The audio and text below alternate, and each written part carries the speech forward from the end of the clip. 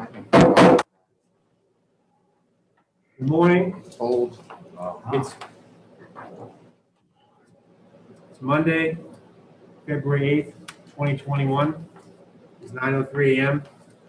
And as the chair of the Criminal Justice and Public Safety Committee, I find that due to the state of emergency declared by the governor as a result of the COVID-19 pandemic, and in accordance with the governor's emergency order number 12, pursuant to Executive Order 2020-04, this public body is authorized to meet electronically.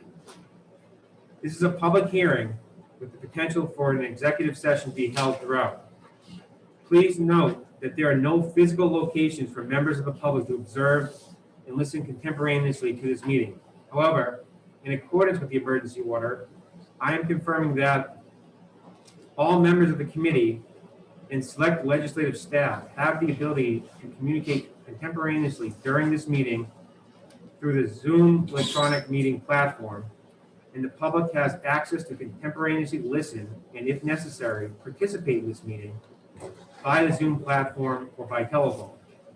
All necessary access information has been made available on the House calendar and through the electronic calendar on the General Court website. The notice for this meeting complies with House rules and RSA 91-A.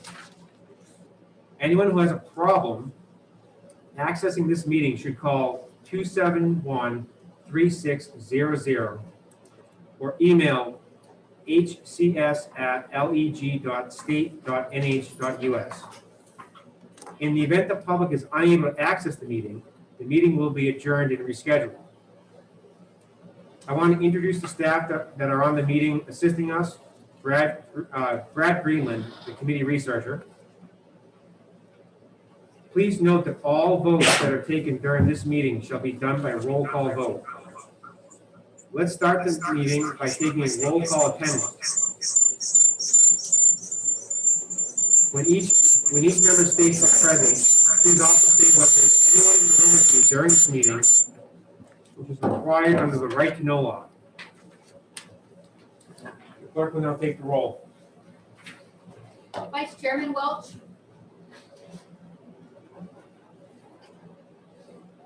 He's here. Representative Alexander. Here. Representative Hopper. Representative Green. Here. Representative Wallace. Here. Representative Testerman. Here. Representative True. Here. Representative Pratt. Here. Representative Marston. Present. Clark is here. Representative Harriet Gathright. Present. Representative Pantelakis. Present. Representative O'Hearn. Present. Representative Bourdonnais.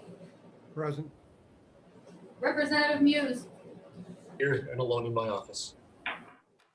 Representative Newman. Here and alone in the room.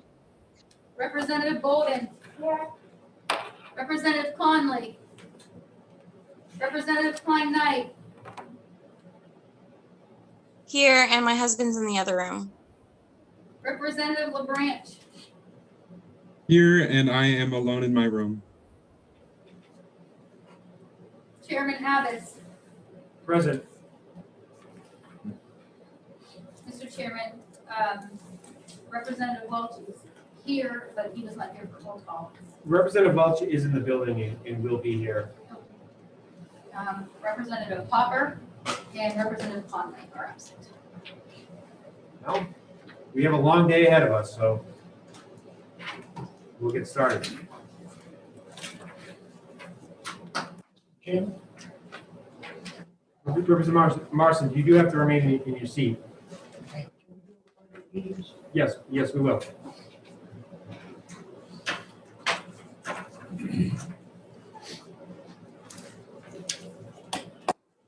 Now, all join me in reciting the Pledge of Allegiance.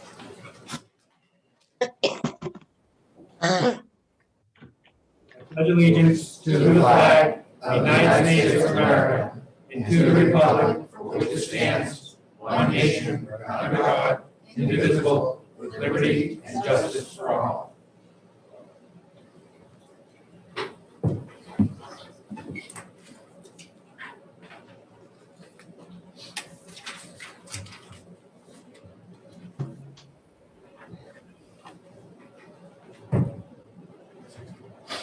So before the Criminal Justice and Public Safety Committee, we're now going to open the public hearing on House Bill 530.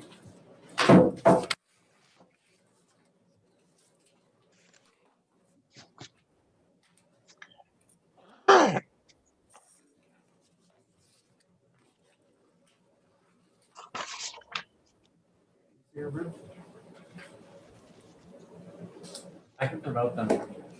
Yeah, so looking to see if the representative is present to introduce the bill. Oh. Rep. Deshay has his hand. Representative Deshay? Want to add Representative Deshay? Justin. And we try to make it also promote them so they can turn the video on if they'd like. Yeah, so I'll promote them. Okay, so first I'd like to thank the chairman and the entire committee for letting me introduce HB 530. It's sponsored by Representative Tom Dolan and Representative Tony Lekis, but they have other bills to introduce at this same exact time. But my name is Representative Brody Deshays, and I represent Carroll 6, which is the town of Wolfboro. The bill before you this morning allows an employer to share certain information with a law enforcement agency about a candidate for a position as a peace officer or other position within a law enforcement agency. But simply, this legislation would allow for a thorough background investigation of a candidate who is to be employed by a law enforcement agency only upon the request of the law enforcement agency who is hiring said candidate.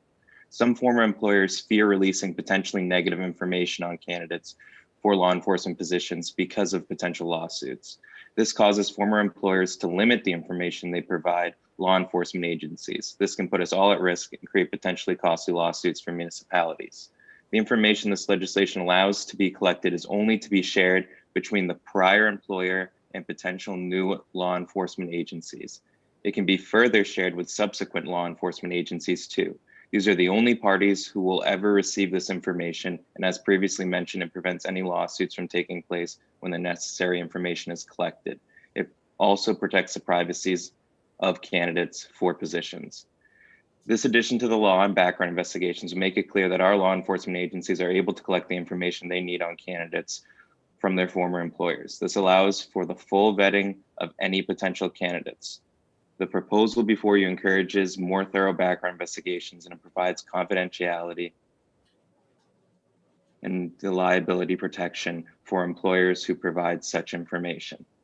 This is important for some obvious reasons. One reason is the law enforcement agencies need this information in order to make informed decisions during the hiring process. These decisions always have the public's interest in mind. The second reason is this legislation protects previous employers from being sued for helping law enforcement agencies with this process. Law enforcement agencies properly vet candidates and only hire individuals with the correct temperament to guard the public and promote justice in their community. And again, it prevents costly lawsuits, whether it be lawsuits caused by unnecessary collection of information or lawsuits caused by law enforcement officers who acted in bad faith. This bill also addresses one of the concerns raised by the Governor's Commission on Law Enforcement Accountability, Community, and Transparency, specifically recommendation number 14. According to this commission, the New Hampshire Police Standards and Training Council should, quote, amend Administrative Rule POL 301.05 on background investigations. This is located in RSA 106-L:6, Roman I, and is the law that supports POL 301.05. Rule POL 301.05. In order for a complete background investigation, law enforcement agencies need access to personal records, and employers need protection from lawsuits. HB 530 would give access to the information needed to screen applicants as proposed under recommendation number 14. Again, thank you for letting me speak, and I would ask that you reserve your questions for those who represent our law enforcement agencies. They're professionals who know vastly more than myself in request to the drafting of this legislation. Thank you.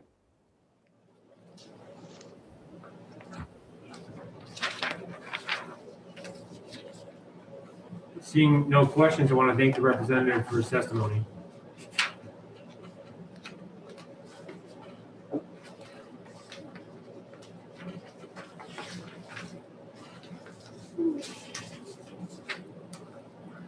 If I'm saying this right, Andrew Shigori.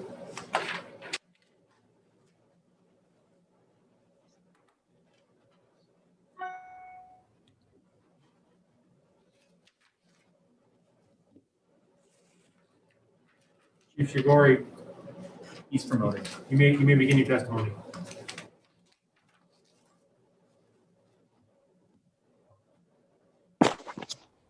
Thank you, Mr. Chairman and members of the committee.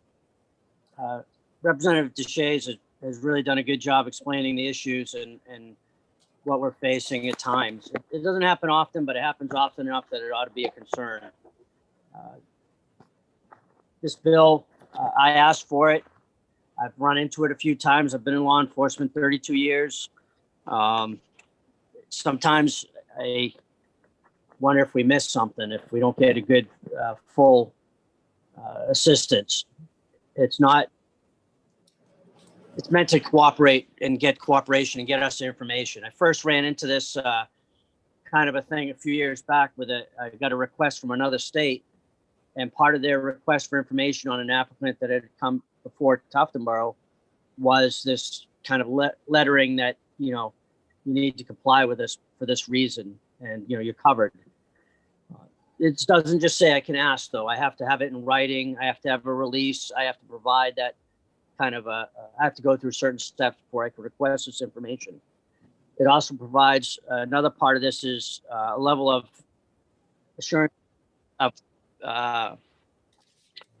that the information given won't be shared, so that businesses that reveal that can feel assured they're not going to get sued, and that their secrets that could expose them to issues won't be shared beyond what's necessary for the background investigation. I certainly think that it's important, and in light of the Lee Act recommendations, this will be critical going forward. I'll take any questions you have.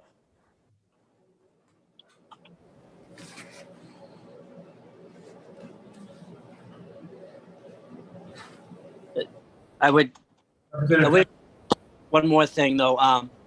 There is a bill in the Senate that does cover some of this, and that's the only question that comes up is whether it should be under this section of law, which is, I asked for this section because it's right next to the municipal background law for municipal employees. And the second part of that is, or should it be with 106L, the laws for Police Standards and Training Council.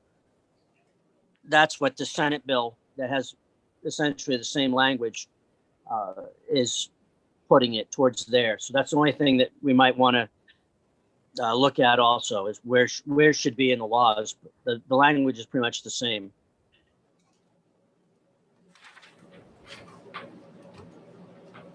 Representative Testament?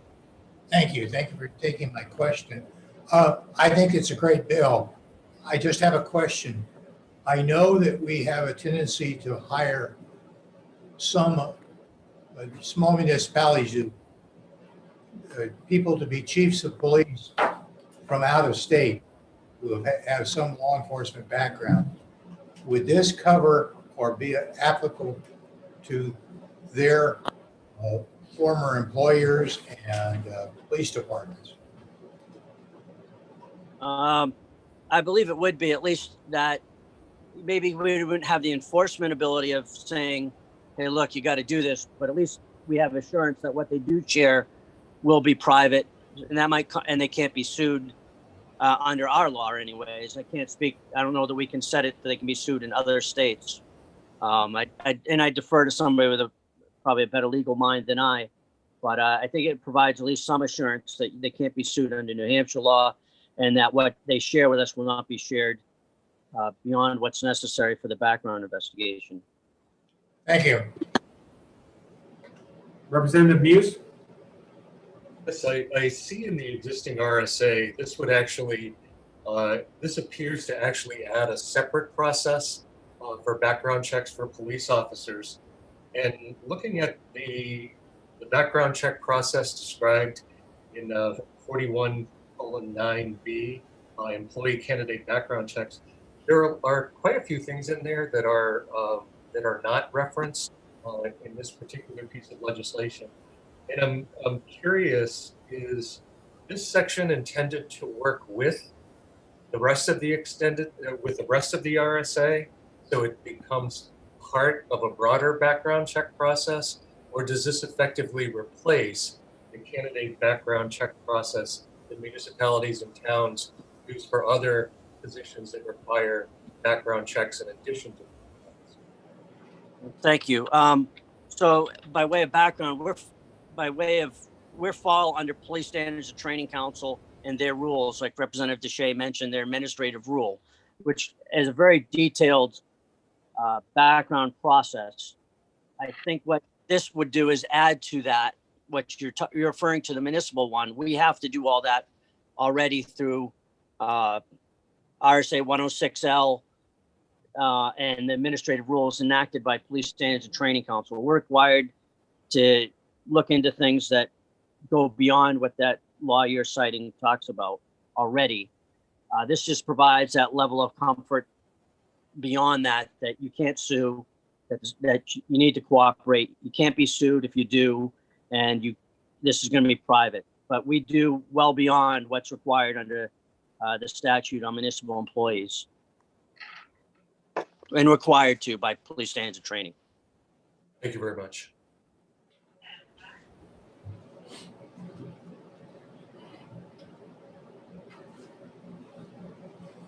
Seeing no further questions, Chief, I want to thank you for your testimony.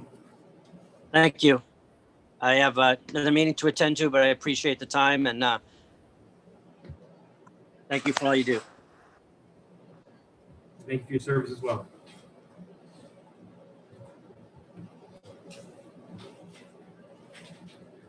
Are there any members of the public that are in attendee that wish to provide any testimony? Please raise your hand.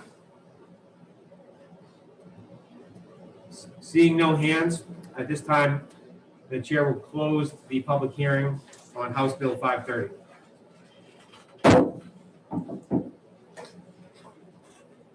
We are in recess till, I believe, 9:30. And Mr. Chair, we did have people who signed in. There were 14 people who signed in support of HB 530, and there were 0 people who signed in opposition to it. You're well rested over the weekend.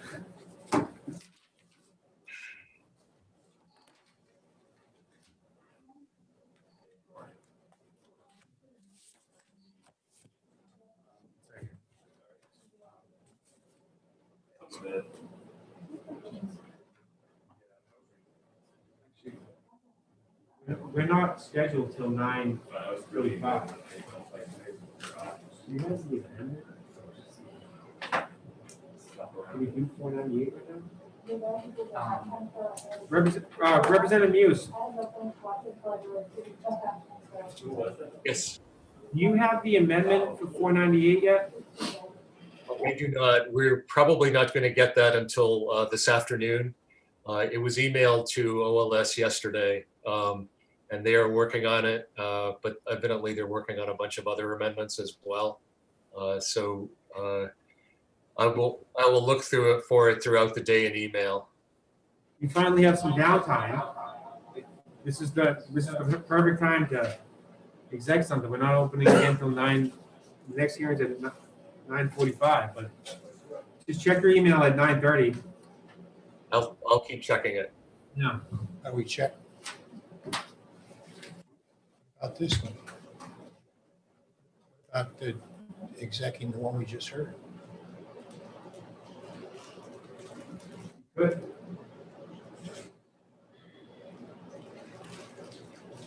Am I allowed to open the exec? Even if we're in recess? You said we're in recess till 9:30. Are we? So, Representative Muse and the people remotely, because I said that we will be in recess till 9:30, we'll stay in recess at 9:30, till 9:30, but I think at 9:30 we can open the executive session on HB 530.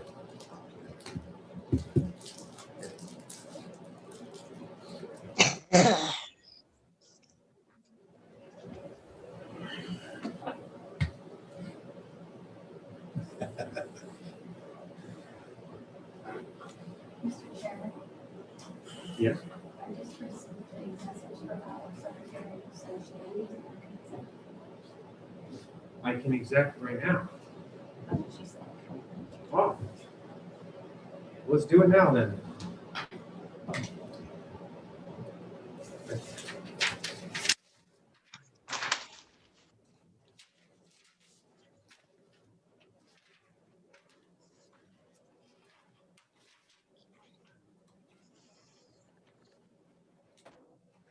At this time, the chair is now opening the executive session on House Bill 530 on this 8th day of February 2021 at 9:23 a.m. Would anyone like to be recognized to make a motion? Representative Conley. This is a question of the chair. The ranking member has stepped out of the room and is unaware of this proceeding. I wonder if we could just halt this for a moment or two, just so that she's can come back and we can begin on with every member aware of this process. I think that's a fair point of order because she left the room when I said that we will be in recess till 9:30. So I feel that would be very disingenuous for us to vote on anything while the ranking member of the other caucus took me at my word. I appreciate you pointing, I thank you for pointing that out. Issues. Speaking of the ranking member. Representative Gaffrey, we have some downtime till 9:45, so I decided that we would open the executive session on House Bill 530, the bill we just had the hearing for. Representative Conley raised a very good point of order that you left the room based on what I said, that we were being recessed and asked that we wait for you. So you've now returned. Yes. So my apologies after that. Thank you.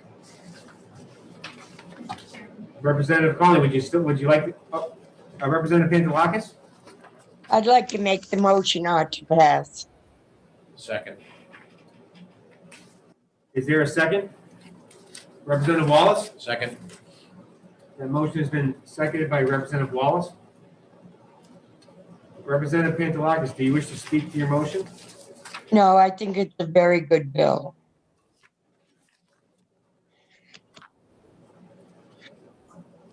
Does anyone I wish to open the room for discussion? Does anyone wish to provide any comment or? Seeing no hands raised, the clerk will now call the roll. If you are in support of the motion of ought to pass, please say yay. If you are opposed, please say nay. Mr. Chairman, you are aware that Vice Chairman Welch is still on the member. Correct. Representative Alexander, Yay. Yes. Representative Hopper, Yes. Representative Green, Yes. Representative Wallace, Yes. Representative Testerman, Yes. Representative True, Yes. Representative Pratt, Yes. Representative Marston. Yes. The clerk votes yes. Representative Harriet Gathright, Yes. Representative Pantelakis, Yes, Representative O'Hearn, Yes. Representative Bourdonnais, Yes. Representative Muse, Yes. Representative Newman,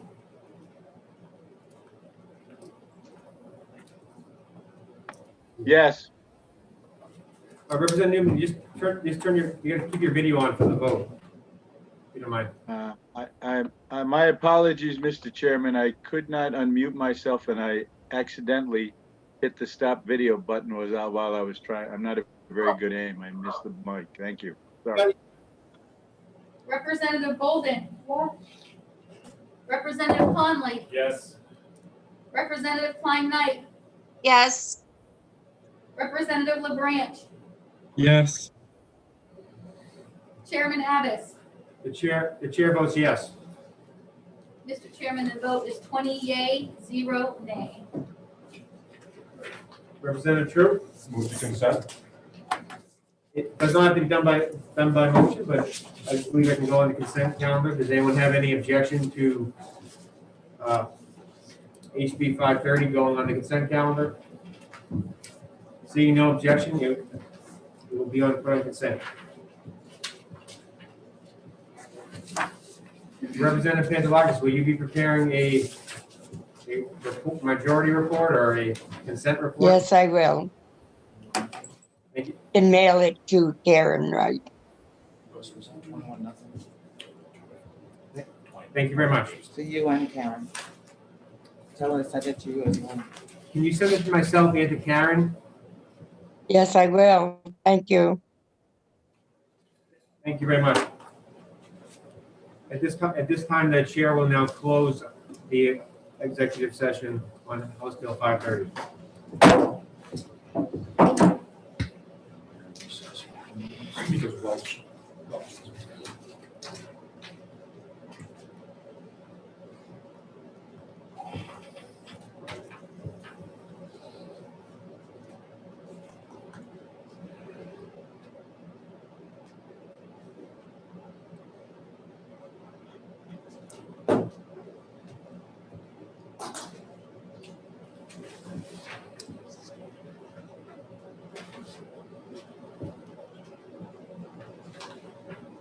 Hopefully we do a better job with Representative Schmidt this time.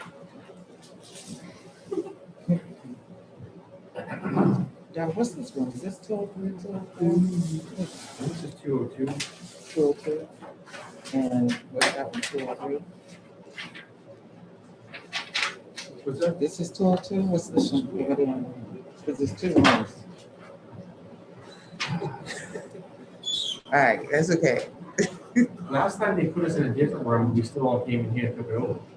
Oh, really?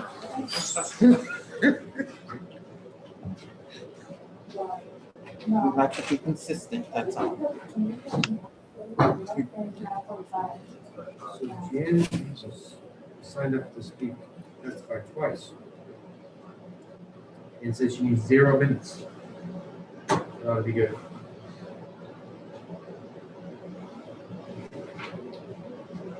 Is wasn't Speaker Sherwood Marshall? Yep. It was a marshal or was sheriff or something like that. He would be great to testify.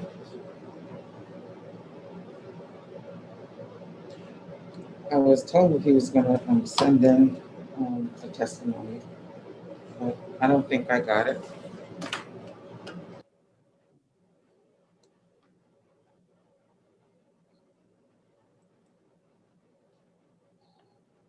No, we don't need to summons.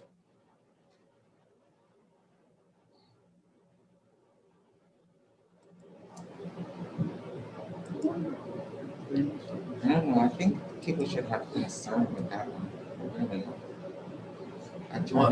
I asked Jan to call me, you know, and she never called. She sent a letter, and I couldn't find Sherwood's number because I wanted to talk to her.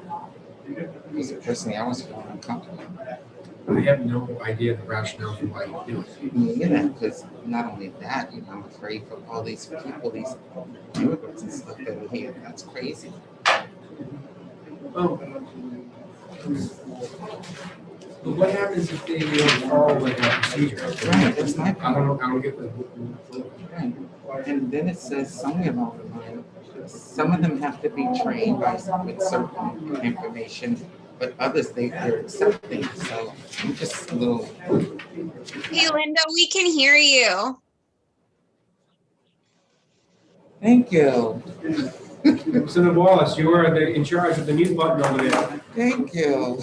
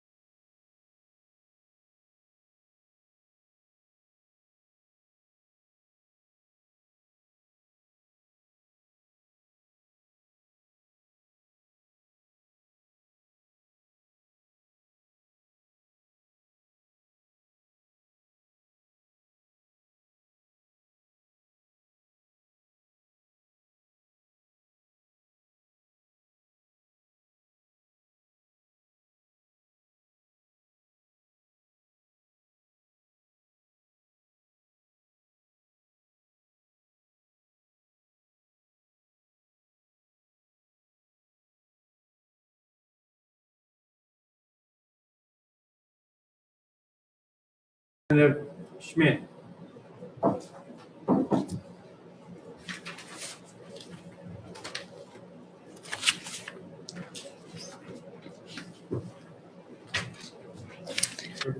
Good morning. I'm glad we got you on right away this time too, accept our apology. No, this time I actually filled out the form correctly. Thank you very much for your patience with me. Shall I begin? Yes.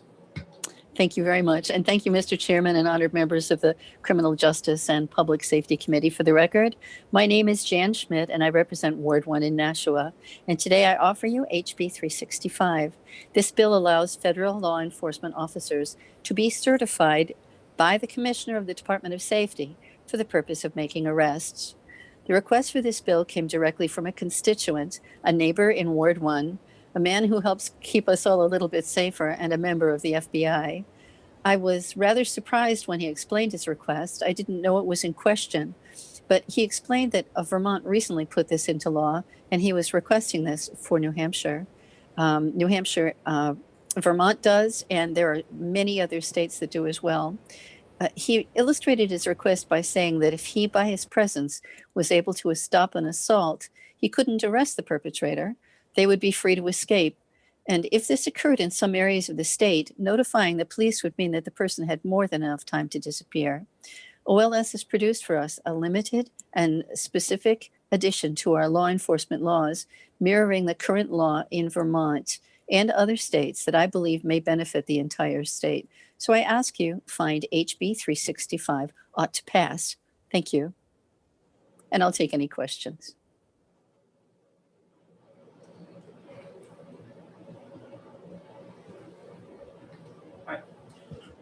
I do have one question. Mm-hmm. So how would this work? Is this to allow federal officers to enforce state laws in New Hampshire? This is only in the case of arrest, and when someone is arrested by an FBI agent in this case, they need to take that person directly to the state police. If you see section number 3, it specifically identifies the use of this power. It's very limited, and it's simply meant to assist local police who may not have the opportunity to be available at that time.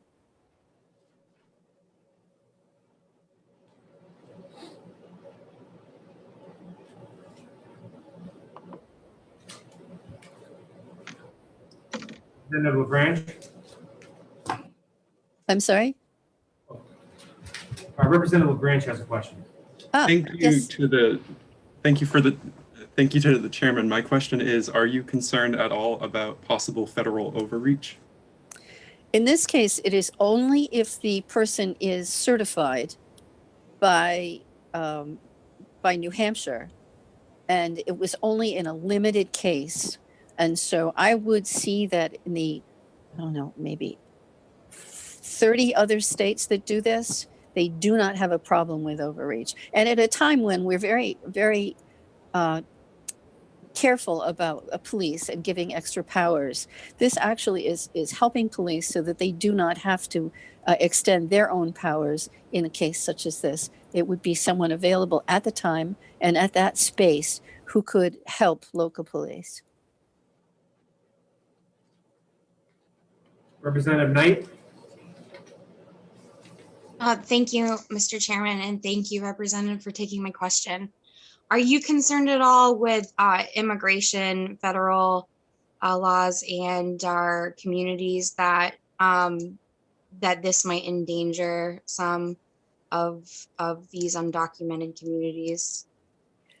In that case, if you'll check current law, you'll find that there's already a place, I believe it is in RSA 594:27, 26, just prior to where this would be added, where that is already taken care of. And this is specific only about to prevent the escape of an individual. Let me see if I can read one, whom the officer reasonably believes has committed a crime in the presence of the officer. So this wouldn't be like going into someone's house, knocking on their door and taking them away. This has to be immediate, and it has to be right then and there.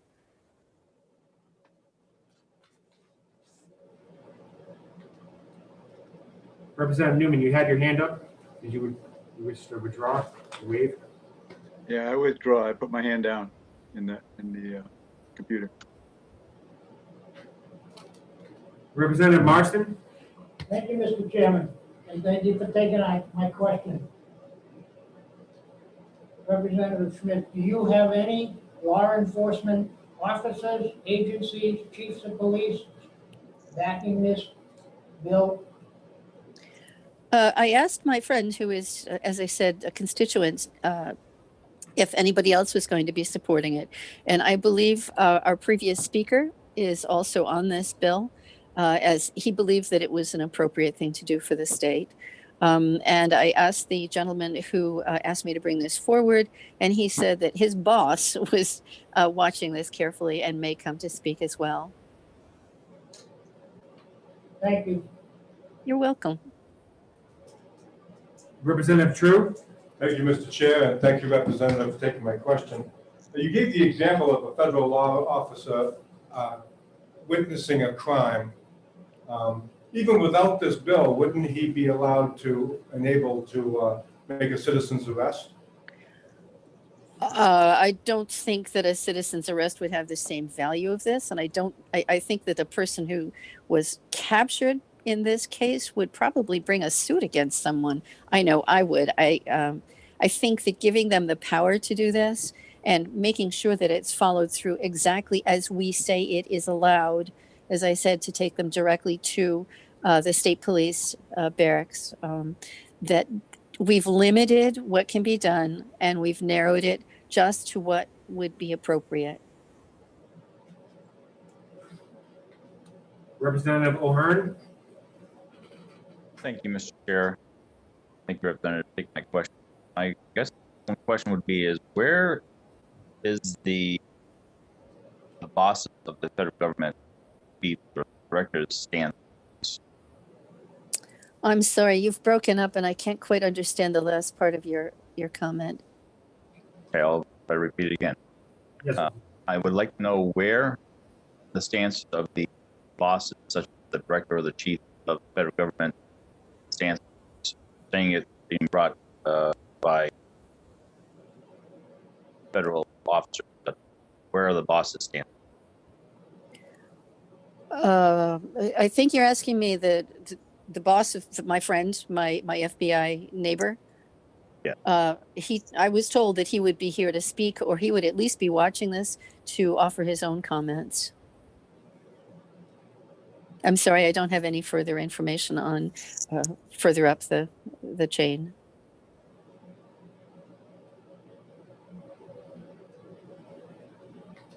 Representative O'Hearn, do you have a follow-up? No, trying to figure out my hand down.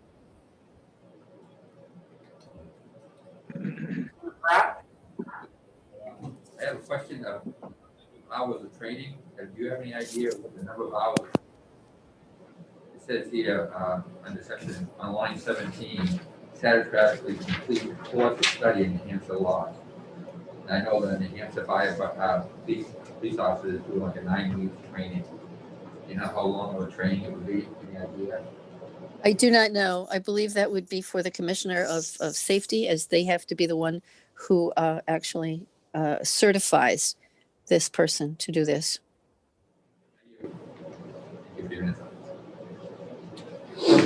Representative, the chair would like to ask a question. Certainly. Can you give me any examples where an FBI agent witnessed the crime, or really any of the examples listed on the A, B, C, or D, where they witnessed this happen? Any of these, but chose not to act because this law wasn't in place? I don't think it's so much that they chose not to act. I'm sure what they did was appropriate for what they were able to do. I'm sure they were able to stop whatever was going on. And I'm sure that they were able to identify the person for the police later on. This isn't a matter of not being able to do anything. This is being able to do something immediate that would assist the police force.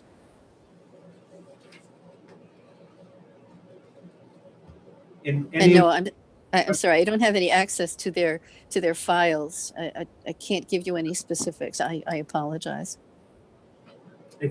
I'll just ask a follow-up, and I'm not sure if you would have this information, but for any of those instances, did were any of those FBI agents or federal agents, were they charged with any state crime or were they subject to any civil liability that you are aware of? No, not that I'm aware of. Thank you for taking my question. Absolutely.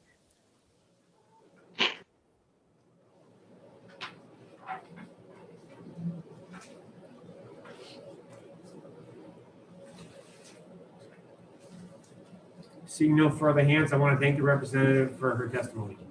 Thank you very much for your questions, and always a pleasure to be here. Thank you.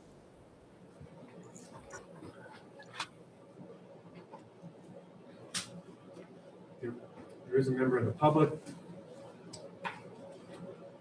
John Skipper?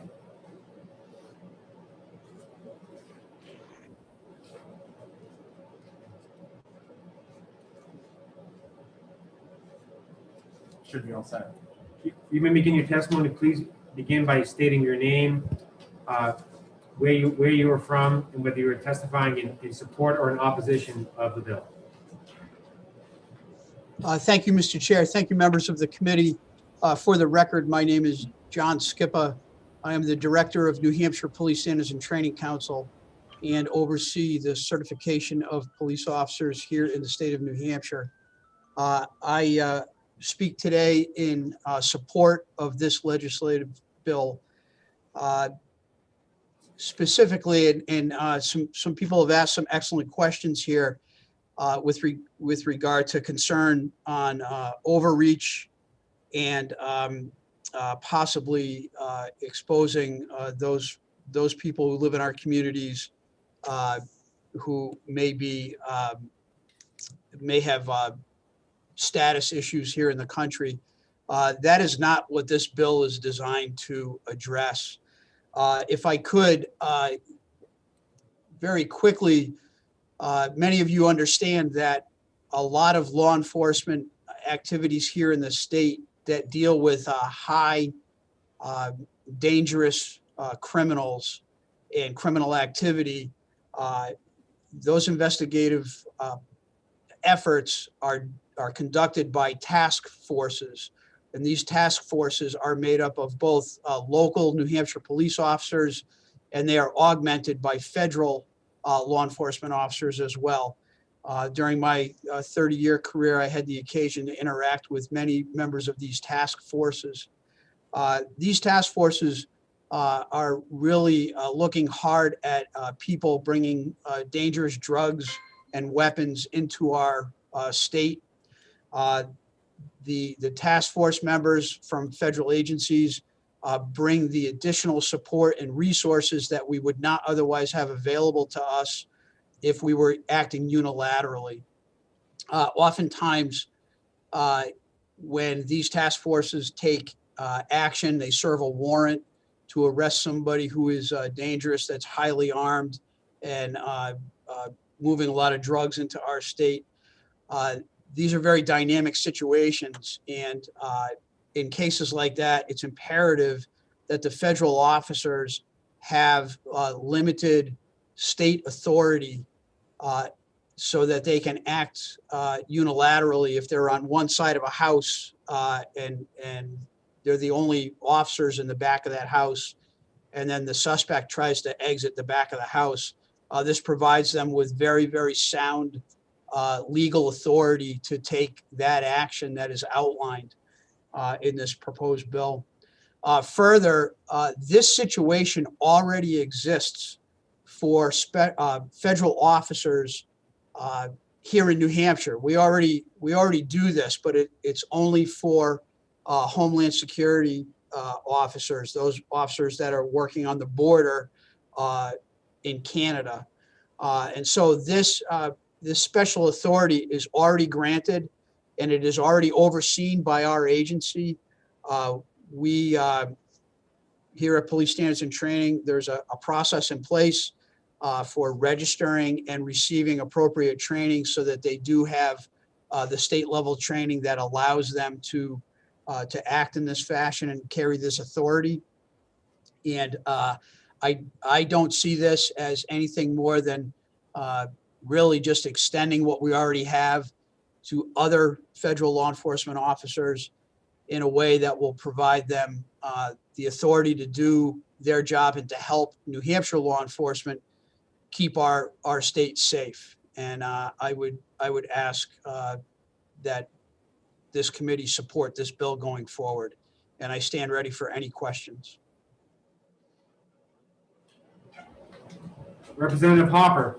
Thank you, Mr. Chair, and thank you for taking my question. The sponsor seemed to imply, but I assume it's not necessarily strictly, that the federal officers this would apply to would be people that reside in the state of New Hampshire. But the way you just described it, I foresee possible federal officers who reside elsewhere and coming into New Hampshire. Was this intended for people who just live here and might happen to see a crime in action and want to do something, or is this broader than that? I believe that this is probably broader.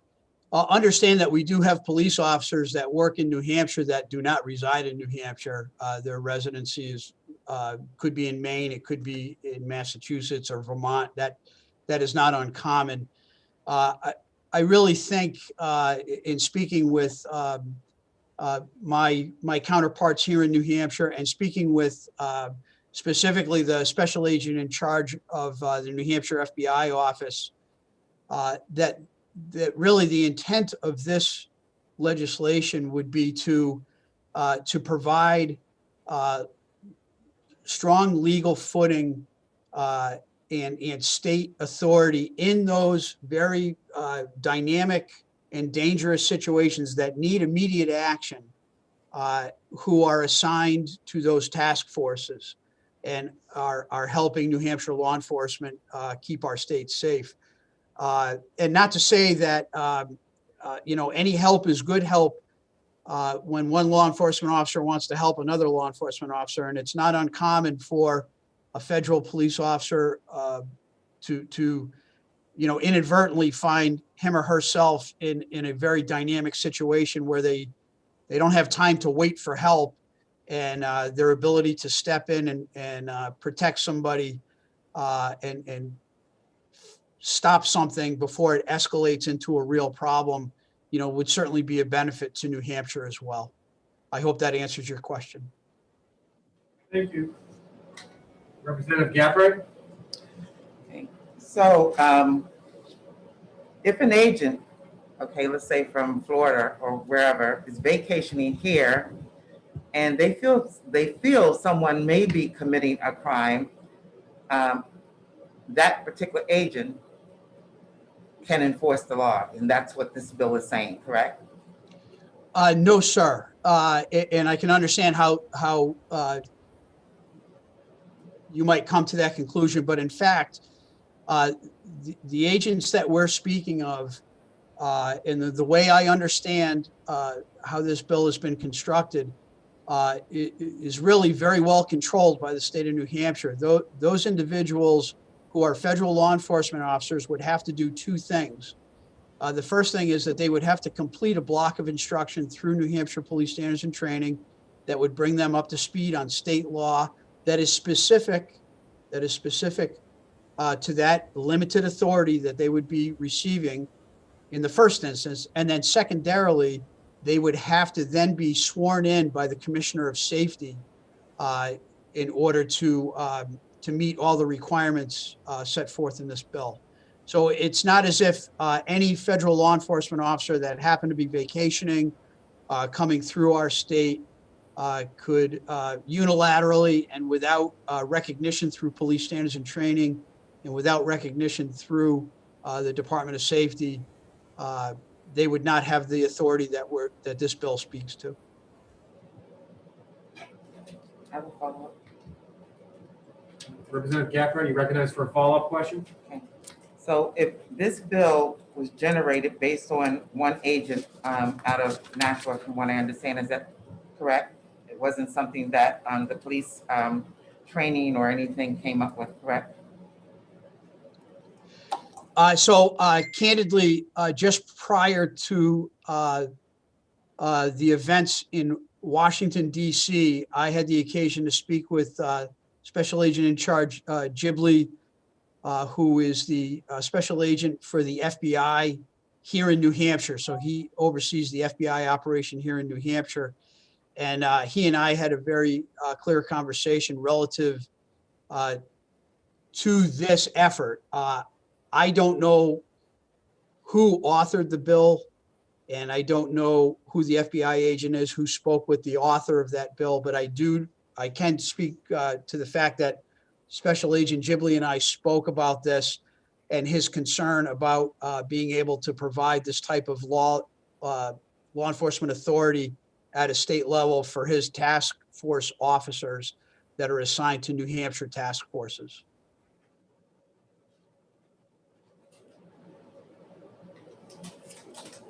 Representative O'Hearn.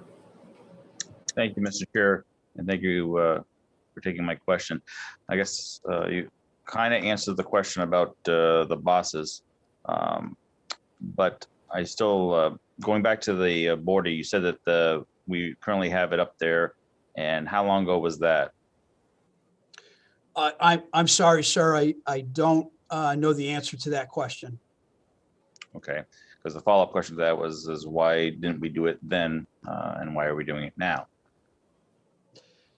And again, for the record, I've only been here for about 10 months, so I can't speak to that question. I don't know. Follow-up? Representative O'Hearn, you're recognized for a follow-up. Do you know of any thing on the federal level that may be coming down the pike in regards to broadening the authority of federal officers due to the recent last month's situation, and that we may be doing something that we may not even have to do? I know of no kind of ideas or thoughts or anything that would be coming from a federal level, and candidly, I don't believe that the federal government would have authority to extend state level authority to any of their officers. That would need to come from us. One more follow-up. Representative O'Hearn, recognized for another follow-up question. And can you tell me how many other states currently have these laws that they've passed? I cannot, sir.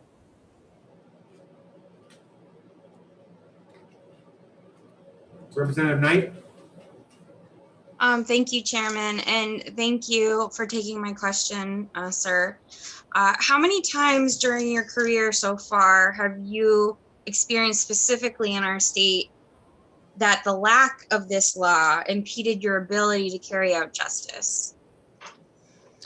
I can say from my very personal experience on the few times that I assisted with a warrant that was enforcing state law, and that warrant was being served by a task force that was made up of both New Hampshire police officers, state police officers, members of the DEA.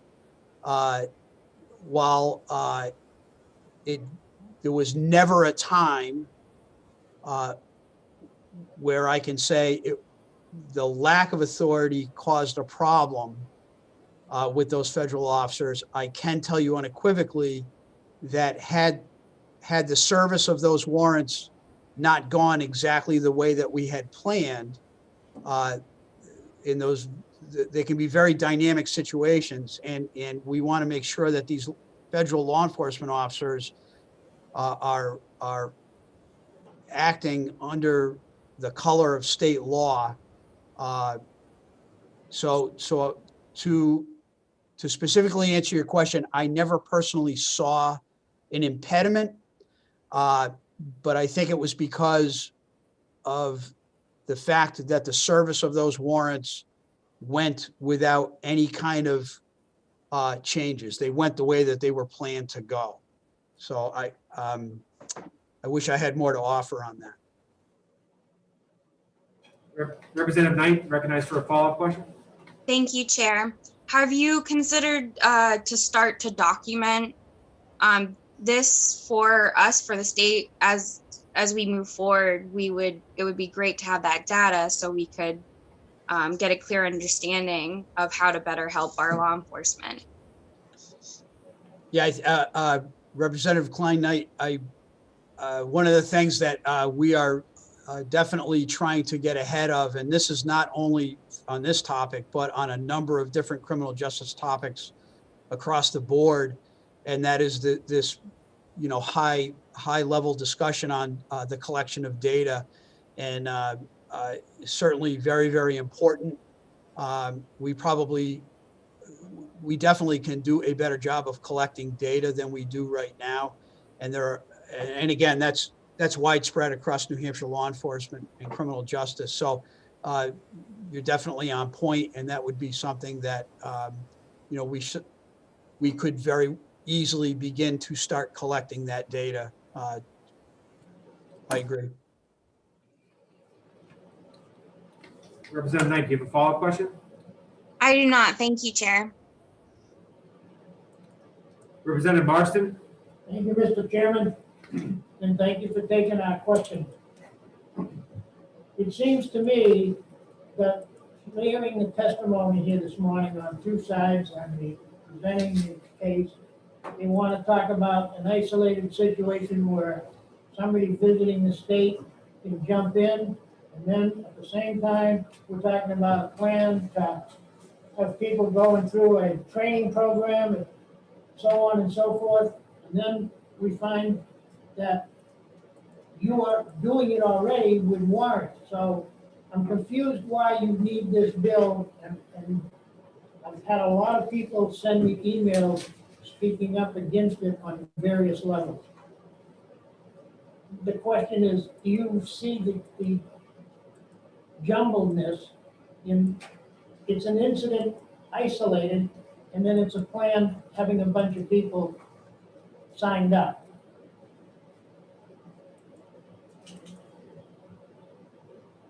I'm sorry, sir. I'm not clear on your question. If you could rephrase, please. Representative Marston, do you want to rephrase the question? Yeah. It's a concluded situation that you're presenting to us. On one hand, it's an isolated incident that happened and one officer wanted to be able to do it. On the other hand, you want to have a whole organized situation where you're having federal officers get certified within the state. Why? Thank you, sir. So it is my understanding, and based on the discussion that I've had with the special agent in charge here of the FBI, that this bill is specifically to address providing state authority to federal officers who are assisting New Hampshire police officers in the enforcement of New Hampshire laws.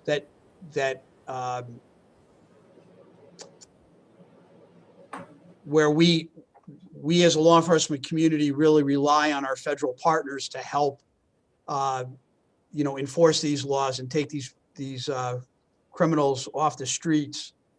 I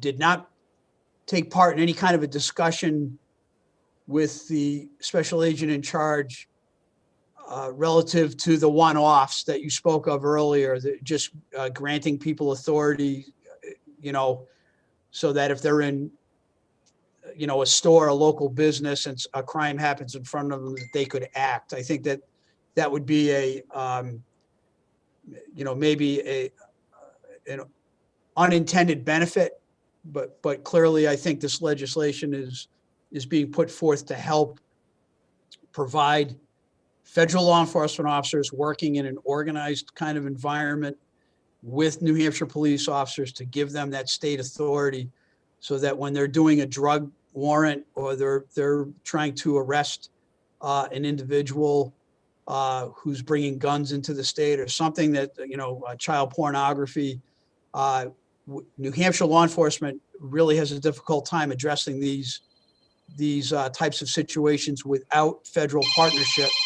And so to that end, I see that that's why this bill is being introduced the way it is.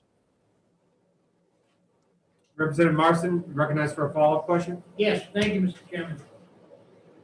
Simply put, aren't you already doing that? You guys get together and you carry out a warrant. You use the federal government and the local police as it is right now. This becomes a moot point to add another piece of legislation.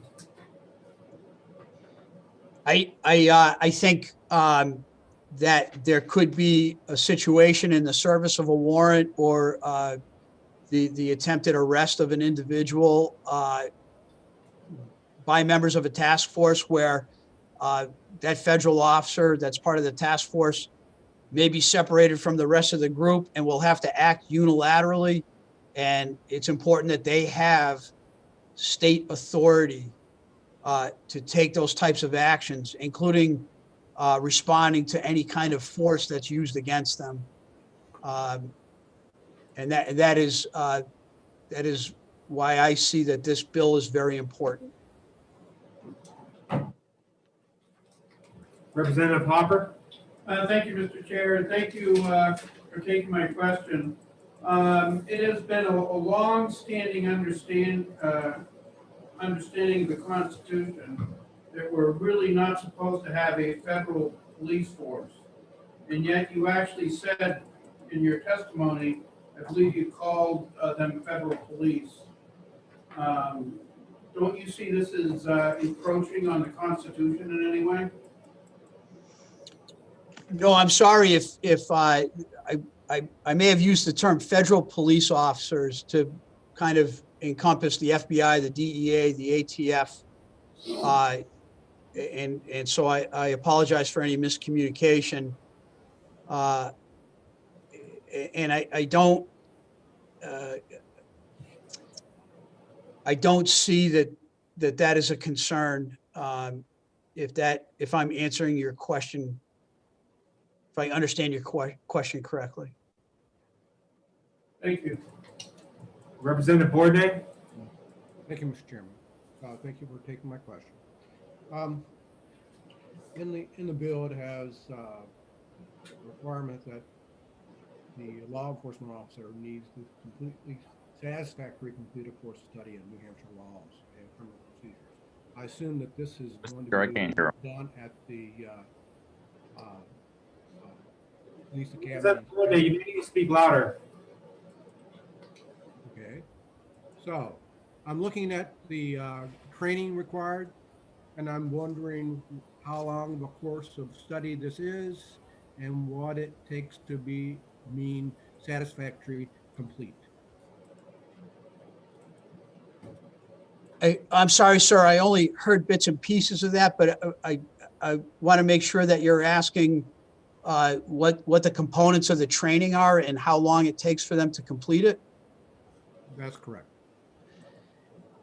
Candidly, I don't have the number of hours in front of me right now. I do know that they do have to complete a block of training that speaks directly to those pieces of limited authority that they would be entitled to enforce. We have, and again, this process is already in place for border agents. We already do this for just that one agency. And there was a question asked about how long we were doing this for. That I don't know, but it is a very strict process. They have to. That agency has to send us the names of these officers. We have to make sure that they have gone through the training. Once they complete the training, they go to the Commissioner of Safety, who swears them in, and this is monitored annually. So there may be times when a FBI agent is assigned to a task force, and then a year later, that FBI agent has been transferred. They don't carry that authority that we've granted them with them. It is very tightly controlled by New Hampshire Police Standards and Training. And if they do not meet the requirements and reporting requirements annually, then that authority is no longer granted to them. So it is very strict. It's very narrow.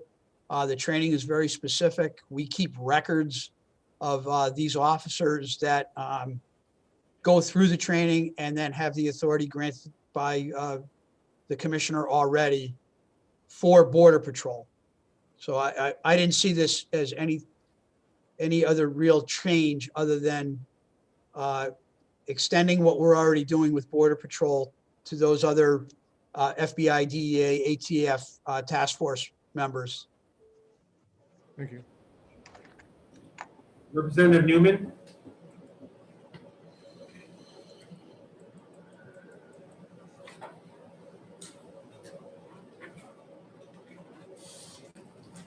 I don't have my hand raised, I don't think. Your hand is raised, but we'll lower your hand. Representative O'Hearn? Thank you, Mr. Chair. Thank you for question two. You said earlier in your testimony that you had a candid conversation with the special agent in charge of the FBI. My question would be is, have you had candid conversations with the Department of Treasury, the U.S. Department of Justice, the DEA, the ATF, and the U.S. Marshals in regards to this? I have not. Follow up? Representative O'Hearn, recognized for a follow-up. Would you think that it would be in our best interest as a committee? We're going to authorize this, that we'll probably hear from them. Absolutely. Thank you.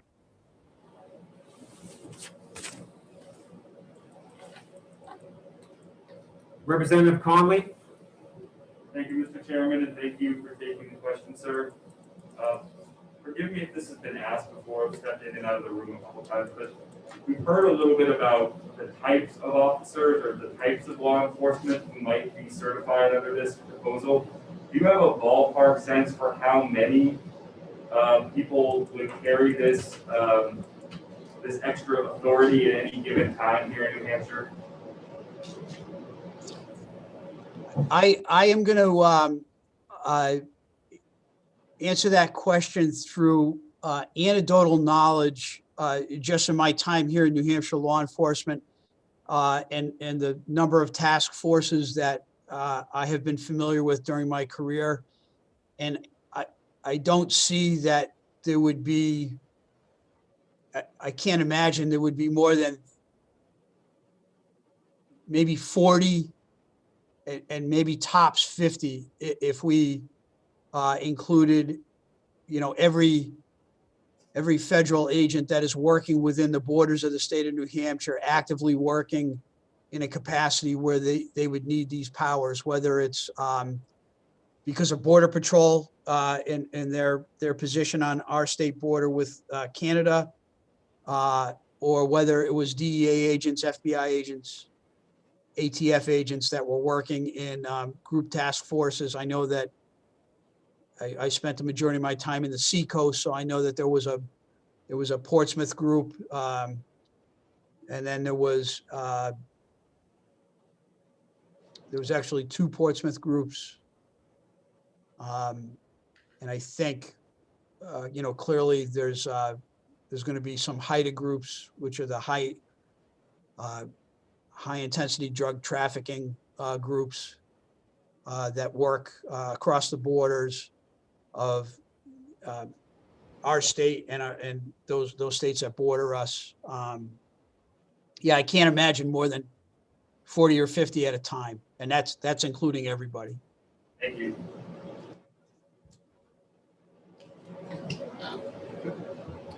If I may ask a question, do you, thank you for taking my question. Is there any discussion or consideration on how, when it comes to subpoenaing a federal agent who was involved in making an arrest at the state level? I mean, if there's going to be a criminal case or a civil case, that's usually something that could happen. I'm just wondering, my understanding is a state subpoena served out of state on a federal agent could be problematic.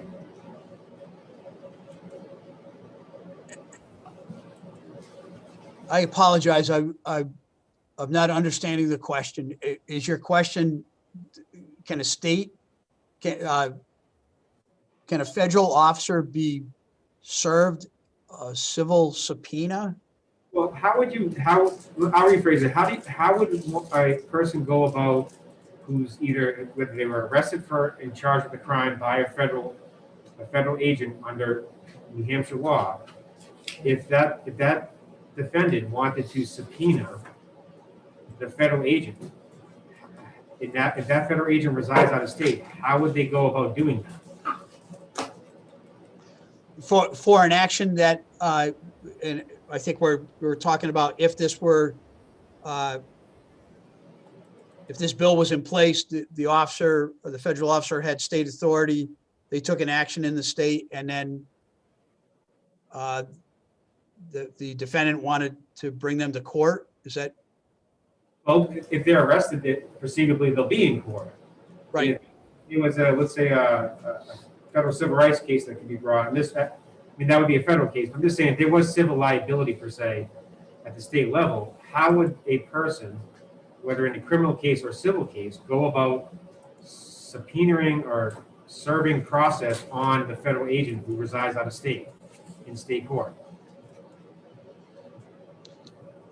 I would say that they would use the same process that any other person was going to get served who lived out of state. I don't know that by virtue of the fact that that individual is an employee of a state agency that had a federal agency that has state authority would be treated any differently in a civil case. I don't know. Thank you for taking my question. Yes, sir.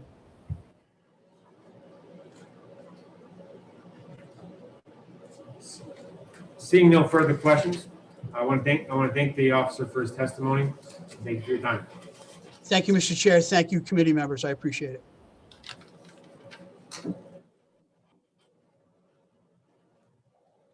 I didn't get his name. Yeah, I was just saying the same thing. What, who he represented.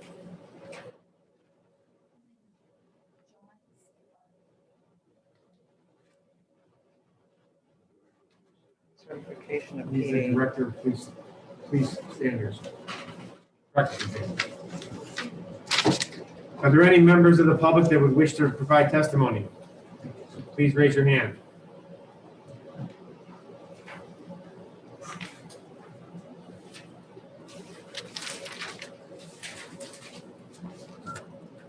Can you hear me? Yes, we can.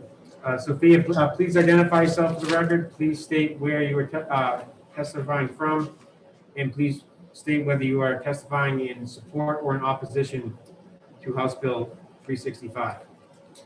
Great. Thank you, Mr. Chair and members of the committee for taking my testimony today. My name is Sophia Biondolillo. I'm 14. I live in Manchester. I'm just in my house.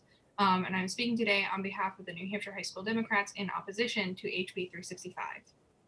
I'm testifying in opposition to HB 365 because we do not need additional law enforcement in our communities who are disconnected from locals in daily life. Rather than expanding on already well-funded law enforcement, we should focus on reforming the system we have now. As we have seen in Portland during Black Lives Matter protests, federal officers only incite further tensions, and there's often little communication with local officers. Federal officers should not be given peace officer status, as it will give federal officers who may have no connection to their town the same power as a local officer who has a family in town. The difference between these two types of officers is clear. One has a life in New Hampshire with family and friends that they truly care about, while the other may have no connection to the real people of New Hampshire and little understanding of the specific dynamics of the unique towns and cities. I ask the committee vote against this bill to support law enforcement and police reform. Thank you very much for your testimony. Seeing no hands raised, I want to again thank the witness for their testimony. You are excused. Well done.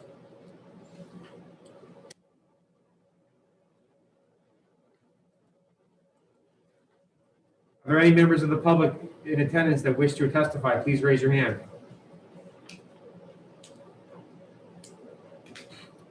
Seeing no hands raised, the chair will now close the public hearing on House Bill 365.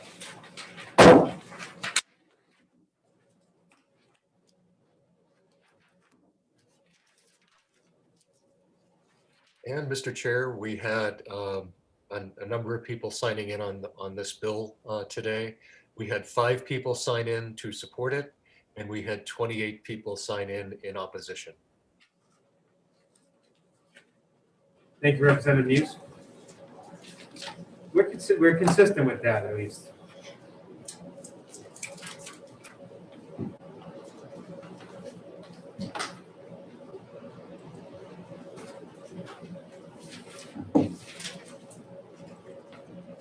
At this time, we're going to open the public hearing on House Bill 253.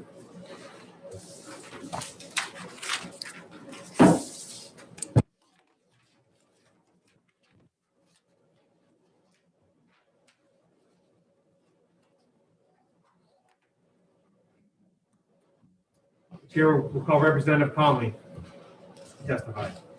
Thank you, Mr. Chairman, committee members. I am Casey Conley, State Representative from Dover, here to introduce HB 253.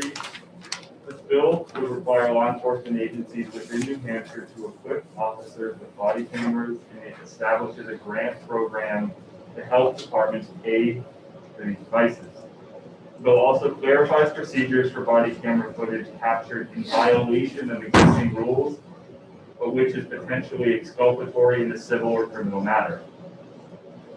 There are a lot of arguments out there in support of body cameras. I suspect the committee has heard many before, but to me the most compelling argument in support is that body cameras improve trust in police and build support for law enforcement. This is particularly critical now in the current atmosphere influenced by the event from last summer and, in fall. But it was also true 200 years ago in England, well before social media could amplify these events, and well before smartphones existed to capture encounters with police. Way back then, Sir Robert Peel, considered a father of modern policing, observed that, and I quote, "The ability of police to perform their duties is dependent on public approval of police existence, actions, behavior, and the ability of police to secure and maintain public respect." Quote, "Body cameras are an important way to maintain and build that public respect and approval. They provide first-hand evidence of what happened in a given incident. They can refute claims of excessive force or police misconduct. Data from the Department of Justice has shown they can lead to better compliance with police commands." This viewpoint is increasingly shared across the political spectrum. Governor Sununu, as we know, issued an executive order last year, effectively calling on the state police to take steps to adopt body cameras. Poll after poll has shown nearly 90% of Americans want their police wearing these devices. Cost has long been a hurdle for broader adoption of body cameras, particularly for smaller departments, and this bill establishes a dedicated fund to offset those costs. As proposed, 1% of judicial fine assessments would move from the general fund to this new fund, specifically for funding body cameras, and in round numbers, that comes to about $35,000 a year available for this purpose. We know body and dash cameras are included in the Senate's Omnibus Police Reform Bill that's making its way through that chamber. One key difference is that that bill does not include a funding mechanism or does not include funding. Although I understand that could be approved separately in the budget. Until we have more clarity on those issues, I ask the committee to recommend passage of this bill. And I will finally note that this bill was developed by the former chairman of this committee. And although I had intended to defer some questions to him, I believe he's not available to testify today. With that, I will do my best to answer questions from the committee.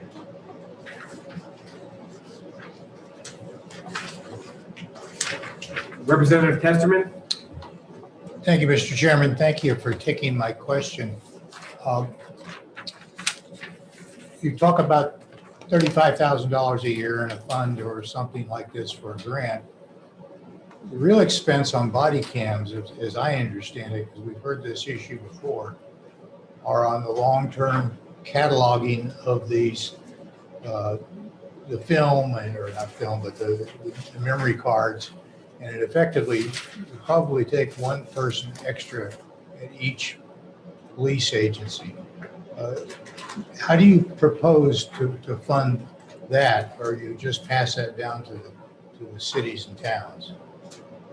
Thank you, Representative. My understanding in researching this bill is that you can purchase packages that address the storage of this data. And as existing statute around body cameras already makes clear that this data is not kept in perpetuity, there are strict rules for handling this data. So I hope that answers your question. Follow up. Representative Testament, recognized for a follow-up question. That's exactly what I was talking about, was cataloging and responding to requests for it and so on. I mean, I guess I'm trying to figure out how you're going to pay for that in a small community. Let's say Chichester over here, which had 4 or 5 policemen right now. Their job is not to catalog this when they come in off a shift. I'm trying to figure out how you're going to do this. Thank you, Representative. So that, again, I'll refer to the existing statute, which carefully clarifies when these devices would be used so that they're not collecting, 8 hours worth of data on a shift. I don't know the inner workings of small departments to know what an officer's responsibility entails. But I think the statute is limited such that officers are not doing precisely what you described, or having to hire extra personnel and so on.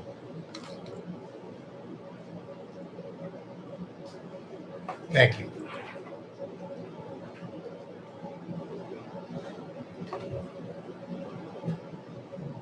Representative Green. Thank you, Mr. Chair. Thank you for taking my question. Would a police officer be able to turn this off if he was approached by someone that wanted to give him some information but didn't want to be involved on the recording? Thank you, Representative. That scenario and many others like it are already covered under the body camera statute. The key difference under this proposal is that departments are currently not required to have them in general. So the current standards would remain in place under this proposal.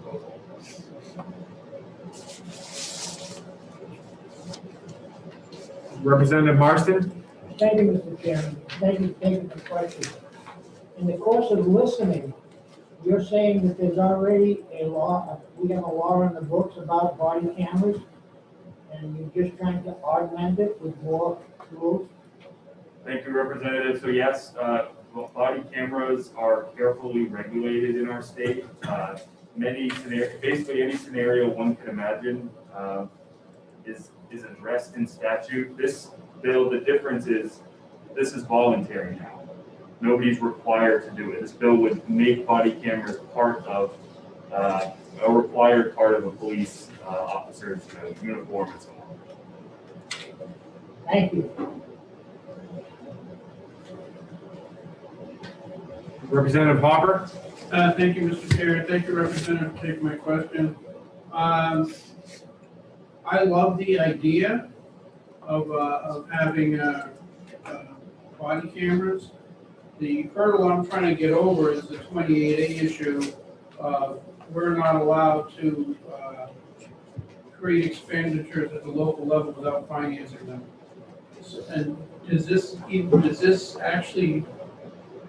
is the expected revenue from this bill really enough to cover the cost for body cameras and where?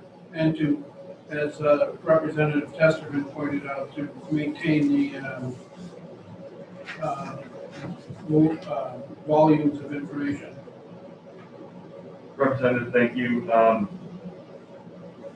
I've had that same thought. I do not believe the revenue stream will cover every officer in the state, nor I don't believe was it intended to cover. I think it was meant to supplement the cost of these devices, which range from depending on packages and so on, 100 to 700 or 800 per unit. So certainly not going to outfit every officer in the state, but it could go a long way to outfitting many officers across many departments over a couple of years. And I will also point out that the statute, there's no penalty for a department that's not in compliance. I think it would be presumed that this might not happen. Thank you. Representative Welch? Yes, this bill provides a public safety enhancement fund. Is that only for the purchase of the cameras for the departments? Thank you, Representative. As the draft or as the bill is written, funding for these cameras shall be provided by the state in the form of grants. The grant is not specified, so we hopefully got to a point where every officer was equipped sufficiently, and the funds continue to accrue in this account and could go toward that purpose. Representative Welch, recognized for a follow-up question. As we've heard in the past when we've had similar bills, that the major cost for body-worn cameras is in the retention of the images catalog, as was brought up before. This is an unfunded mandate under 28A. We probably shouldn't be doing it. Do you agree? Thank you, sir, for the question. That is not the intent of the bill. Follow-up question? My reading of the bill indicates there will be a considerable cost to the localities. That's the way the bill is written. Thank you. I believe that the rollout of this bill would be structured such that it would not cost additional money to local departments. Thank you. Representative Bourdonnais? Thank you, Mr. Chairman. Thank you for taking my question. I'm also concerned about the funding level for this becoming a mandate. I'm wondering if you would be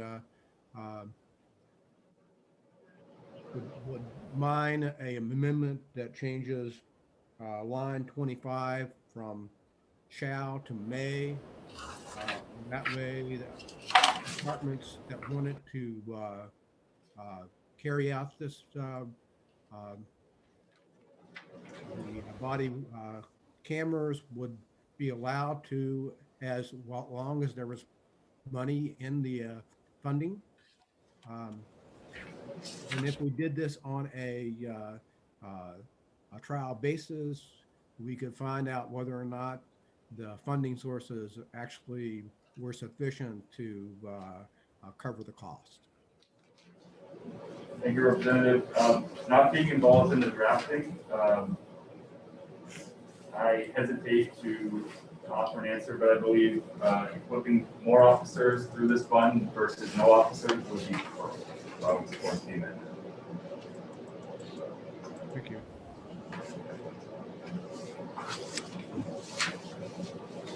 Representative Connolly, the chair has a question. I want to thank you in advance for taking my question. On the second page, lines 5 through 8, what is the rationale for only allowing the body cam footage to be used in a court proceeding if it's exculpatory, but not if the footage is incriminating? Representative, thank you. I'm going to offer to the best of my knowledge, which is this is a snapshot of the quite long existing statute around how this footage can be used. And the key provision that I just want to point out to try to answer your question is that this addresses a specific subset of footage that was taken in violation of the statute, but which is also exculpatory. So that's the key point. So I would expect, and having not memorized the statute, that it covers what you are asking, incriminating evidence throughout, and that this is the special exception for exculpatory evidence. And I hope that answers your question. Thank you. Seeing no further hands raised, I want to thank the representative for his testimony. The next person, representative on the list to testify, now Representative LaFrance, you are also here participating on the committee. You're free to testify if you'd like. Or Yeah, I would like to, Mr. Chairman. As one of the sponsors, I cannot ask questions, so I would rather testify. Thank you for letting me testify. I'm here to say that if you are in favor of police, if you support the police, then you should support this bill, because body cameras help police officers perform their duties by filming criminals in the act. And that is truly the important part, is that it adds an independent, verifiable source of what happened. And that is why I'm in favor of body cameras. And that's all I had to say.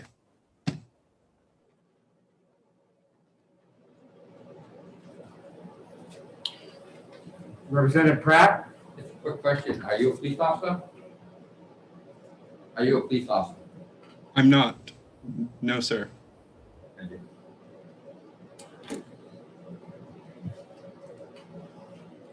Seeing no further hands raised, Representative, I want to thank you for your testimony.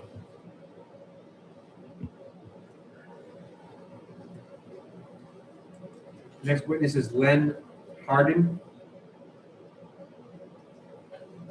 I got it.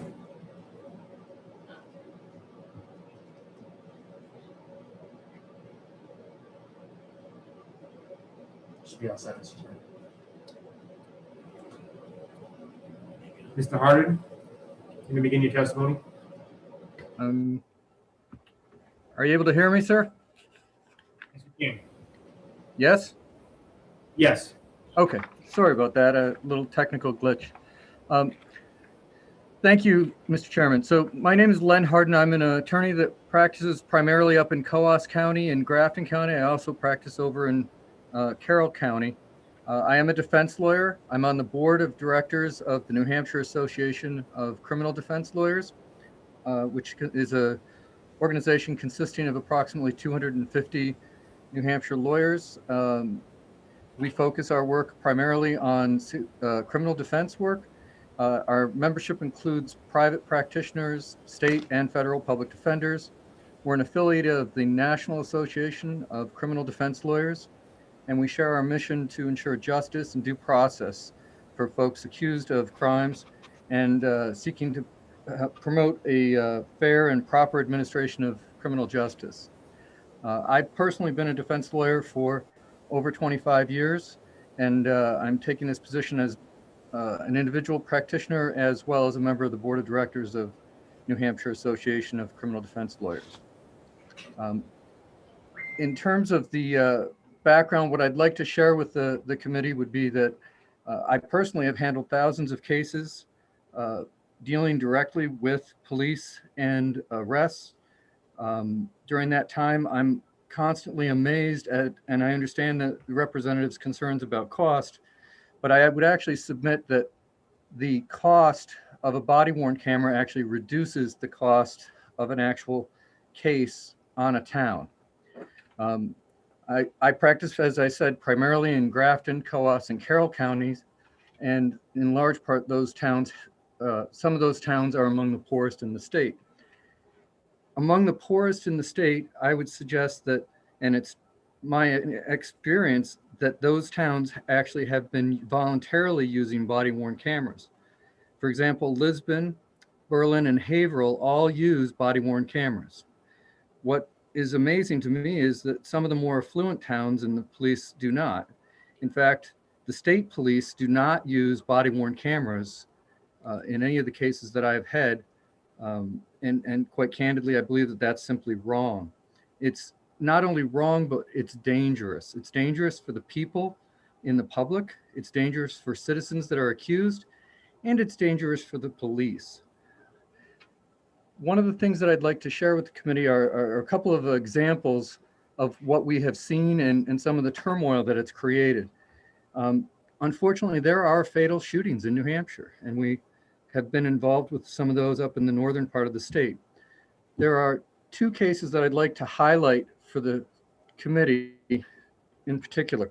There was a fatal shooting that was captured by body-worn camera from the Haverhill Police Department. It involved the SD Lenin shooting in Bath. And in that situation, the Haverhill police officers confronted an individual who had a knife. He took the knife and he charged at the police.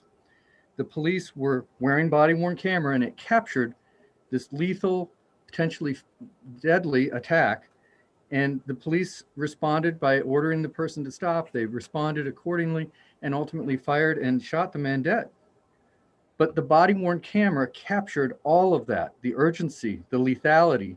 The encounter was memorialized and able to be observed by people under a calmer, much more cool, collected perspective. And it helped heal what was occurring.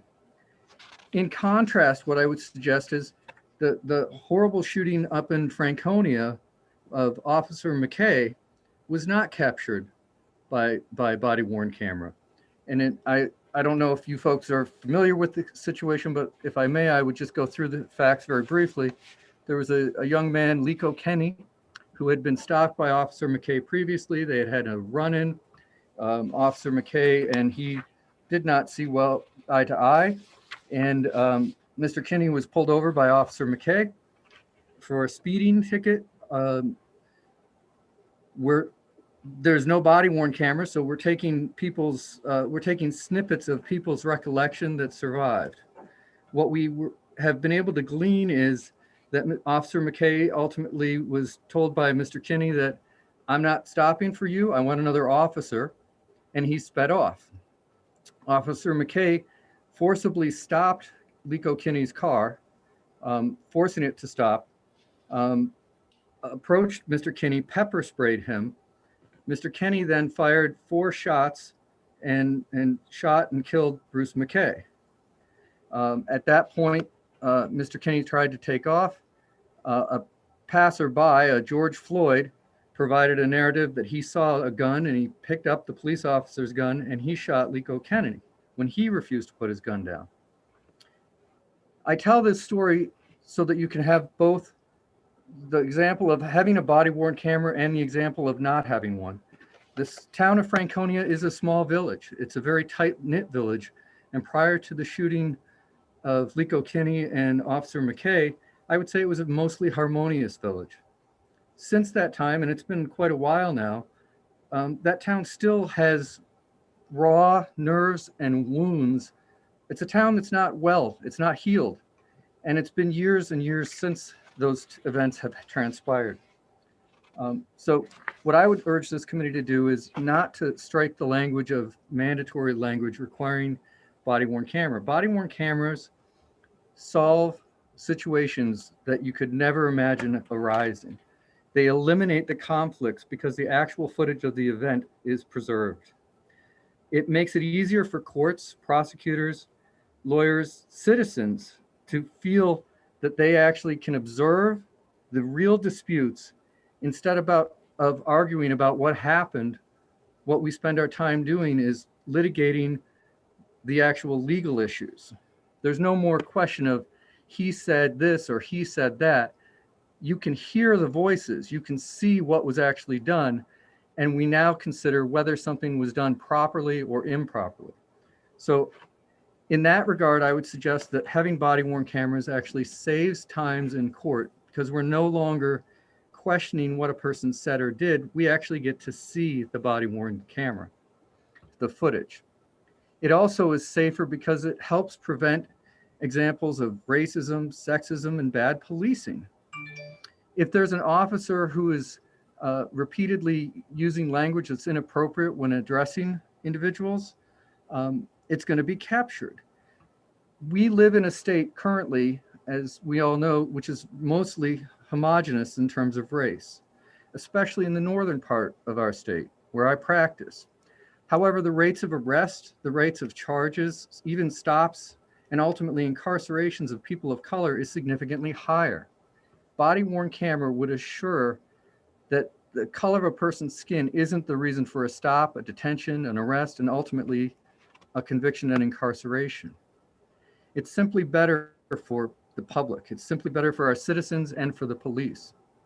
I would also suggest that the good police officer, and there are many among us, and I'm sorry, I have a hand up. Does that mean that I should entertain a question? Am I allowed to do that?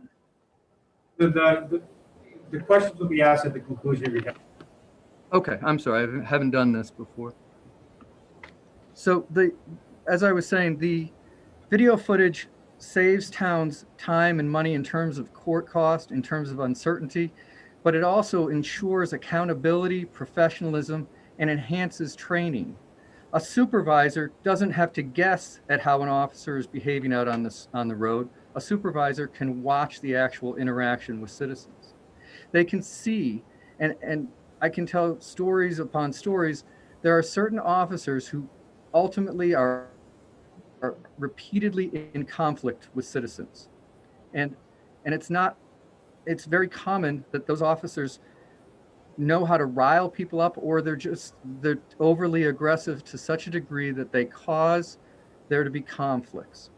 Body-worn cameras can help a chief, can help a department's officers that are in charge to take control of the situation and help that officer to learn how to lessen the severity or lessen interactions with citizens. It also has added benefits in terms of saving cost because of reducing actual use of force. There are studies, and I believe I submitted some studies to the committee before this hearing took place. There are studies that show that use of force decrease with the use of body-worn camera. That when the police know that their interactions are recording, that unreasonable behavior or anger or hostility is de-escalated. It also has been shown that the public feels more trustworthy when they know that their interactions are being recorded. It helps us to avoid the situation where we have to guess because we now know what's going on. Obviously, the history this past summer, I believe that House Bill 253 is more important than ever.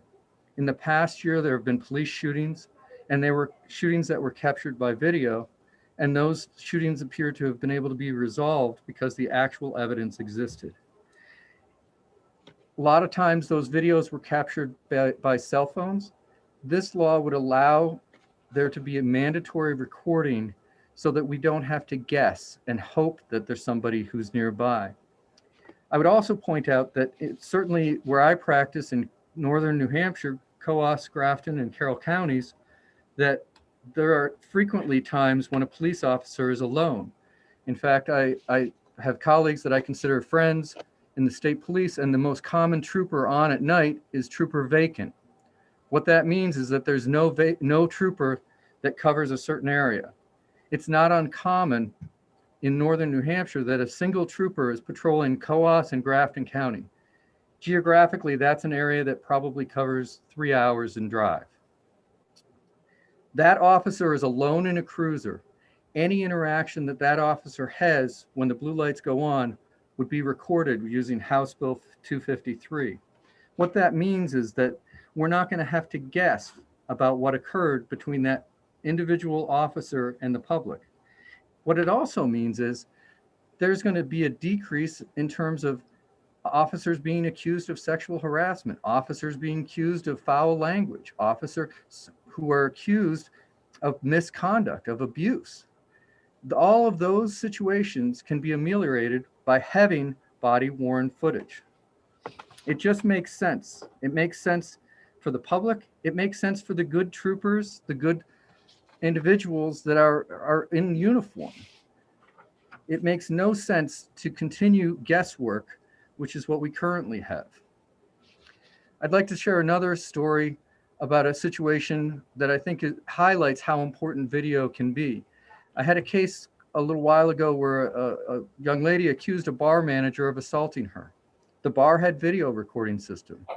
The bar video recording system was able to exonerate that person. It was able to show that he was wrongfully accused. And ultimately, gas stations have this technology. Convenience stores have this technology.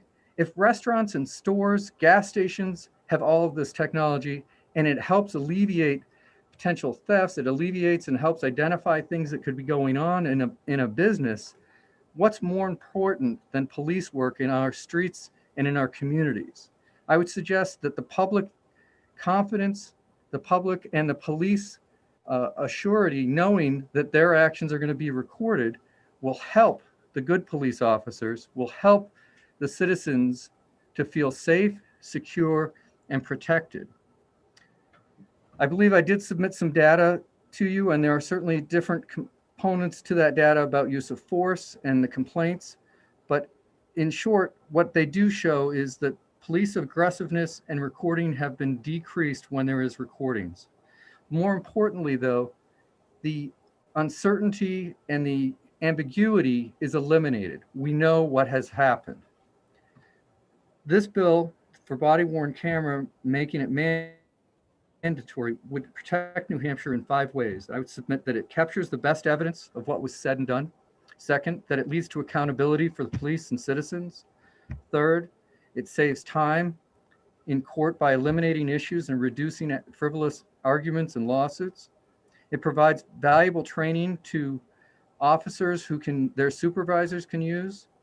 It allows the police academy to actually determine whether somebody is a problem, if they have sexist, if they have racist, if they have other aggressive tendencies which need to be made, that the authority needs to know better. They actually lower the cost to ensure good quality procedures and protections are followed. And I think, as the representative indicated who was sponsoring the bill, there already are protocols in place for storage and maintenance, and those are legitimate concerns. I can tell you candidly, working with the towns like Lisbon and Berlin and Haverhill, the towns that are among the poorest in the state, that those towns have fewer trials, fewer conflicts, and save money because of this. They do have an administrator who provides the video to my office, or a defense counsel that requests it, or a citizen that requests it. What's even more important about that is that the cost of this provides integrity and ensures public confidence. When you can actually watch an interaction and the attorney generals release these videos that have resulted in fatalities, people can feel this was a justified fatal shooting, or they may feel that it's not. But it provides daily access. The 6th reason to support this would be that it provides daily access to police work, allowing supervisors, judges, and citizens to feel confident. In short, I would conclude by saying that this is good policy, and it should be approved for the citizens, for the police, and for the betterment of New Hampshire. Thank you for your time. Thank you for your testimony. Representative Bolden, you're recognized for a question. Thank you, Mr. Chairman. Thank you for taking my question. I hope you can hear me. I thought it was interesting you said that the use of body cameras would reduce the cost of a case. As I understand it, our courts are funded through the same mechanism that would fund this bill. So are you saying that we could save money with this bill? I think the cost, yes. I think that the situation, I can just give you a brief story. When there's an accusation of somebody says that they hit another person and it's captured by body-worn camera, there's no longer an argument that the person said that. It's on film. Or if they actually get to the scene, or they watch a person driving across the yellow line, there's no argument that they crossed the yellow line and the stop was legitimate. And for years before these towns had body-worn camera, we would certainly argue about whether there was an actual admission or whether the person displayed bad driving or impairment. Representative Bolden, you're recognized for a follow-up. Thank you, Mr. Chair. Have you heard of any situations in which someone made an accusation against police that was disproven using body camera footage? Yes, I would say that I have heard that. I've also had the situation where an officer has forgotten that the body-worn camera is on and indicated that a defendant made a statement and the statement wasn't actually made. So I've heard and seen both. And I would say that when people are in emotional, heightened states, they don't remember what's happened as well as they do in a normal calm state. So the body worn camera actually captures a person's actions and words. And I've seen it where police have said things that were disproven, and I've seen it where citizens have said things and it's been disproven. And I've also seen the opposite, where the police say it and then it's verified by the video, and when the citizen says it. So it really, I think, is essential to helping our system be more able to determine the truth of a matter.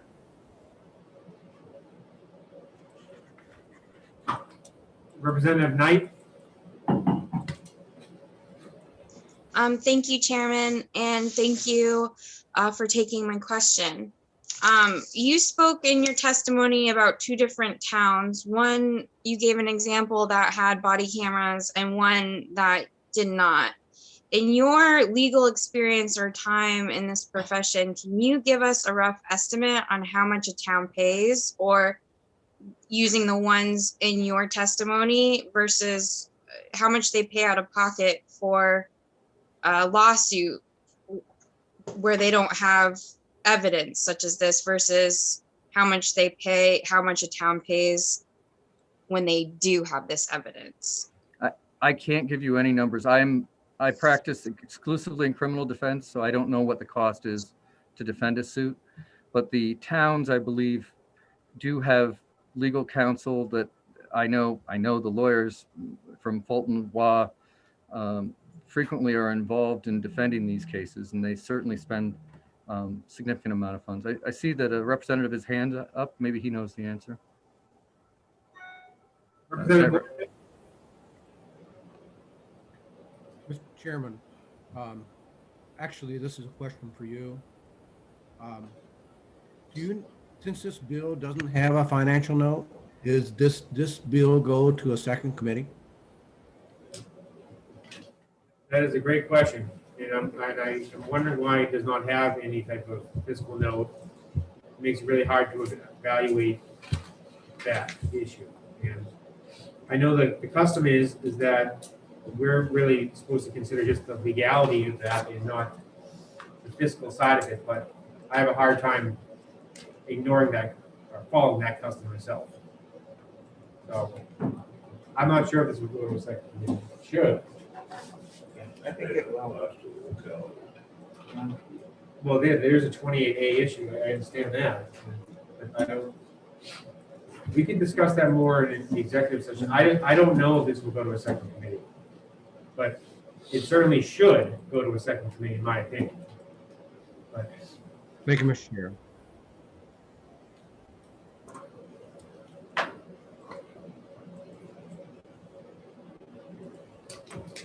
if I may ask a question, and I just want to thank you in advance for taking my question.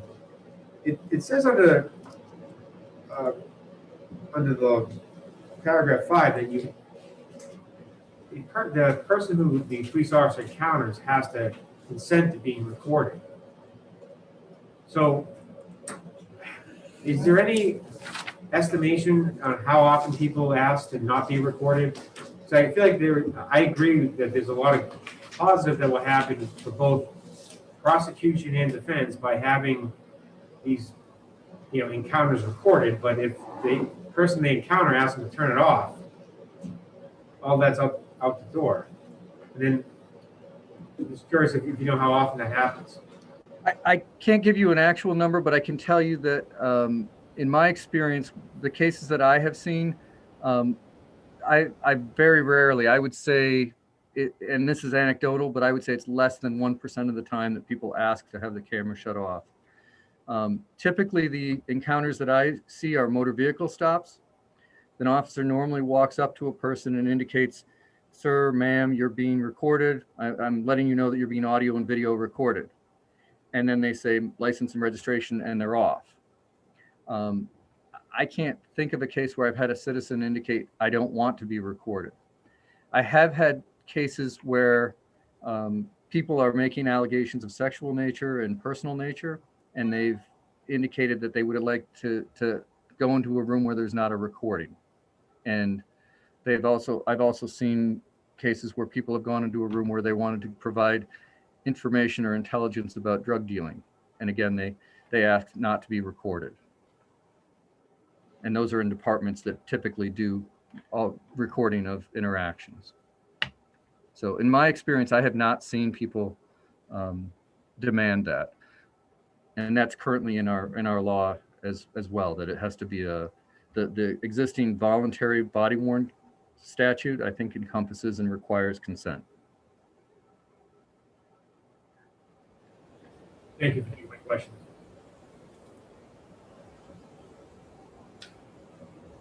Seeing no, excuse me, Representative Hopper. Thank you, Mr. Chairman, and thank you for taking my question.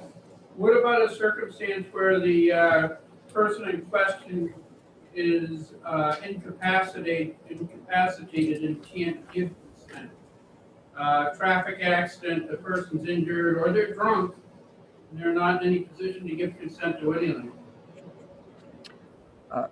I can't answer all situations, but I can tell you that I've certainly seen a lot of body worn camera of people that are incapacitated. So I know what happens.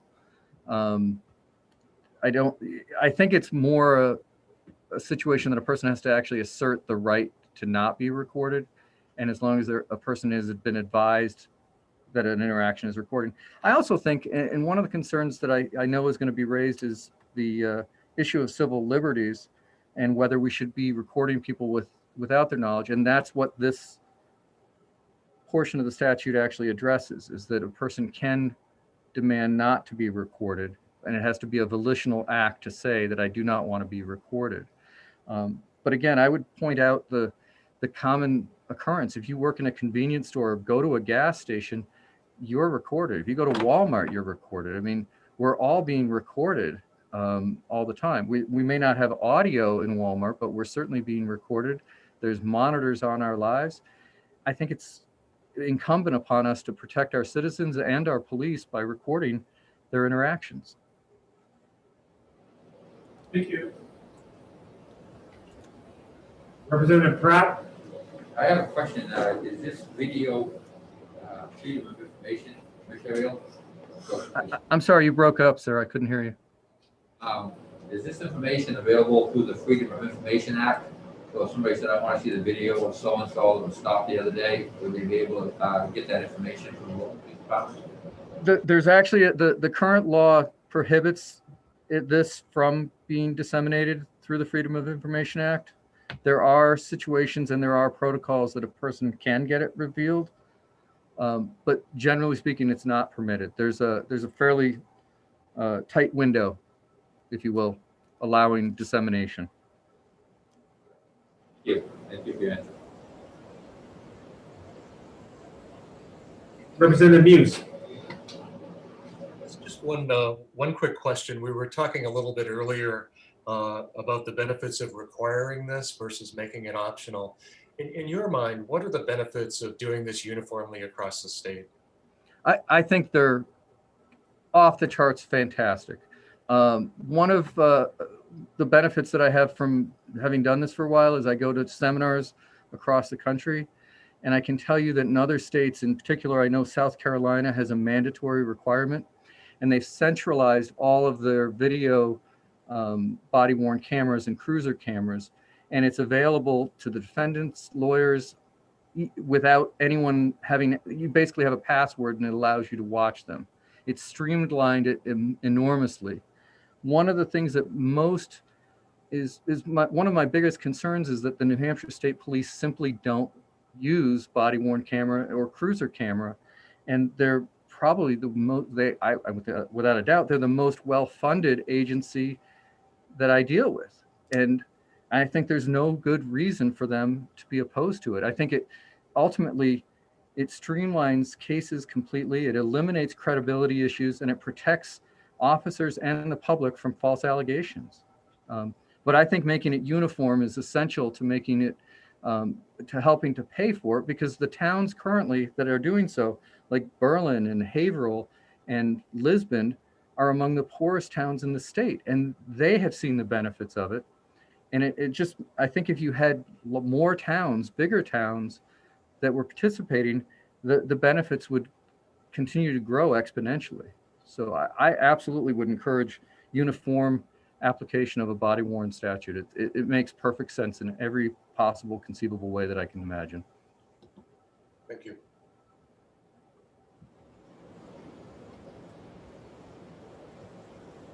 Seeing no hands raised, I want to thank the witness for his testimony. Thank you.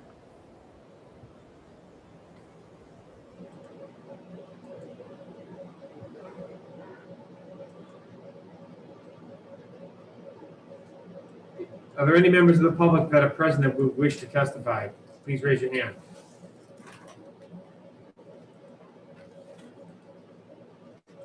Mr. Chair, I also had Chief Goldstein that was signed up to speak. Let's call Chief Goldstein, please.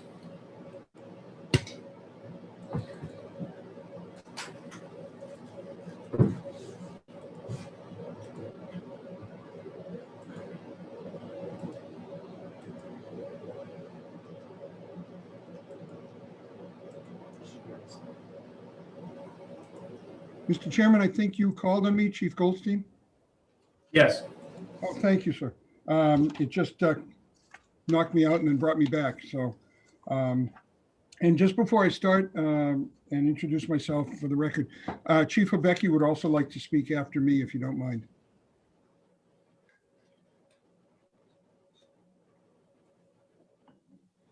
His hand is raised. Okay. You can hear me all right then? Yes, we can. Fine, thank you.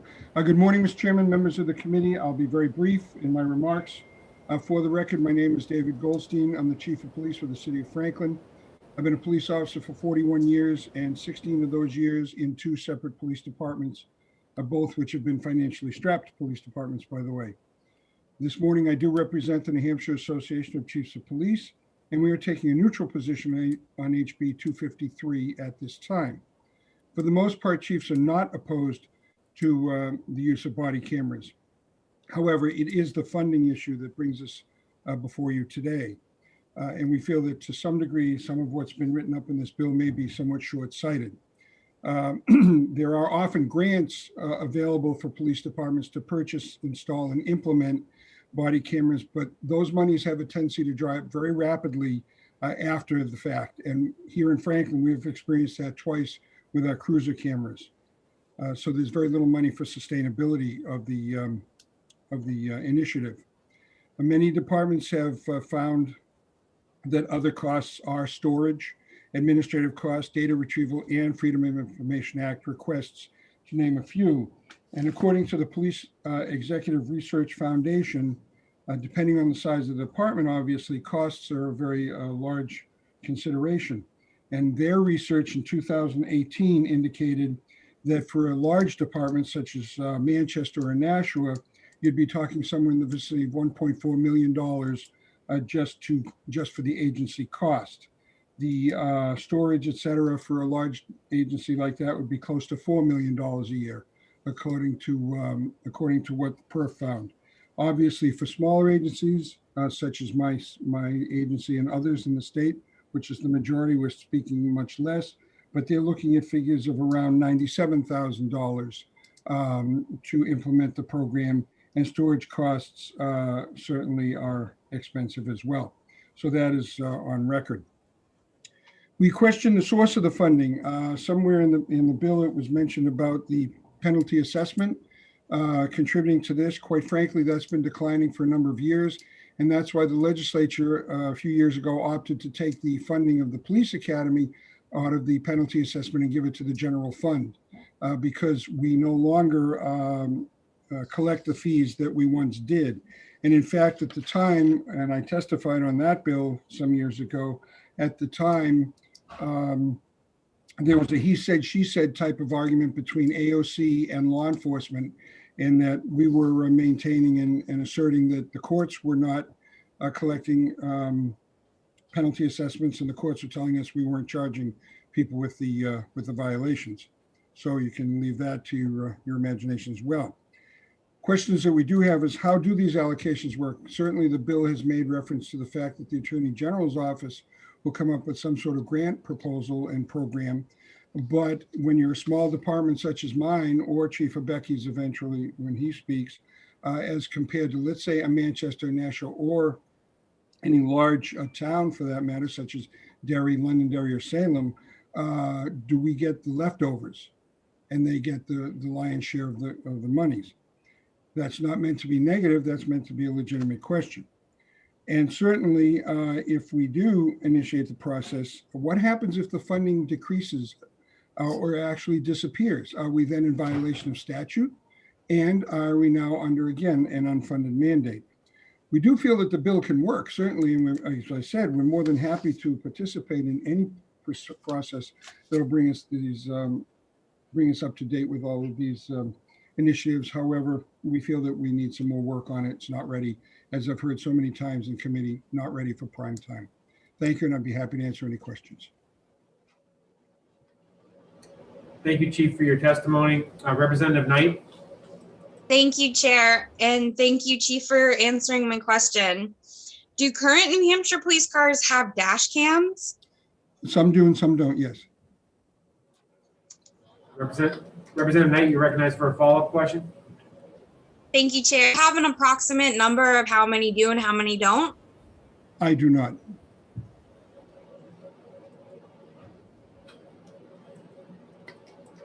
Representative Newman. Thank you, Mr. Chairman, and thank you, Chief, for taking my question.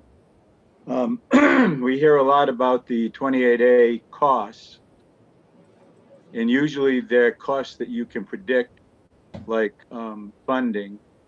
When organizations like yours, do you know if your organization or any others, when they figure the funding costs, include those predictable costs and take into account also the reductions that are potential that we heard from previous witnesses that indicate that there could be even a greater or maybe even a much greater cost savings if the town or the city did not have to do the litigation that they may do now, which might be eliminated by the use of body cameras. Do you have any information on that kind of? Sure. That's an excellent question, Representative. Certainly when we prepare our budget every year, we go through all of these machinations and we try to predict what we're going to need, what we're not going to need. Outside the realm of this, for example, is court time. So for instance, if we have a very busy year, I'm paying a lot of money in court time.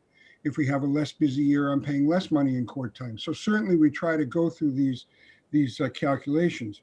With things such as body cams, first and foremost, you have to remember that communities such as Franklin and Manchester are tax cap cities. So our city managers have to come in on budget, period. It's against the law for her not to do that. So right then and there, I can certainly ask for, let's say, $100,000 round figures for body cams to try to alleviate any difficulties that might be forthcoming. But certainly that money isn't predictable at this particular point in time, at least for Franklin. I can only speak certainly for my own city. As far as litigation issues are concerned, I heard what counsel had to say, and I certainly appreciate that. However, I can tell you in 11 years here as chief in Franklin, we have not had one lawsuit. So I think that's a pretty good record. Now, that doesn't mean that tomorrow we won't, but certainly that speaks to the professionalism of this particular police department and the people that serve this particular community.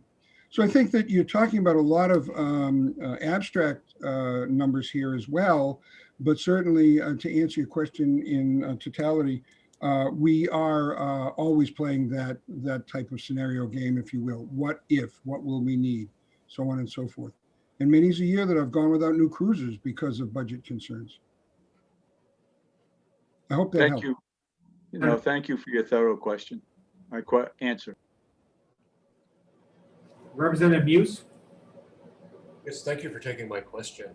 Our previous witness talked about the fact that there are some communities up in coast like Lisbon, I think Haverhill, and Berlin that he mentioned already have and are using body cams. And given the fact that those towns don't have especially bright physical pictures either, I'm curious if you know just how they've managed to do it.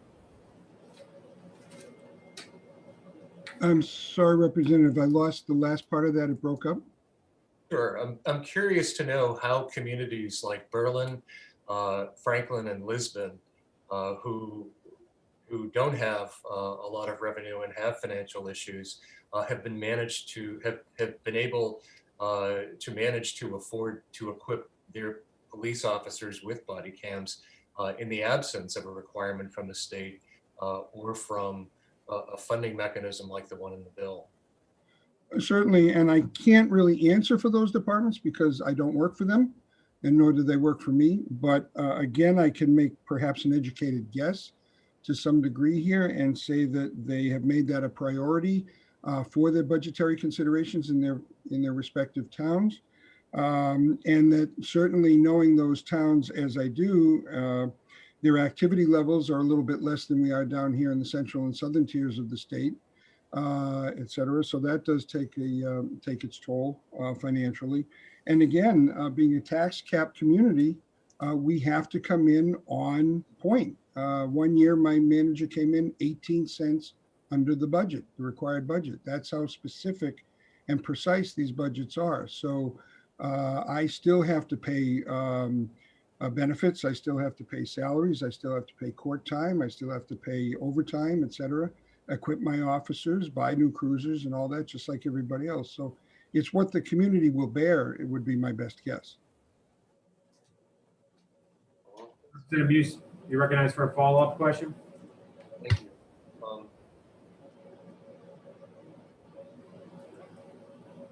Actually, I think you actually answered my question.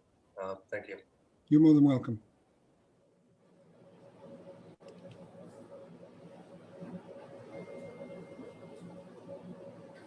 Representative True? Thank you, Mr. Chair. Thank you, Chief, for taking my question. Certainly. You had given an example of a yearly cost, say, for the city of Manchester. Could you run those past us again? I think it was maybe $1 million a year for equipment and $4 million for storage, or what was that money for? The figures I have were by PERF. Again, that's the Police Executive Research Foundation. They do a lot of work for us, obviously, research, et cetera. They came out with some general costs nationwide. Certainly, the larger agencies, they considered it 250 sworn plus officers. So their maximum agency cost in that regard, which Manchester might well fit into, would be in 2018 was 1.3, almost $1.4 million to fund the initiative. Cameras, et cetera, were, storage was $4 million per year for a large agency. Now, certainly, we're probably talking agencies that far exceed those here in New Hampshire as well. So these are just general figures, but the point of the matter that we've all discussed amongst ourselves, as well as with our bodies, whether it be select persons or councils, city councils, is the fact that these are still very expensive propositions for us to engage in. And as a result, we have to be very, very frugal and decide what's the best program for each and every individual department.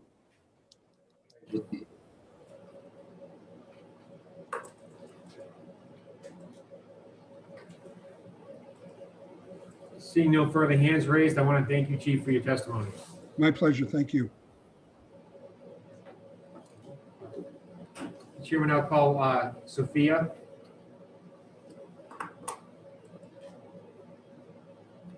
And welcome back. Hello, can you hear me? Yes, we can. Great. Do I need to turn my video on?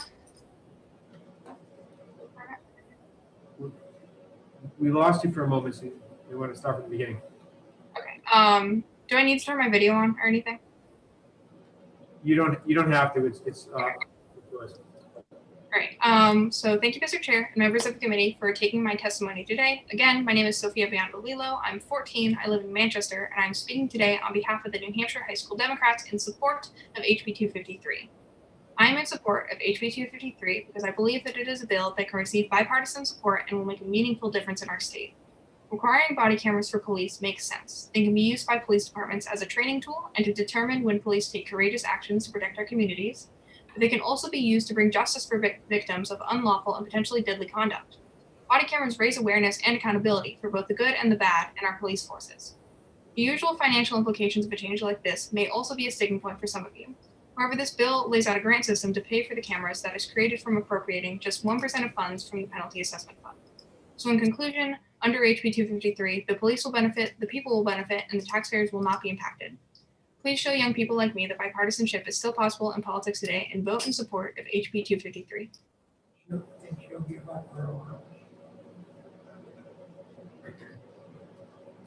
Thank you for your testimony. Seeing no hands raised, the witness is excused.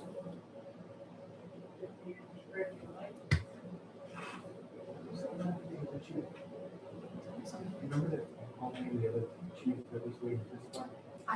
Yeah, it's Hobecki. So Chief Hobecki.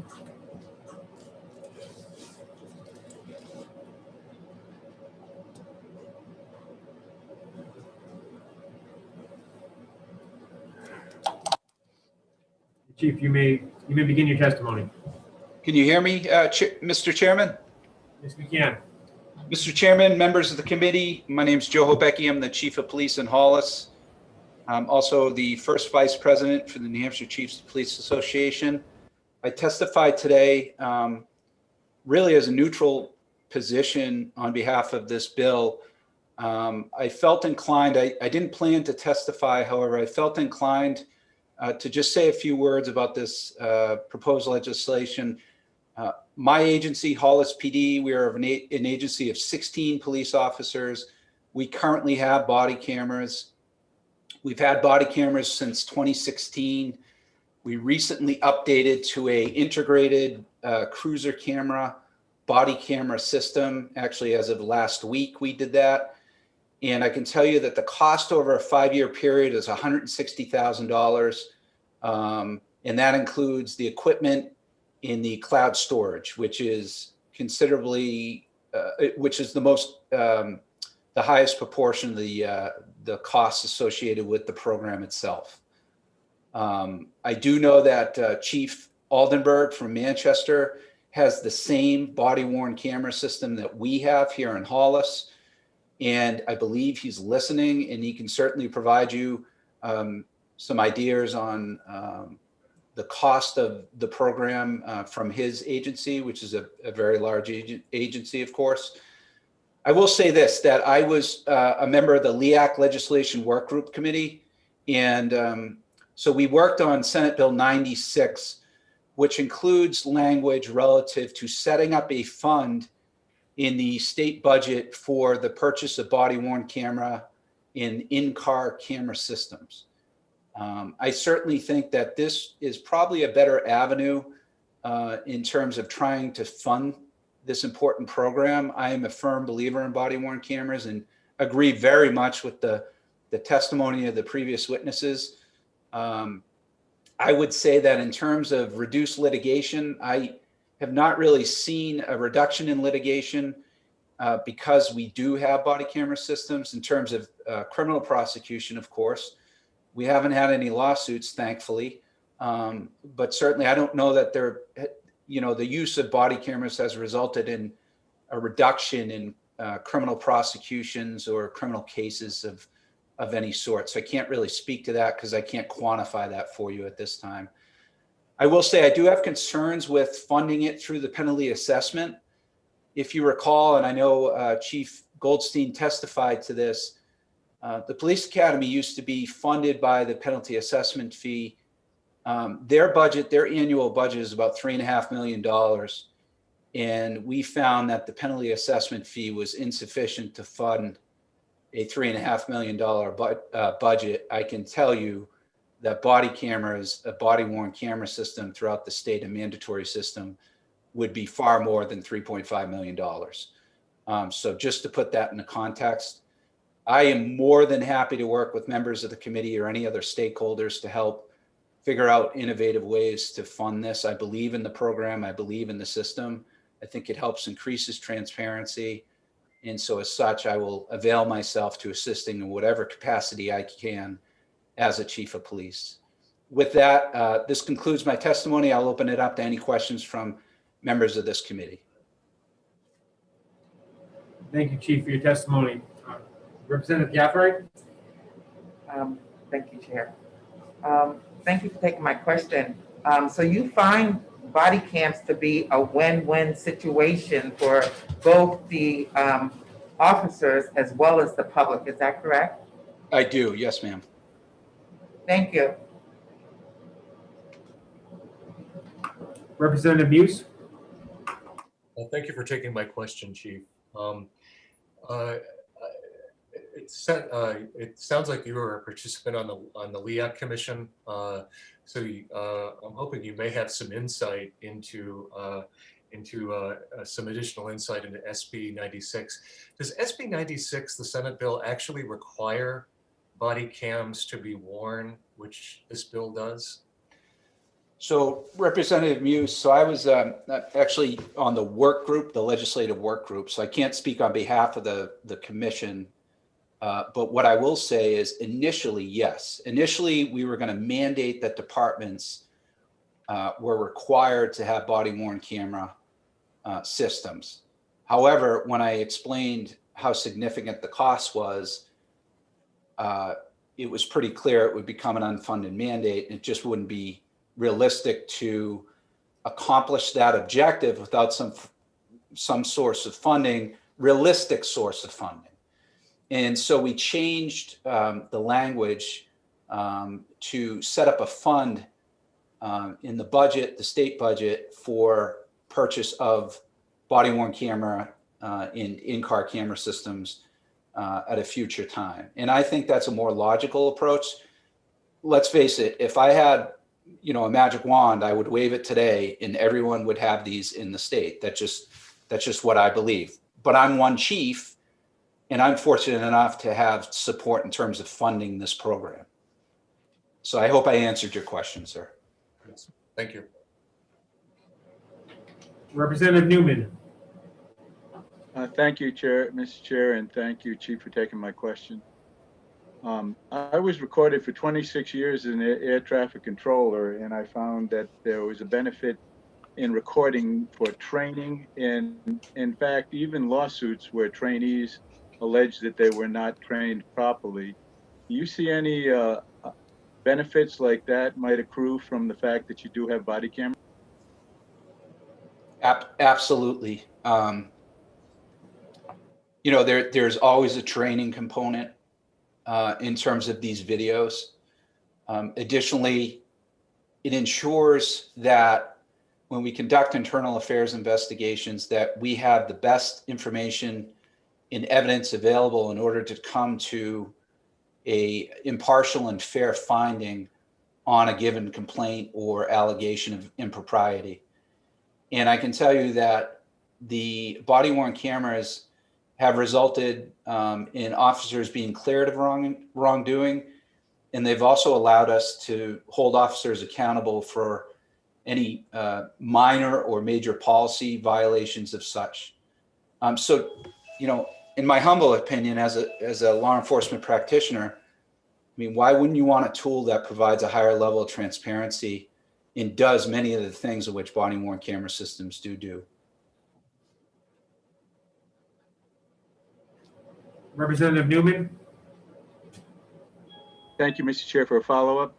Do you think there's any possibility that these unknown benefits that we have a very, very hard time to figure what the savings of them would be could possibly outweigh the drawbacks that we suffer due to tax caps and 28A concerns about the... Yeah, I think with every cost, there's certainly a savings somewhere. So I look at it, strictly from the aspect of civil litigation. If there is an allegation of impropriety or misconduct that results in civil litigation that results in some type of settlement, the reality is those costs could probably fund a body worn camera system for our agency for many years over. So I look at it in terms of that, cost benefit analysis. My job as a chief representative is to mitigate risk, and sometimes when you mitigate risk, there's a price tag that's associated with it. And that's the reality of it. But I would not be doing my job in mitigating risk if I didn't provide my officers with the best tools available to keep them safe, to make sure they're operating in a highly transparent environment, and then providing an even higher level of accountability for them, for both good and bad, because it works both ways. Thank you.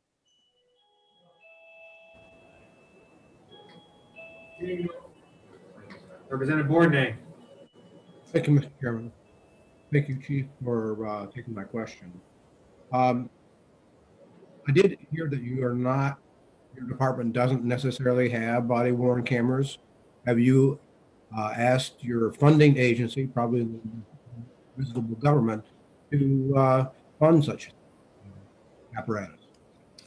Representative, we do actually have them. We've had them since 2016, and we recently updated to a new system which provides some better technologies and capabilities. Representative Bourdonnais, a follow-up question? Thank you, Mr. Chairman. Thank you, Chief. So did you have to allocate for body worn cameras, or did the city that you work for mandate? So we were not mandated. We proactively entered into an agreement in 2016 in which we followed the appropriate budgetary requirements and funding requirements. This time around, we had planned to fund this new program in the capital improvement plan, which would take effect in 2021, April of 2021. However, it became aware to us that the cost would significantly increase come January 1st. So what we did do, by some vacancies and such, we had some surplus in our 2020 fiscal year budget. We were able to fund the first year, and that allowed us with the opportunity to lock in that price before the costs increased on January 1st. So we knew we were going to do this, and we were able to actually save a little bit of money to the taxpayer by being creative with our budget process. I think it comes down to what Chief Goldstein said. If agencies make this a priority, they'll do their best to find the funding for it. Thank you. Thank you, sir. Representative Muse. Chief, do you think that there's any possibility of communities working together, or do you know, maybe in other states, if communities and municipalities actually work together to do things like get cloud storage at lower prices, to buy equipment in larger lots? So is there a way, if we do choose to make a requirement, do you think there are ways that the cost could be brought down for communities through smarter purchasing? Yeah, I do. I think, I think very much like with the state bid program, if the state were to release some type of RFP, and I believe they're working on this for body worn camera systems, and identify, low cost vendor, that agencies could enter into agreements to have a lower funded or a lower cost body worn camera system, or maybe even, bulk based on region or at the state level. I mean, there's a lot of logistics that would go into it, but I do believe there's some opportunity to do that. And if you look, we kind of do that already with integrated, with radio interoperability and combined dispatch centers with police and fire and regionalized centers. So I think the structure is there. I think it's just how we can best approach this, but really the funding part is the most important piece. And if we don't do that, it would be like having a car with an engine. You can't drive the car without the engine. So I think we have to have realistic, logical funding mechanism in place first. Representative Muse, you recognize for a follow-up question. One of the things that I'm kind of curious about is your reaction, instead of the idea of making body cams, optional versus required, perhaps extending, creating a timeline that would phase in, that would actually phase it in as a requirement over a period of maybe 2 or 3 years. That would seem to give community the ability to take advantage, of grants when they're available. Maybe a better year than this one on the budget cycle. Is that something that that you would be open to? Yeah, I mean, I don't want to speak for every chief in the state, but if I was looking as a means to institute this program, I think, the whole having a realistic funding mechanism and then some type of obtainable timeline in order to do this, it certainly doesn't benefit us that we're in the midst of a global pandemic and there's a lot of budgetary restrictions on this. But, for example, states like New Jersey, with some of the recommendations following the incidents from this past year, I believe New Jersey made it a mandatory requirement that body cameras be used by agencies in that state. But what they did do was set up a state fund for it, for agencies to purchase the equipment with. So, again, I think the funding piece is the most important. And as you know, Representative, that's always the piece that's most debated. Hope I answered your question. Yes, you did. Thank you. Thank you. Seeing no further hands up, I will excuse the witness. Thank you, sir. Before I call the next witness, given the unanticipated amount of time that this just took, we're probably gonna have to work through the lunch break. So if any member wants to take a 5 or 10 minute break on their own time, feel free to do that. But we're gonna have to get through a lot of the, we're behind already. We have 2 bills this afternoon. So use that as your discretion. Calling the next witness, Will Stewart. So I can limit testimony going forward. There was only 3 witnesses signed up on the list, 4 more raised their hand thereafter. And it's the preference of the chair that if I do limit testimony, that is limited from start to finish. So unfortunately, going forward, I'm probably going to limit testimony on every bill. And essentially the amount of questions we have, is just because we do have a tight time frame. And especially when we're talking about funding, when there's no fiscal note attached.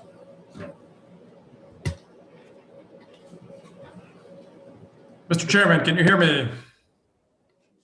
Yes, we can.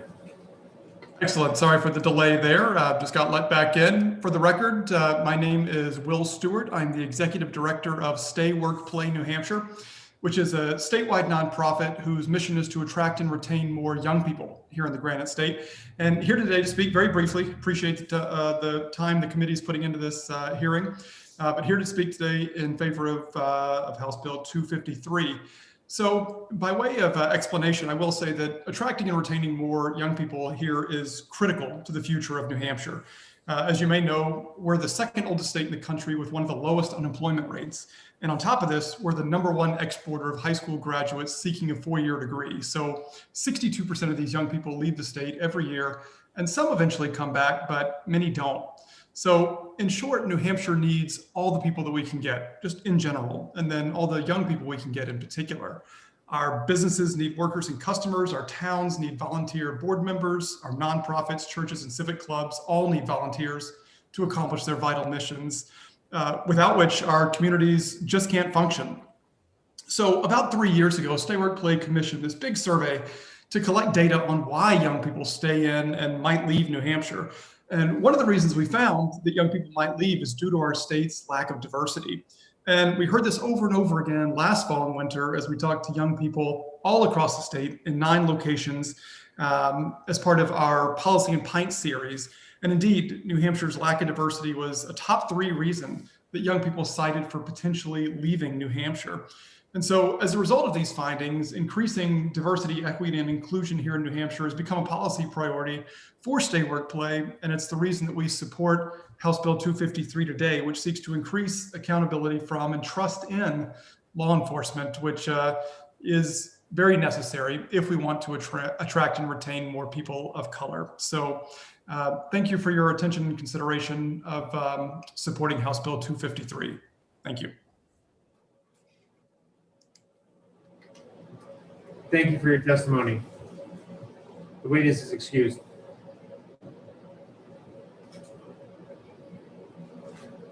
Calling Lynn Marie Cusack.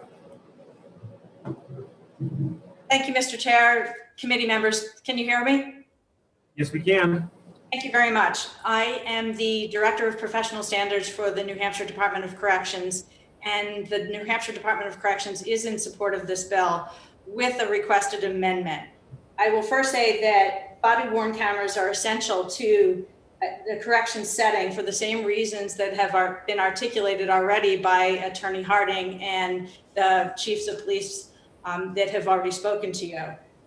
The request that we have is that right now, under the current 105D, the State of New Hampshire Department of Corrections has obtained a grant for a number of body-worn cameras. That grant, however, is not sufficient to cover all of the areas that we would like to cover. The current language, as it is drafted and the bill is introduced, limits what we believe the Department of Corrections' ability to get any grants that might be obtainable under this new law.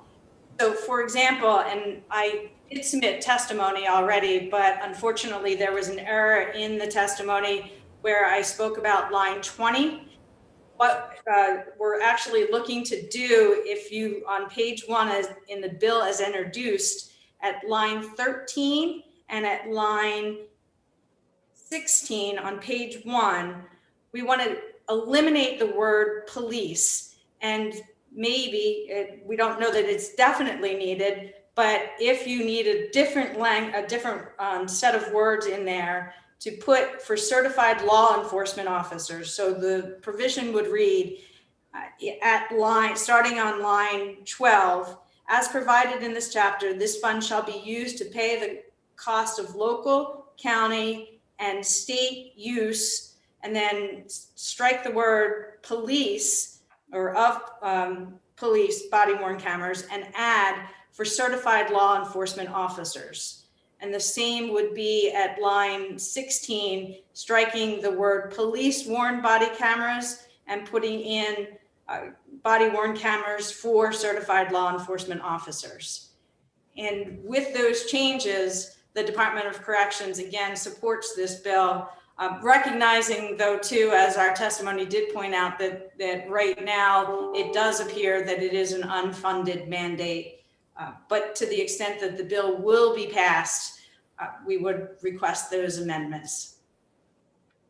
I'm happy to take any questions. I want to thank you for your testimony, and the witness is excused. Thank you.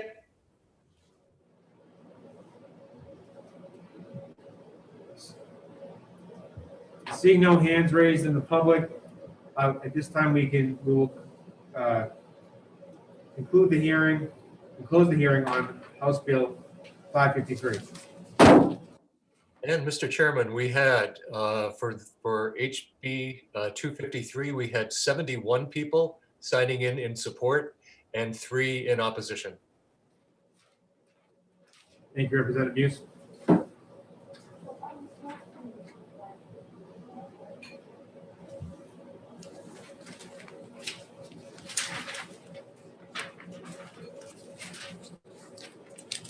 At this time, the chair will open the public hearing on House Bill 375.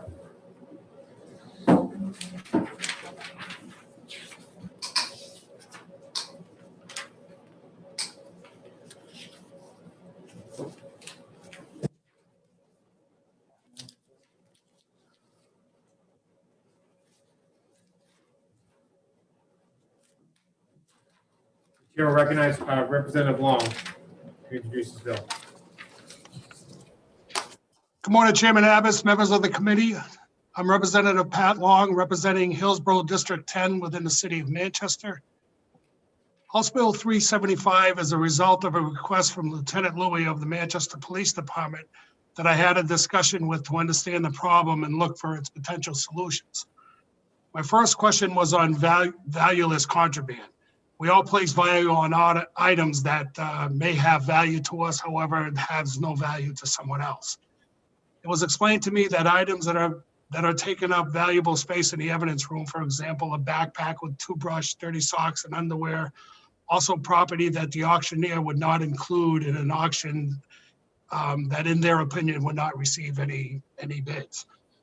My second question was on a time frame that would be expended in sinking the owner or said property, and the answer was over the required 90 to 180 days, and oftentimes longer. The attempt in locating the property owner were more often difficult because of the transientness of this population.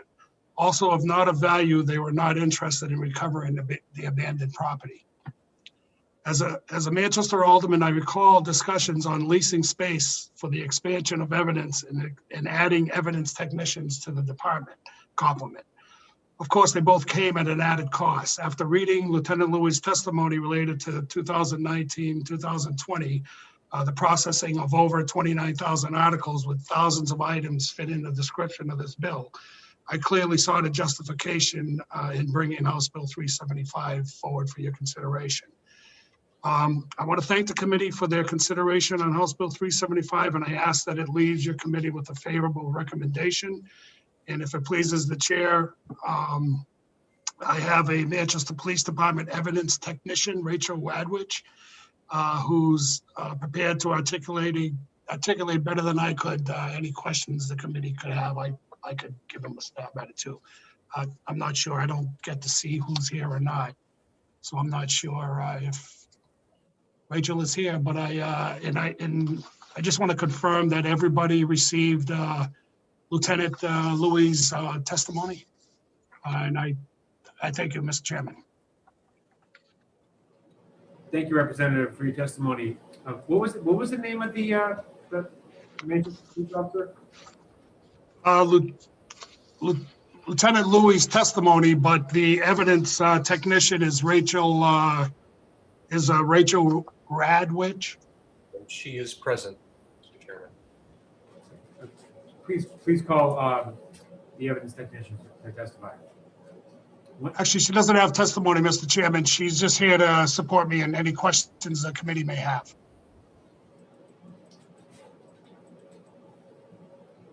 All right, then, fine. My mistake. I thought the. That's okay. That's fine. Representative Bourdonnais.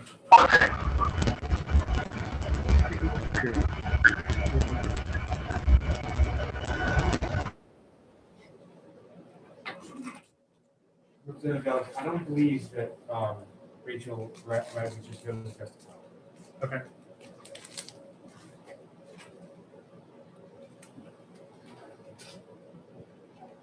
Representative Bourdonnais, you're recognized. I'm sorry.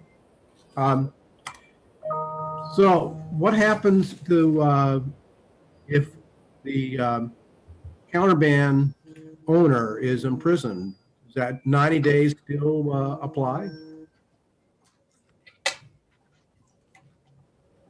Good question, Representative. I believe the case is yes, but Ms. Radwich, would you know further details on that?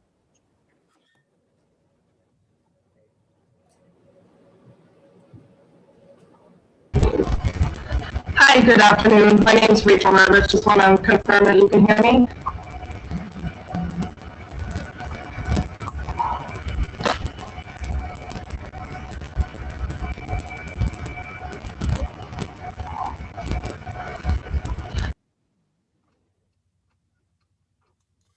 Mr. Chair, she was confirming if we could hear her.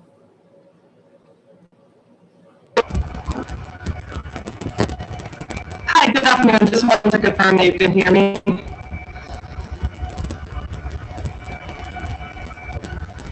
Chairman's muted. Chairman's muted. Ms. Radwich, there's an incredible large amount of background noise.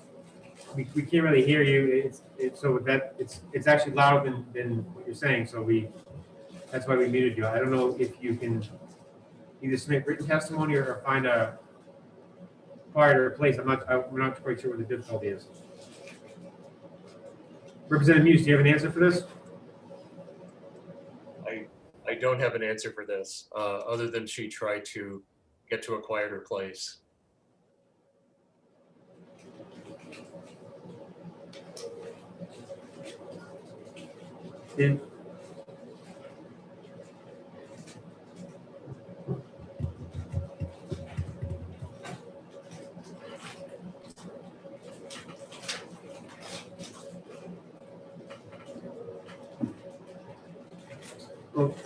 Well, while we figure that out, Representative Long, do you have any additional testimony you wish to provide? I don't, no.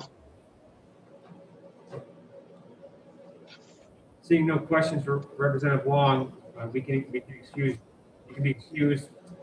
If Representative Radwich wishes to testify, we'll give her that opportunity. Thank you, Mr. Chairman. Mr. Chairman, she's not going to testify. She was just here to help me support and answer questions. So I answered the question for Representative Bordenet.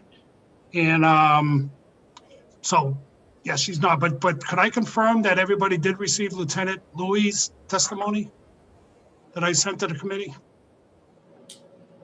Are you in receipt of that, committee members? Did he send it? Who sent it? Representative Long? When was it sent? I sent it to the committee, I believe Thursday or Wednesday. Friday. I have it. Yes, it was sent Okay. out.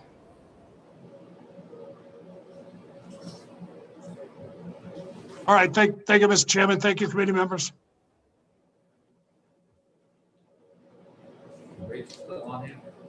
They both need to be removed.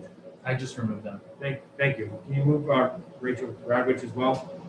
Yeah, I will make sure. I'll disable talking. They're both removed.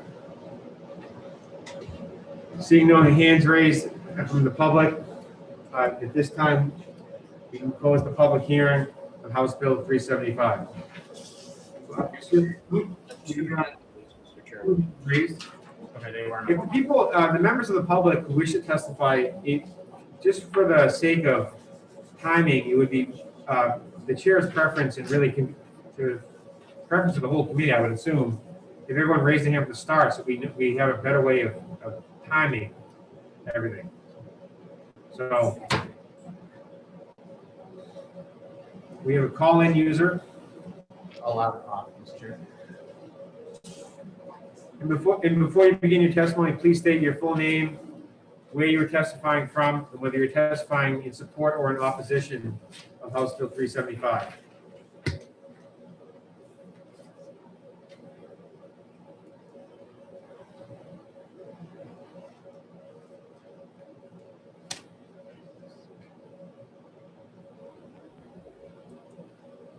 Hello? Yes. Let me turn down my speaker. I did the *6. I didn't know what, somebody told me *9. Sorry about that. My name is Joe Haas. I live in Gilmanton, and I've been before your committee before. This is the first time by Zoom, and I just have a comment on Roman numeral 2. You can hear me okay? We can hear you fine. Okay. The key word is determined in the middle there. If it is determined in good faith by the police department. My suggestion is, because of past experience, I'll tell you in a minute, is that the determination should be made by another body of the town, I think, sort of like the Board of Selectmen. Because let me give you an example. I was involved in a court case once, and my stun gun was never returned by the police chief. This was a town of Ashland, Ernie Paquette. I never got it back. And it would have been nice if it was gone over to the Board of Selectmen, then they would have notified me saying, well, the police chief, I guess he pocketed it or gave it to somebody else. I don't know. I never got to the bottom line. But I just thought it would be like a check and balance. That's all I have to say. Unless you have a question. Determination. Determination should be done by a third party, not just the cop. Thank you for your testimony. Seeing no further questions, the witness is excused. Thank you.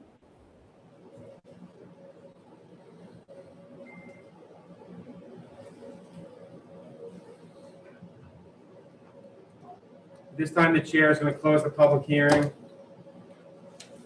on House Bill 375. And Mr. Chairman, on House Bill 375, we had 3 people signing in support and 2 people signing in opposition.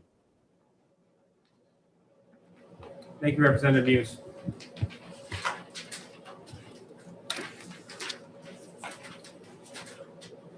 Representative Hughes, we're gonna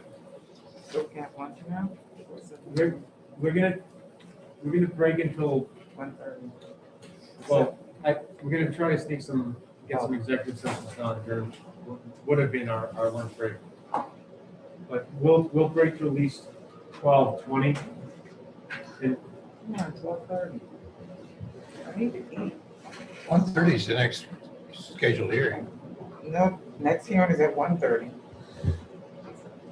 if you guys want to stay late, No, we can. I don't have a curfew. We can accept 12:30 or 1:30, can't we? 12:30 sound good for everyone? Yeah. Drew? Mr. Chair, are you, come back at 12:30 and work on exacting some bills? Yes. Okay, it's not dead time, it's exact, yes. Yes. Okay, 12:30 it is. Can we eat here? Yes, everyone needs to turn off their cameras. Yeah, I don't have my. And we're. All right, I'm gonna go run. Unfortunately, the state house is sort of a dead area. And Mr. Chairman, the room is not muted. That is normally the responsibility of Representative Wallace, who's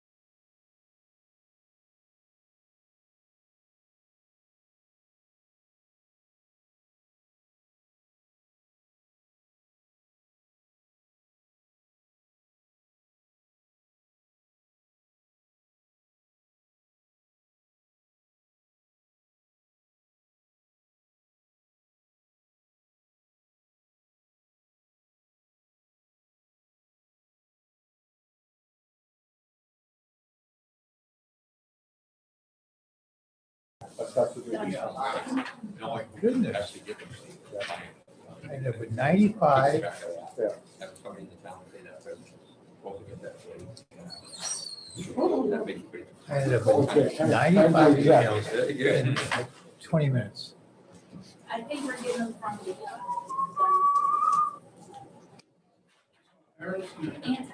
Oh, a bunch of times. New Year's Eve. Yeah, one time Stephen Tyler came up and was so drunk, they didn't show up. Okay. Yeah, that's no fine. Who wants to be responsible for tracking them down? I saw a Spinal Tap in Boston. I was the only one there. They didn't even show up. It could be the restaurant, so I think the mail should do it. Mr. Chairman, Representative Bourdon, we on mute. Mr. Morrison? Did you notice that I submitted an amendment for 553? 553. We just. Body cam. It was not going to be ready until Wednesday, so we can postpone executing that until Wednesday. What's the amendment? Changes the word "shall" to "may" and makes the change that the Department of Corrections wanted from police to a certified law enforcement.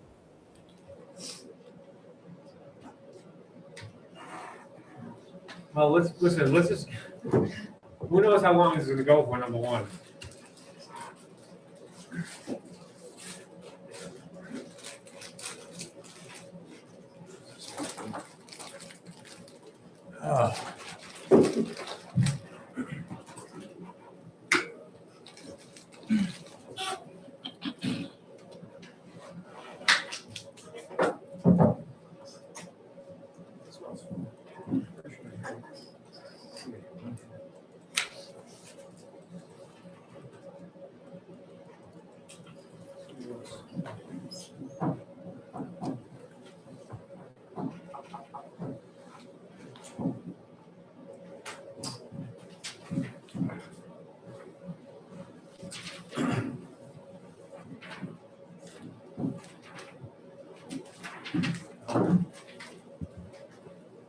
All right, can everyone hear us?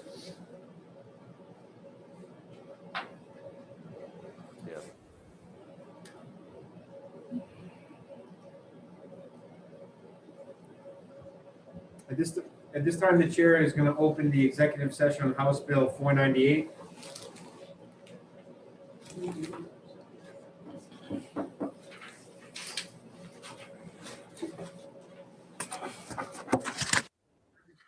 News.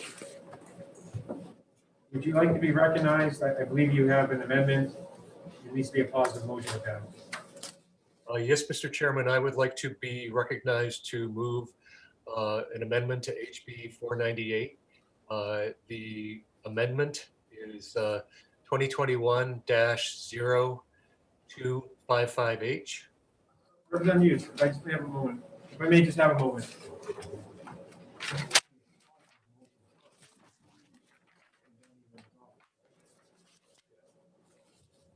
Sorry, Representative Hughes, I didn't mean to interrupt you. I think my understanding is there has to be a positive motion first, and then you can offer the amendment.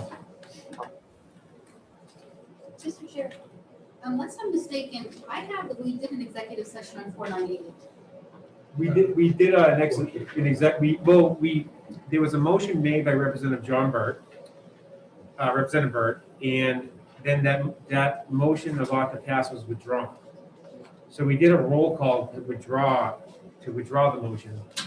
Every vote, because we're doing this hybrid style digitally, one of the requirements is that every vote is done by roll call vote. So we'll do another, I will use the same form and just use another list. yes. Okay, thank you. So, Representative Muse, you can be recognized. Thank you, Mr. Chairman. I would like to be recognized to propose an amendment to HB 498. The amendment is 2021-02 55H.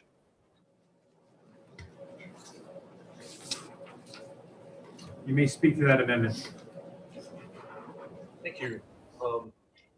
This amendment will hopefully draw to a conclusion a kind of an ongoing controversy and issue that we've been attempting to try to resolve as a committee and a legislature for about the last 3 years now.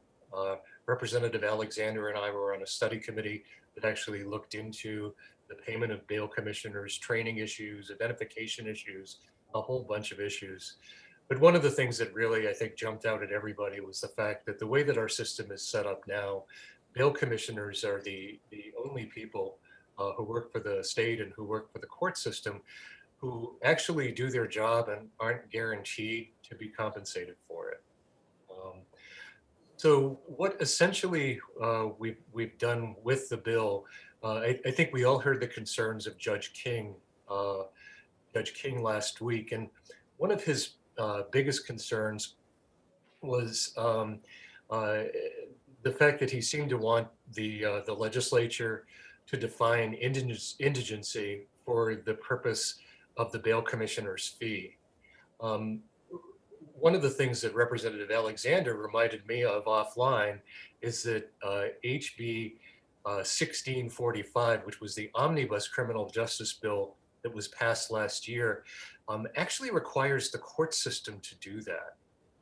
So the court system was and I'll essentially read you the line out of the RSA, but the line out of the RSA says, the court shall develop uniform criteria to evaluate and determine whether an offender is indigent or not indigent for the purpose of the offender's ability to pay the bail commissioner's fee.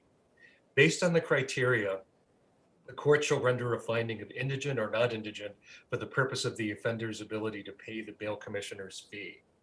So in other words, we left it up to the administrative court to figure out how they wanted to handle this. And it became apparent, or it's become apparent, that they haven't quite figured that out yet. I think Representative Alexander and I both agree that this is something that they need to figure out. So what the amendment does is it essentially inserts a reminder and a reference to the RSA, and it essentially does not change the requirement in the bill in any way that the court system pay the bail commissioner's fee. And what it also does is it does remove some of the other things that were a concern to Judge King. So he was concerned about appointing 10 different county commissions to recruit and approve new bail commissioners. And he was also concerned about the transfer of responsibilities from the administrative court of the circuit court to the superior court for bail commissioners. So we've removed that. And so essentially what you have in front of you in this amendment is what is the entire bill now. And what I would say is that this bill really sort of does address the concerns of the bail commissioners that have been coming to us year after year after year, trying to get our help to basically make sure they get paid. This amendment will make sure that they get paid, and it will allow the rest of the court system, or the rest of the bail commission system, to essentially proceed the way that it is. So that in a nutshell is what this is up to. Thank you, Representative Muse. I believe Representative Alexander is in the process of I just emailed it. It should be available. forwarding the committee a copy of the amendment that you were just speaking to. I'll just give everyone a minute to just kind of look through it.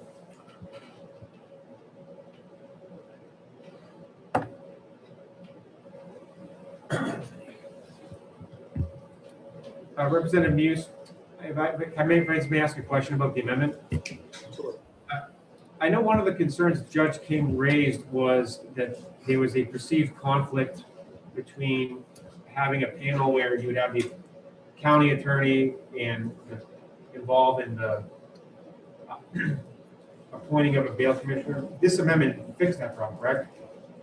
Well, what this amendment does is it essentially leaves the current system in place.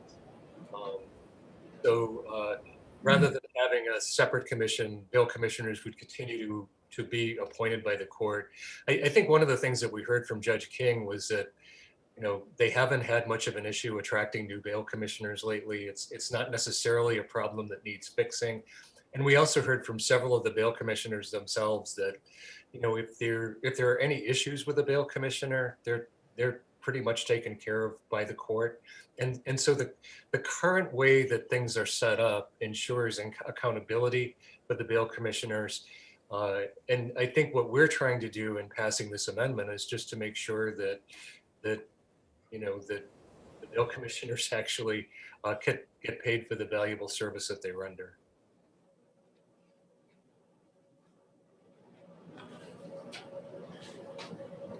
Does anyone else wish to speak on or participate in the discussion on the amendment?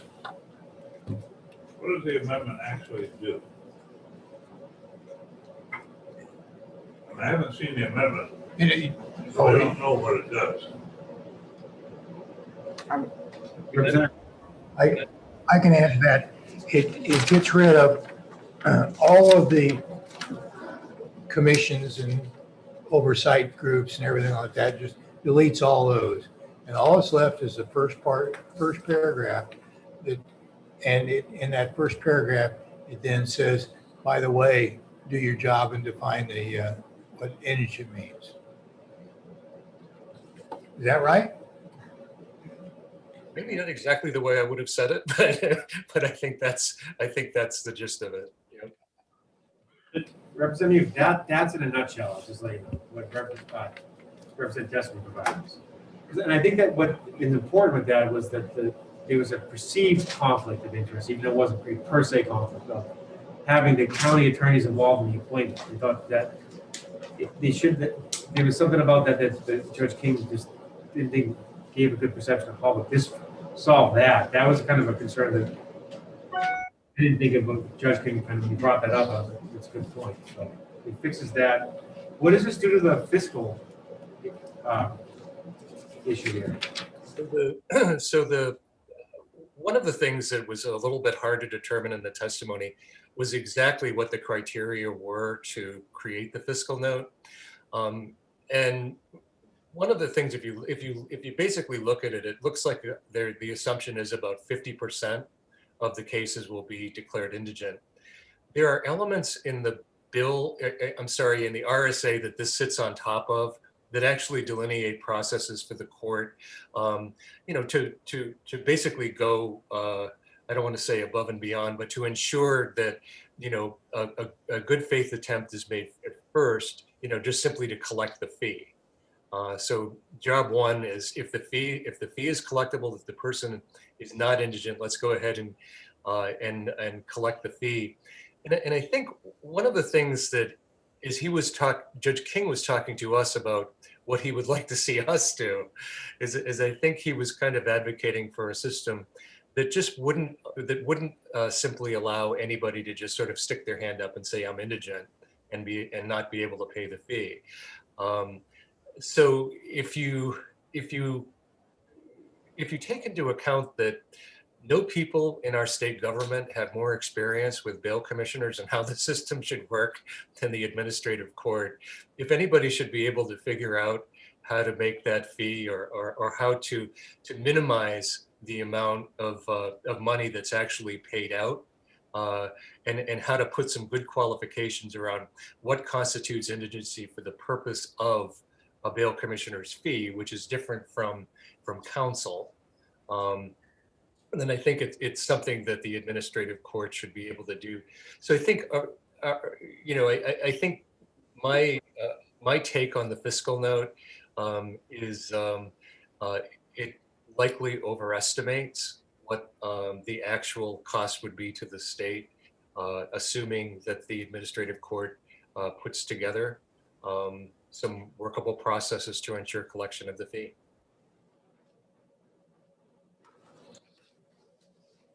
Representative True. Thank you, Mr. Chair. I've heard it said that basically the amendment is the bill now. Yes. I have enough difficulty reading a bill and trying to comprehend it when it's in front of me. I'm incapable of reading an amendment that's not in front of me. I just think perhaps we've used 15 minutes, and I haven't gone anywhere in that 15 minutes. I haven't been able to read the bill.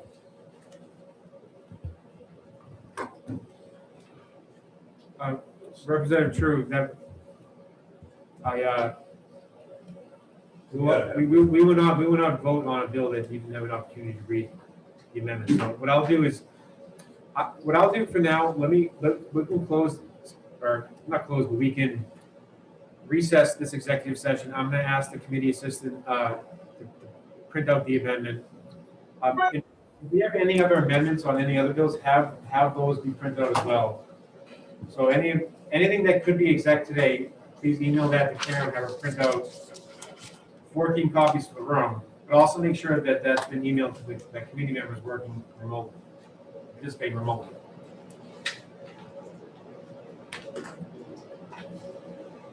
So,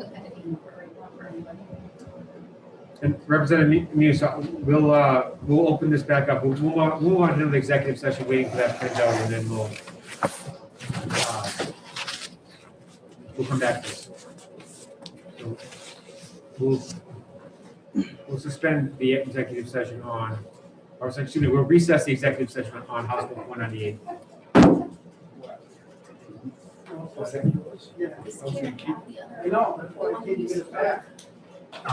I can forward At it to her. At this time, we're going to open the executive session on House Bill 365. Representative Tessman, you're recognized for a motion.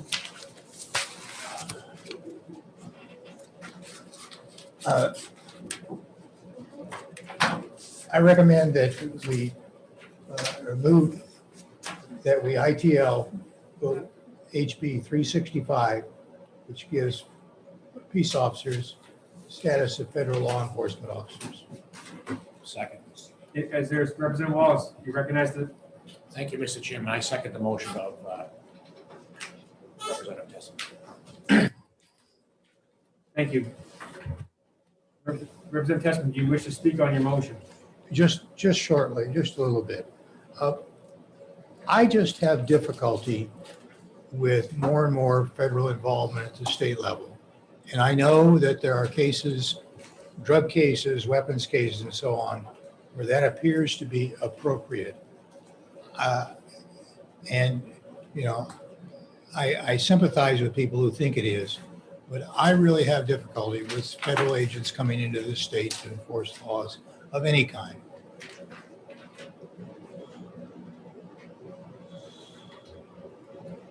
Representative Hopper? Yeah, thank you, Mr. Chairman. I support the ITL motion. We're getting, it was one of the people testifying, the officer referred to it as the federal police force. That's a pretty dangerous term. And I agree with Representative Tessman. We're getting way too much federal intrusion into our state. So I'm going to support the ITL motion. Representative Bourdonnais. Thank you, Mr. Chairman. I'm going to oppose the ITL motion. I think that this bill makes sense.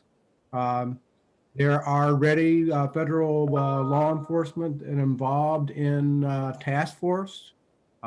There are occasional, as noted in the initial testimony, FBI agents that witness a crime. This bill basically allows a federal agent, if they have been certified and trained in New Hampshire law, to arrest and immediately take that person to state police. I don't think it's overstepping the federal, overstepping their job. And I think that if a federal agent was involved in a task force arrest and they were not permitted by law to do that arrest, they could be subject to liability issues. So I'm going to protest this motion of ITL. Thank you. Representative Marston. Thank you, Mr. Chairman. I too will consider the ITL. What I see here from Newman was a 5 to support, 28 to oppose, and I've had nothing but a flurry of people emailing me to oppose this bill. Therefore, I will vote to oppose ITL. I will vote to affirm ITL. Representative Green. Thank you, Mr. Chair. I also have had a lot of constituents contact me saying it was bad. And during the break, I spoke with a lot of law enforcement officers that are against it because it's against our Constitution. Representative Newman. I'm going to oppose the ITL of this bill, and I think that's because as originally drafted, I had concerns about any federal law enforcement officer could just pony up and request for this the waiver, I guess, or the result of the bill being able to arrest. And it turns out that I think from the testimony, it shows that the person that testified, I forget his name, but said that when they had their task forces, this was a benefit to them in the cases where they were on an activity and they had a federal law officer who was part of that but did not have the power to arrest, and that this would help that. So for that reason, I'm going to oppose the ITL motion. Representative O'Hearn. Thank you, Mr. Chair. I'm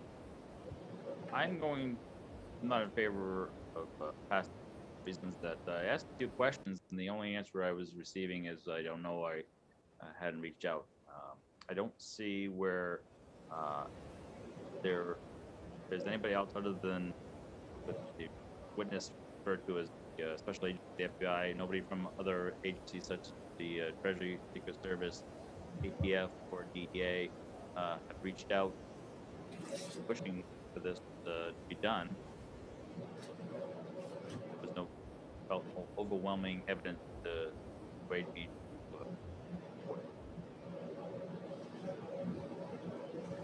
Representative Knight. Thank you, Chairman. Thank you, colleagues. I'm going to support the ITL motion at this time. When I asked the chief how many times during his career or in his experience specifically had the lack of this law impeded his ability to carry out or perform his duty, and he said none of those times. So at this point, I think that we need more documentation. We need more evidence to support why we would need to address this. And I don't feel that that was adequately represented. Thank you.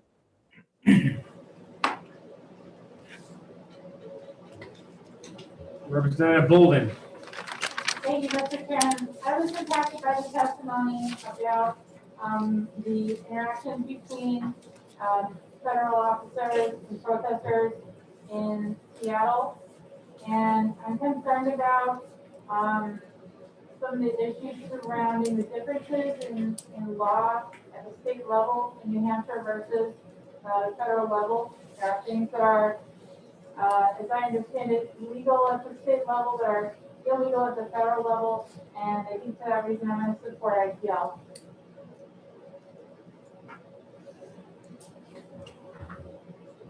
I will say just one thing that jumped out to me. I have a hard time believing that any federal agent would watch a a felony or someone who's injured and just sit there and do nothing because they're afraid of civil liability.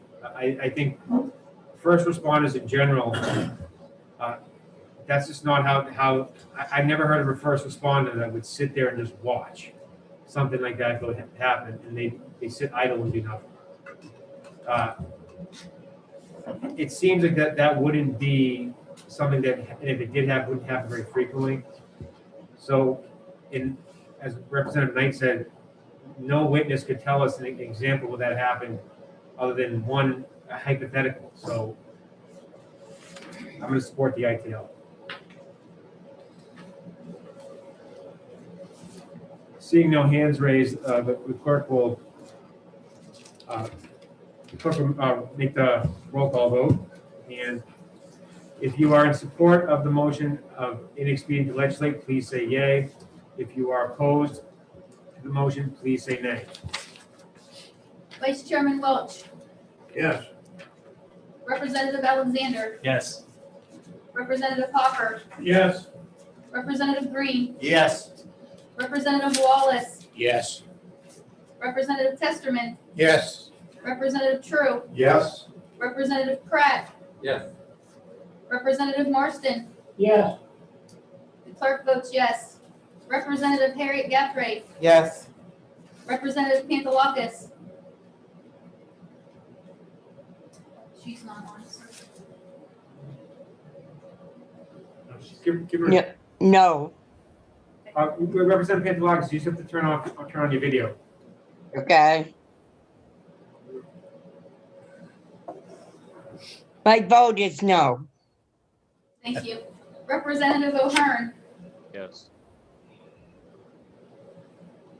Representative Bourdonnais, No.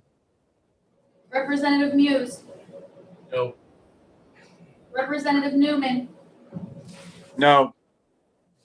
Representative Golden, Yes.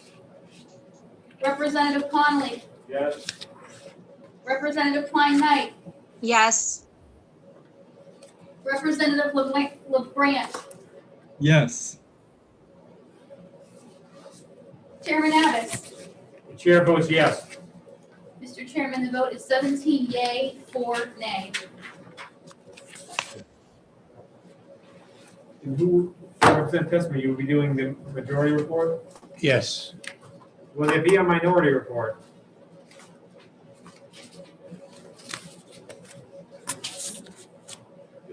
Is there an, Yes, there will be. I take it that's not going on consent? Mr. Chairman, who said they were going to do the minority report? Was it- Representative Muse, were you going to draft the minority report? Representative Muse. I think it's, Yeah. it's just representative here said he would. LeBranch?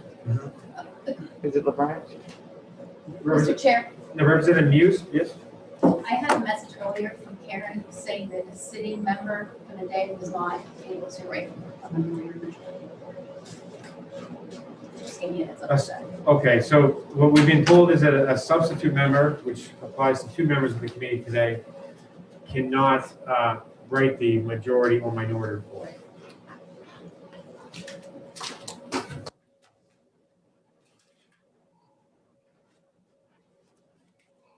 I was under the impression that both the substitutes voted yes. No, I heard Representative Muse said he would write the minority. Representative Muse, are you gonna write the minority report? Yes. Oh. That's Yeah, he voted nay, so. At this time, we can close the public hearing on how, close the executive session on House Bill 365.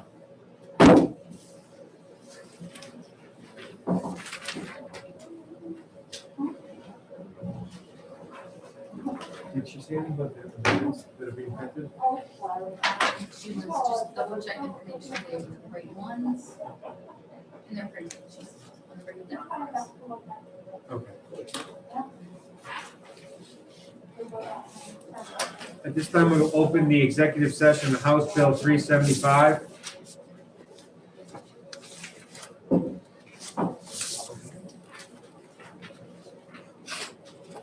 Chair recognizes Representative Marston. Would you like to make a motion? No, I have a question.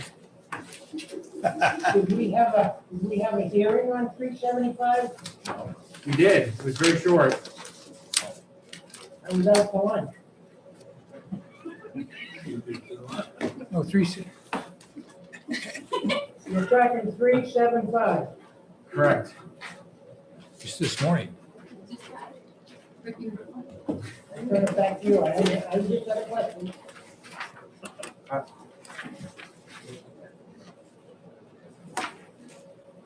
I take it you don't want to be recognized to make a motion at this time? I don't have any information to make it on. Would anybody like to be recognized to make a motion?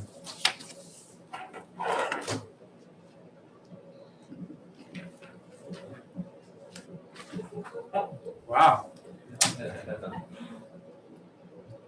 Representative True? Thank you, Mr. Chair. To make a motion? Yes, you're recognized to make a motion. I move House Bill 375 OTP on to pass. Is there? I'll second that. I second.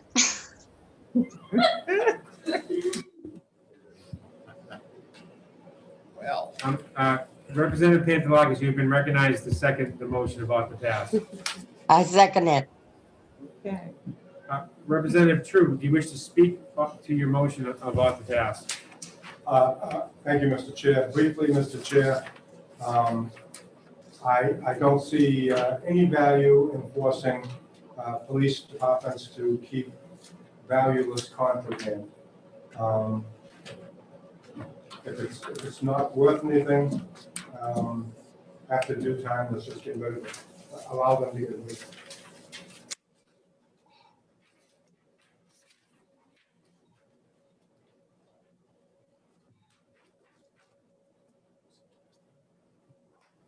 Does anyone else wish to speak?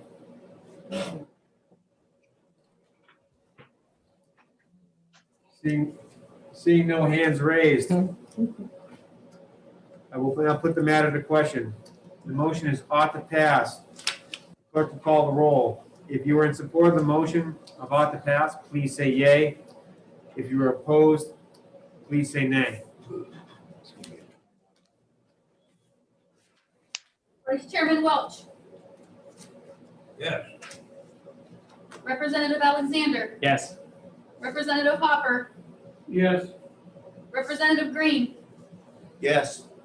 Representative Wallace, Yes.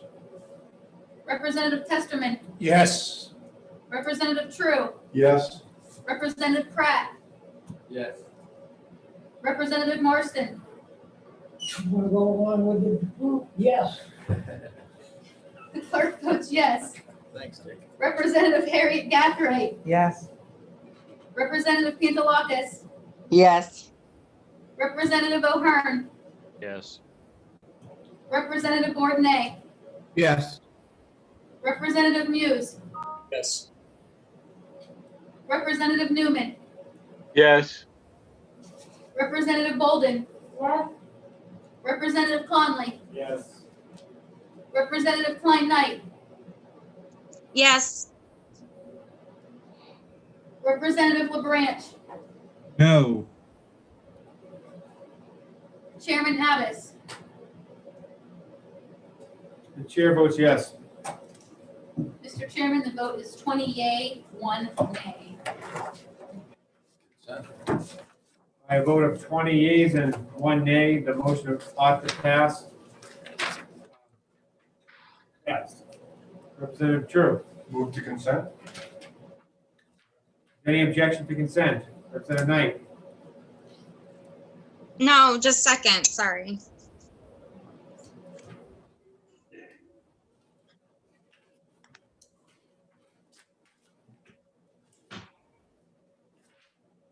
HB 375 was put on the consent calendar. Will there be a majority report?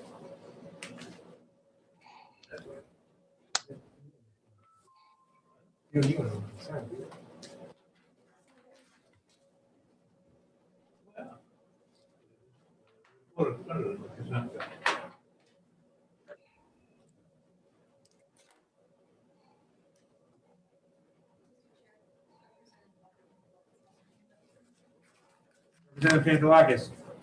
Mr. Chairman, aren't all bills supposed to have reports on them? Majority reports on them? You are correct, and Representative Welch beat you to the punch and corrected you. Oh. Thank you.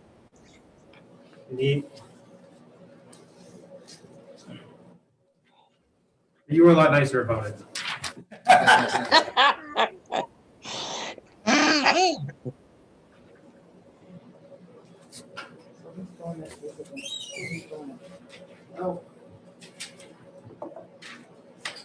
We're waiting on an amendment on 197, and we're waiting on an amendment on 498. So who's going to majority report in 375? Representative True. He's on the majority.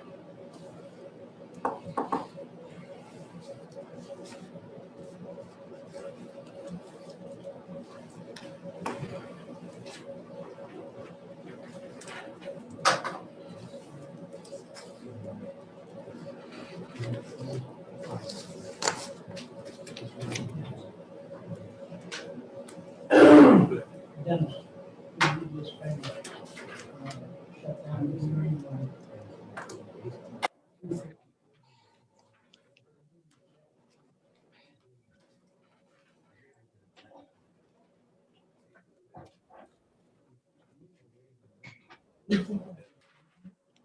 One person's talking, one person. We have 564, the urban buildings, and then we have.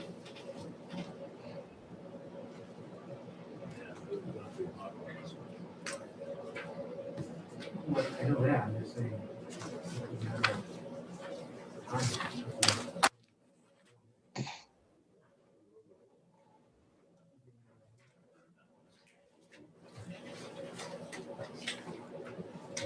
At this time, we're going to open the executive session on House Bill 564. Representative Hopper, you are recognized to make a motion. Yes, Mr. Chairman. Just remind me, I don't have it in front of me, which one is it? It involves rubber bullets and Oh, tear yeah, gas. yeah, sorry. Yeah, I make a motion of inexpedient legislation. I'll second that. Representative Marshall, do you wish to be recognized? I do. I'll second the motion, the ITL. Representative Hopper, do you wish to speak on your motion of inexpedient to legislate? Yes, Mr. Chairman, thank you. Basically, all the testimonies that I heard during that, on that bill, the testimony of evidence for its necessity seemed to be out of state. Even, I believe, Representative Schmidt, who was testifying for her bill in Nashua, said the police in Nashua are pretty measured as to using non-lethal ammunition in their community, and that they're well trained. And I think we have the same testimony for Manchester. So it seems like it is not an issue in the state of New Hampshire. So for that and other reasons, I think it should be inexpedient legislation.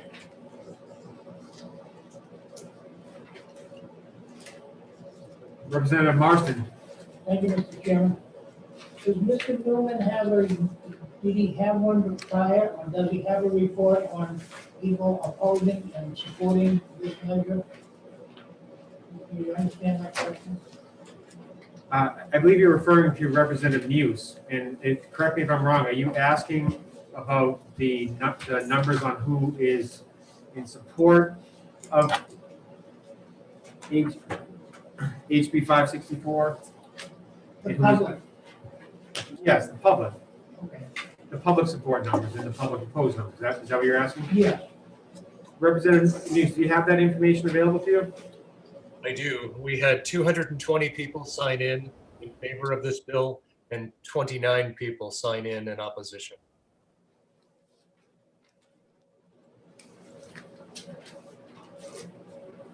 Representative Testerman.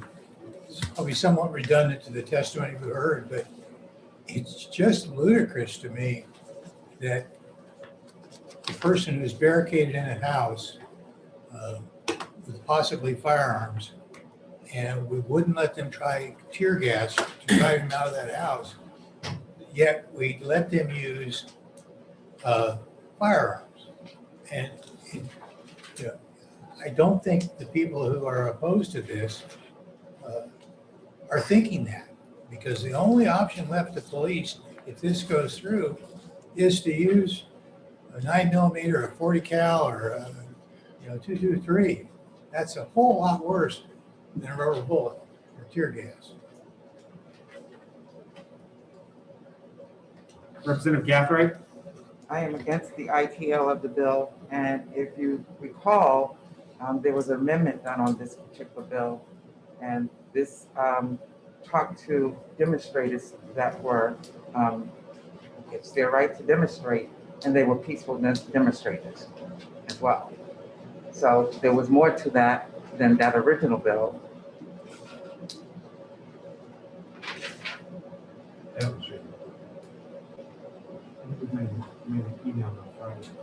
They don't email it to me, I don't get them. That's the whole problem, I can't vote for something, I don't know what I'm voting on. Representative Conley? Thank you, and I appreciate Representative Harry Gaffrey reminding the committee of the amendment. The bill before you clearly has problems. I think even the sponsor acknowledged that during testimony.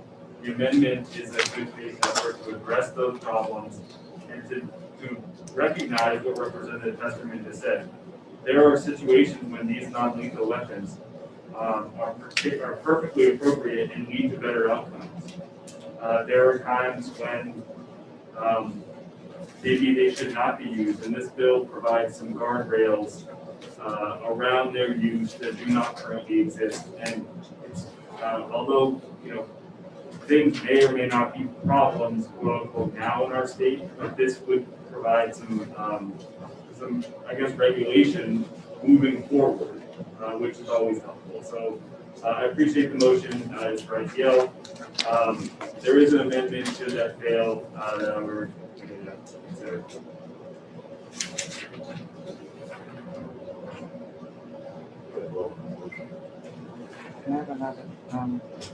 Even here in Representative Gaffrey?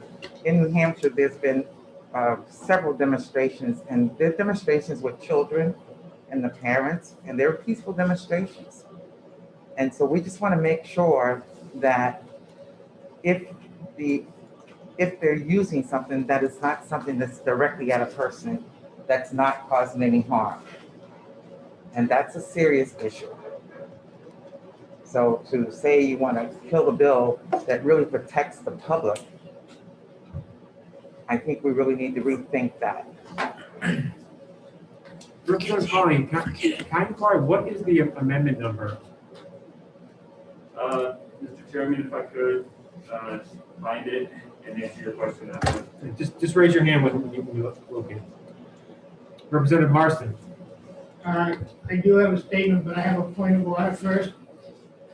I believe the ranking member spoke once and then spoke a second time before everybody else. Is that it? So it is at the discretion of the chair. It is, I will say the Masons manual does suggest that if you do call on a member to speak for a second time during the discussion, you should only do that after all the members who wish to speak for the first time. If I made that mistake, Representative Marston, I apologize. As you know, I did not interrupt. Let me state what I wanted to state about this bill. I find the bill is all too overreaching. To begin with, officers do not carry or have regularly been issued either rubber bullets or tear gas in their arsenal when they go out on their patrol. Those are issued only when the departments and the chiefs find it necessary because of facing a large crowd or a riot. And the use of tear gas is a crowd control measure to help disperse them. With that being all said, I wait to hear about the amendment, but I still would like to see this ITL. Representative Bolden? Thank you, Mr. Chairman. There are many non-lethal options available to police that would remain if we eliminated tear gas and rubber bullets. An example is the LRAD. This is a machine that makes an incredibly loud noise. The Manchester Police actually had it set up and ready when there were some protests over the summer that kind of dragged their way down onto South Willow Street from, I think, Elm Street, where the protest had originated. There was a group of people there agitating. They were yelling at police. They were live streaming themselves, really enjoying the limelight, I think, for a little bit. And Manchester Police had their LRAD set up and were prepared to use it if necessary. And this is something that would have made an extremely loud sound that would be audible from my house miles away. And the whole purpose is to use non-lethal efforts to disperse a crowd and encourage people to go back to their homes, go about their day, instead of agitating. So there are options that remain, even if we eliminate tear gas and rubber bullets, which are perceived maybe in error to be non-lethal because they aren't always non-lethal. Additionally, I think it's worth noting that there may be many things that don't happen very often in a state like New Hampshire that we still oppose and seek to eliminate from society. Examples could be kidnapping, murder, carjacking, home invasions. These are incredibly rare in our state, but we have laws against them nonetheless. So whether or not there is a common use of tear gas or rubber bullets in our state to date isn't really relevant to the moral issue of whether police should be using tools like this on people who might be encouraged to leave with something like an LRAD. And again, I'm interested in opposing the ITL motion because I'd like to see this amendment and take some consideration of how the bill can be improved. Thank you. Representative Khan, did you find the amendment? I did, thank you, Mr. Chairman. I'm not going to speak to the amendment until we have that opportunity, but the amendment was sent to the committee multiple times by accident on Friday. It's amendment 0229H. And if the committee would like, I can send it again. Have your email buried or something, but you can also wait if that's I would just recommend sending it to everyone, pull it up if they wish to do. Casey sent it out on February the 5th at 10:14 a.m. and then Karen sent it out on February the 5th at 1:21 p.m. Did good. I have no idea what it says. There was two amendments actually out there. That's why I'm having to make sure we're talking the same one. I think Representative Abramson had an amendment out there too. So I'm just making sure we're all talking about the same one. That's why we need to find. Representative True. Thank you, Mr. Chair. With all due respect, I am not trying to gum up the works in any way, but we had an ITL motion on the floor, and then we start talking about an amendment that has not been introduced, that's not on the floor, that I have no idea what we're talking about. And if somebody says, well, I sent it to you, Representative, I'm swamped in my computer. I get hundreds of emails a day. If amendments are going to be introduced, I would like them physically to be here, so everyone has equal opportunity to read the amendment. I have no problem with that statement. Right now, there's no amendment being offered. The amendment can only be offered on a positive motion. I believe the reference to the amendment by the two members of the committee, they're referencing as a point of advocacy in opposition to the ITL, which I would say that's a fair point of discussion without arguing the amendment itself. Because I think what the argument is that the amendment makes it supports their argument in opposition to the idea. We have a motion on the floor, we have to act on it. Yes, yes, but we have to act on the ITL motion first, which I'm not gonna, I wouldn't deem that out of order. I understand the frustration. Just in regards to, excuse me, Representative Bolden, I'm gonna call on Representative Muse first. I'll recognize you after. Representative Muse? Representative Muse, you gotta unmute yourself. Sorry about that. My issue with this particular bill is it's less about the banning of rubber bullets and tear gas itself, and it's more about their utilization. So one of the things that I like about the amendment that was offered is that it really would draw some pretty tight guidelines around shooting these things into crowds, and I think that's really the biggest issue. It's the indiscriminate firing or use of these weapons in protests, and I do believe that we didn't get any testimony from the police standards and training folks, but I do think that there are some administrative guidelines and some training that goes around utilization of these weapons. But I think, as we've seen time after time across the country, these weapons if people are outfitted with them, if officers are outfitted with them in conjunction with a protest, maybe just because they're not used that often, and because they are billed as non-lethal weapons, it's a little bit easier to think, gee, well, what's going to happen if I just fire this thing into a crowd? The testimony that we got from the New Hampshire Trial Lawyers Association had some pretty graphic pictures of injuries that people have suffered as a result of these. So, to me, I think that there's a way that we can actually improve or increase the public safety of people who are exercising their First Amendment rights, while not necessarily removing these from the arsenal of police to use in things like situations where people are holed up in a building or an apartment. They're not going to come out. They're shooting at officers or whatever. I don't necessarily think that we have to,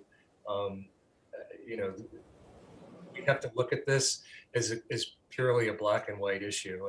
And again, this is one of the reasons why sometimes I wish we had a little bit more time with these things, because I do think that with this particular one, there would be a way to fix it that would make it amenable to the most of us, I hope.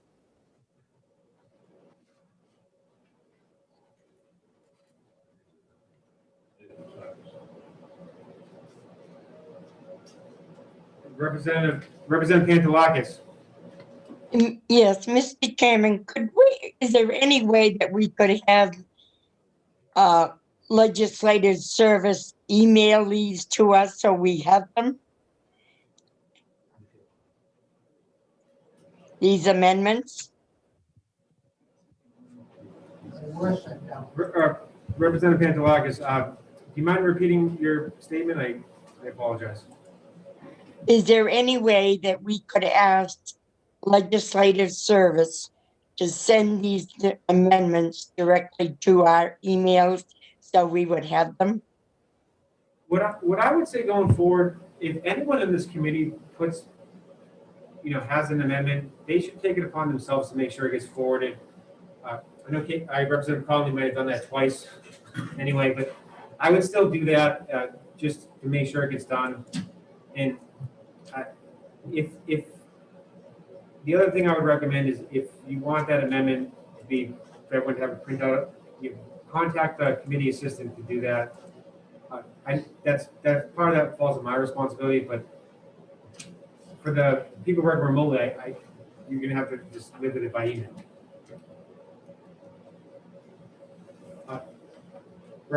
Representative Pantelakis? A follow-up to that. What you were saying is, if I wanted to put an amendment out, that it would be my responsibility to tell them to send it to the other members? I was recommending that the member just forward it as a matter of practice just to do it. There's no harm in that, for us to do that. It's not a rule that one must follow, but it certainly seems like a good practice to me. And Thank you.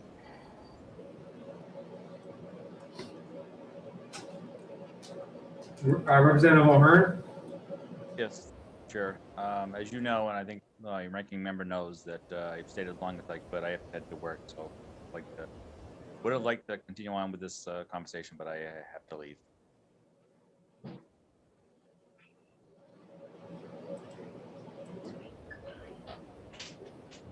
We are not in the voting mode, so there's no obligation that restriction. Close to have a motion on the floor. But we're not in the voting. That's it. We're talking about amendments. We've got a motion of an ITL. We should follow through on it. And if the motion fails, then we deal with the amendment. I haven't seen any amendments yet since I've been on this committee. Will somebody bring it down though? But what? I'm going to recognize Representative Boyd. I mean, but if we go to a vote for an amendment, then I'm not. We're not going to vote on an amendment. The ITL is. Yeah, I'm gonna hug and kiss you. I'm going to. Board day, we recognize. Thank you, Mr. Chairman. I'm going to ask us to vote down the ITL motion so we can hear and the amendment that's been brought forward. I cannot support the bill as written today, but I think that the amendment does make it a bill that I can support. So I'm going to ask us to vote down ITL motion. If we adopt the amendment, we'll try another motion, but if we don't adopt a motion, then I will move the ITL. Point of order. You recognize for a point of order? If we vote down the ITL, before you can take the amendment up, you must vote the bill out. My understanding is there needs to be a positive motion on the floor in order to offer the amendment. So we're pretty far from that at this point in time, but correct.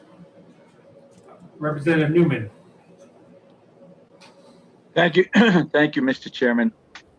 I know we're in kind of an unusual situation about these amendments and it's difficult. I realize there is a motion on the floor to ITL. I also realize that the majority can probably pass that with the today, right now. And I just think that based on a conversation that I had with a member who is an expert on this kind of stuff this weekend, if this motion is passed, ITL, it will go forward. And then it would not be able to be considered for 2 years. If this is an amendment that the majority of the committee thinks could be improved to the point where it might protect the citizens with the safeguards involved, whatever may be in that amendment, then this rule may, if it is voted down, could have a positive vote. I believe it's a positive motion to retain if in fact the committee felt that they could do some work on it this year rather than making sure that we could not vote on this or another thing like this for 2 years. So I hope that's a correct understanding, and that's all I have to offer as far as this goes. But I'll say just before we move this motion, put this motion forward for a vote, I understand what the intent of the amendment is, but that conduct addressed in the amendment, in my opinion, is already would be considered excessive force. If you look at the RSA 627(5), discusses the use of non-deadly force. And if there is a peaceful protest or a peaceful group of people crowded together and a police officer decides to fire a rubber bullets into that crowd of people without any rhyme or reason on who they're aiming at, I would find that to be excessive force under the current law. And I don't know, I'm not sure the amendment is creating any new law. Because that would already be excessive force. That is the reason why I'm going to support of the motion of ITL. I would think if a police officer did do that, that would be very inappropriate behavior. I believe that they would probably be liable under the federal civil rights statute. You can even make a strong argument that they could be criminally prosecuted. That is very inappropriate use of force for any police officer to do that. And I would presume that I would hope the Attorney General at least investigate that instead of prosecuting if it ever happened. Because it's clearly, what I would look at is not acceptable use of force under the current law. The amendment articulates it again, but I think it's already an appropriate use of force.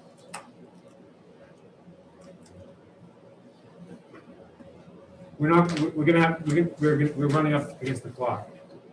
So I'll recognize the last two members. Representative Bolden made the, Representative Hopper, you made the motion, but I'll recognize Representative Bolden first.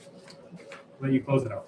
I just wanted to mention, I don't know if it was obvious to everyone in the committee that Representative Conley emailed out the amendment again within the last 10 minutes.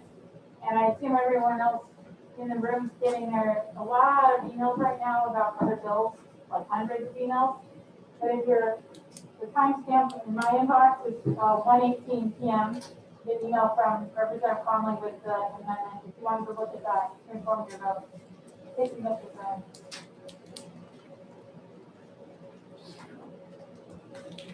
Thank you. Representative Hopper. Thank you, Mr. Chairman, and thank you, Representative Conley, for the amendment. I did read it, and it still falls really short. It's still, basically, for those people who haven't read it, unless I'm misunderstanding, says that an officer cannot use rubber bullets and tear gas unless he feels he is in direct chance of being physically harmed, which would mean he couldn't use it to protect members of the public. So I really think this is a training issue. This isn't, I don't think we should pass this bill today one way or the other, because I think it's a function of making sure officers who dispense that type of ammunition are well trained. And so far, all the evidence we've had in committee is the people, officers in New Hampshire are well trained. So I'll stick with my ITL motion. This is the last. Representative Welch has not spoken yet, so I'm going to recognize Representative Welch. But unless the member hasn't already spoken, no additional discussion will be recognized. Representative Welch. Our law enforcement personnel are professionals. And when they don't carry rubber bullets and tear gas with them in their cruisers. The only time that these things are ever even considered is in certain instances. Usually you have a SWAT team show up or something of that nature. And if we don't trust our police officers to make the right decisions, why should we make decisions for them? We're not trained in that area. I'm supporting Representative Hopper's ITL motion. At this time, the matter would put the question, the clerk call the roll. If you are in support of the motion, inexpedient to legislate, please say yay. If you are opposed, please say no. Vice Chairman Welch, Yay. Representative Alexander, Yes. Representative Hopper, Yes. Representative Green, Yes. Representative Wallace, Yes. Representative Testerman, Yay. Representative True, Yes. Representative Pratt, Yes. Representative Marston. Yes. The clerk votes yes. Representative Harriet Gathright, No. Representative Pantelakis, Just give her 15 seconds. Representative Pantelakis, are you?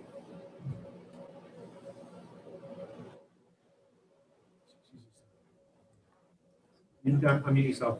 Yes. Representative O'Hearn. Oh, Eva. Representative Bourdonnais, No. Representative Muse, No. Representative Newman, No. Representative Bolden, No, Representative Conley, No. Representative Klein Knight, No.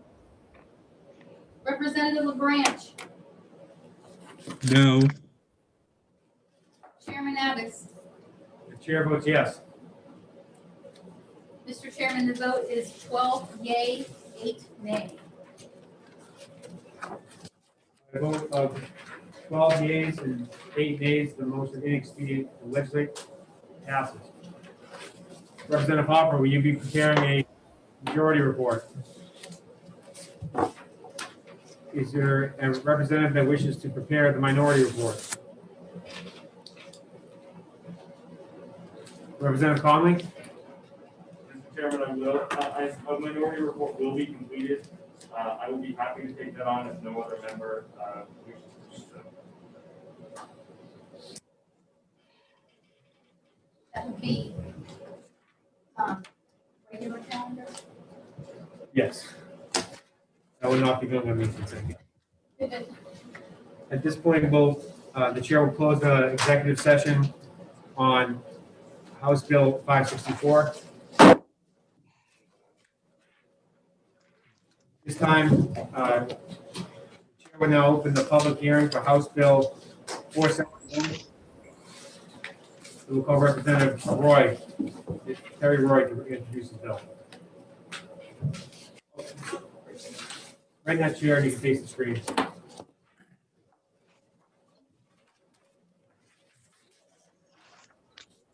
Representative Roy, welcome back, welcome home. Those who don't know, Representative Roy was a member of this committee last year. Very productive member, and he's dearly missed. Thank you, Mr. Chairman. Mr. Chairman, members of the committee, thank you for hearing my testimony. My name is Representative Roy. I am representative from Rockingham 32, representing the towns of Candia, Deerfield, Nottingham, and Northwood. I'm here to introduce HB 471 to you today. This bill would make disciplinary hearings for police officers for their certification at the state level open to the public. As some of you may recall, I was here last week and I advocated that we not get involved in making decisions for the police as far as their ability to make calls regarding the use of force. And as such, that grants them great authority. Police officers in our society enjoy an extreme amount of power and authority that we vest in them. And I believe that with great power comes great responsibility. As we've seen across the country, there's a great call for transparency in policing. And I believe that this bill would be a good start towards that in New Hampshire. Now, this does not mean that their employment hearings are public. Their hearings between themselves and their employers would still be a matter of personnel matter. But this is their certification to be able to be a police officer anywhere in the state of New Hampshire. It's my belief that if you are in front of that board, there's a question whether or not you are qualified to remain a police officer.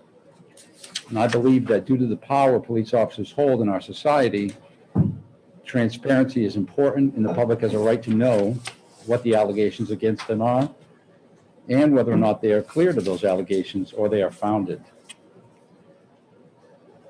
Keeping these matters transparent only creates and fosters an atmosphere of distrust against the people that we rely on most and have trust in. The word of a police officer is relied upon to get search warrants, to make arrests, and indeed, as we've heard, to use force, sometimes lethally.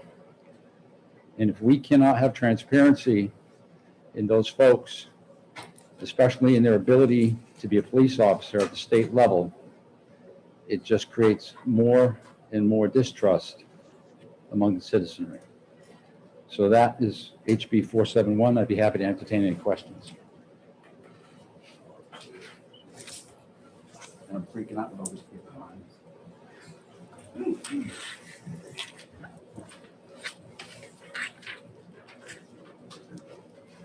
Representative Knight? Chair, and thank you, Representative Roy, for taking my question.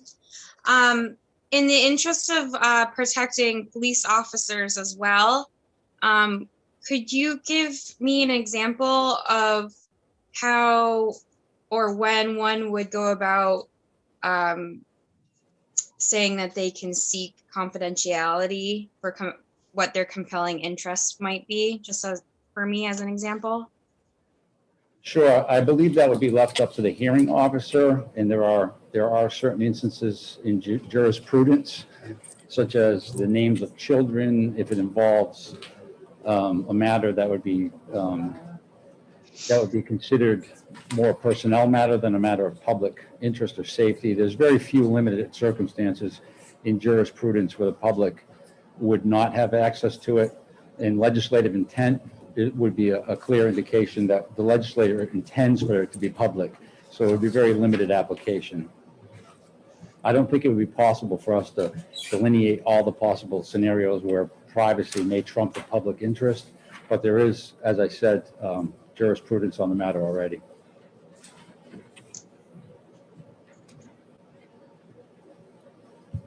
Representative Bolden, and Representative Roy, if you don't mind just raising your voice if you can. Okay. Thank you, Mr. Chair. Thank you for taking my question. I was just hoping you could tell us about your employment history that relates to the focus area of this bill, maybe for members maybe who aren't familiar with you personally. I was a municipal police officer. I was also an investigator for the state Board of Medicine, and I was an investigator for the Department of Education in Massachusetts as well.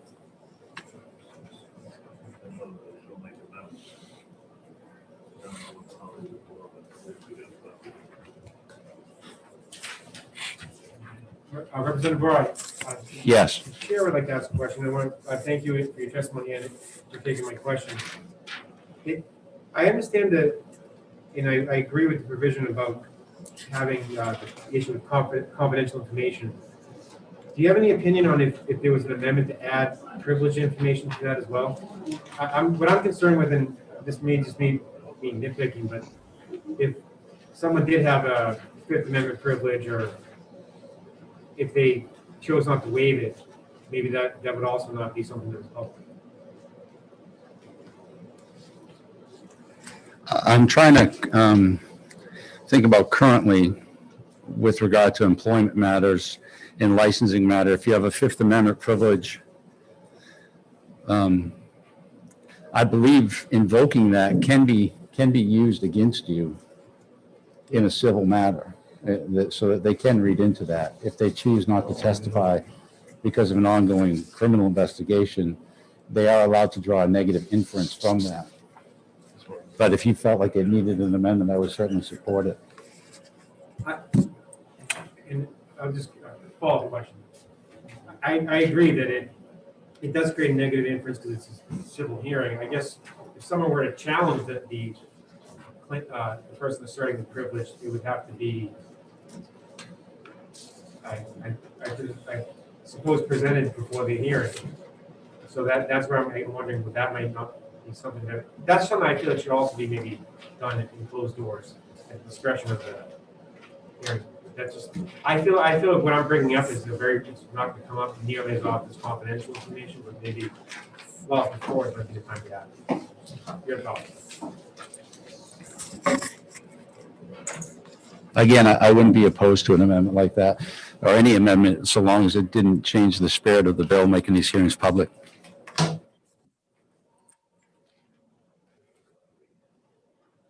Representative Pantelakis? Thank you, Mr. Chairman. Thank you, Representative Roy, for taking my question. I was wondering if you can give me an example of a disciplinary hearing that this would relate to.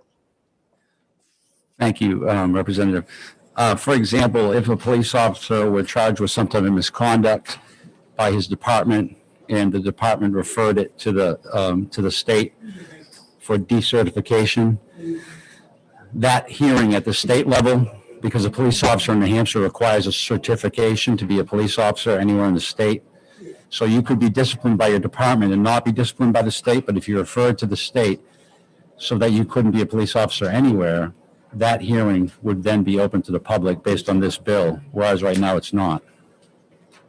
Okay, thank you.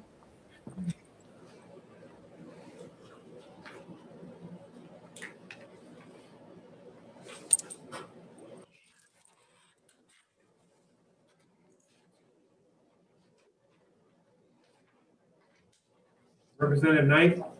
Excuse me, Representative Gafford? Can you sort of describe what happens now when they go into hearings? To the best of my knowledge, currently, there's a hearing, but it's not open to the public. And the findings of the hearing are also not open to the public as far as I know. And I believe that this relates somewhat to the Lori list issue. And I think someone will be testifying after me that will be able to explain it a little bit more in depth. Follow-up question. Do you know of any incidents recently where there were serious issues where someone probably was reprimanded but was never and followed up with other stuff, more reprimands? No, I don't. And that's exactly my point, that we don't know. Thank you.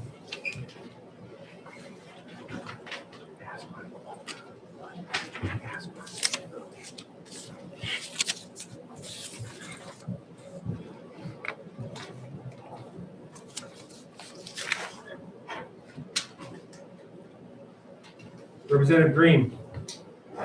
Thank you, Mr. Chair. Thank you for taking my question. Would this involve more time in setting up a committee involved in hearing actions like this? In other words, right now, they probably, where it's closed, they can say, well, we're going to have it in 3 days, but if it's open to the public, is this going to extend it longer? I can't imagine it will. Generally speaking, I would think that there's a significant amount of time between the referral time and the actual hearing. It might take longer right now because they probably would have to install some type of ability for the public to see it while we're in this lockdown. But generally speaking, I can't see why it would create any greater burden, especially on time, to make it open to the public. Thank you.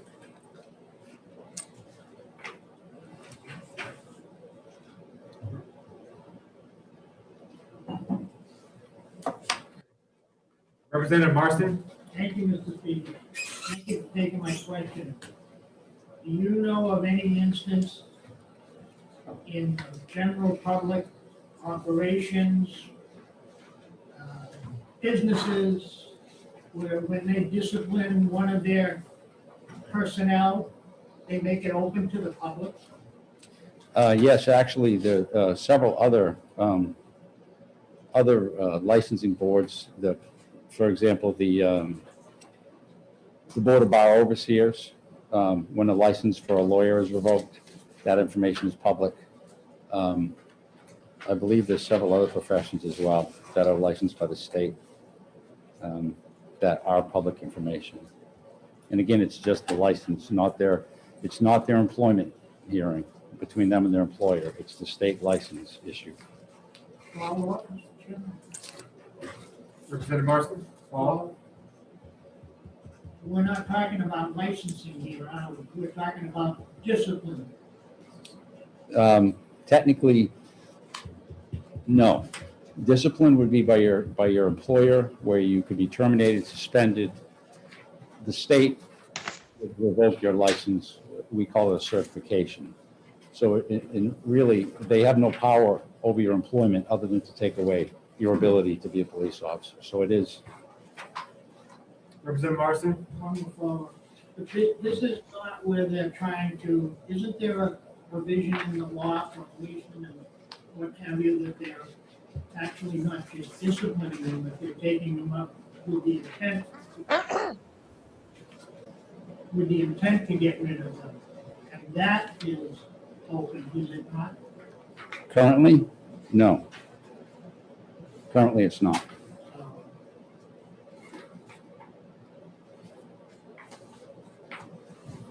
Representative Muse? I was wondering if you could give me an example of the sort of confidential information that would create a compelling interest that actually outweighs the public's right to know. And how frequently do you anticipate things like that might come up in the course of the hearings you've been involved with?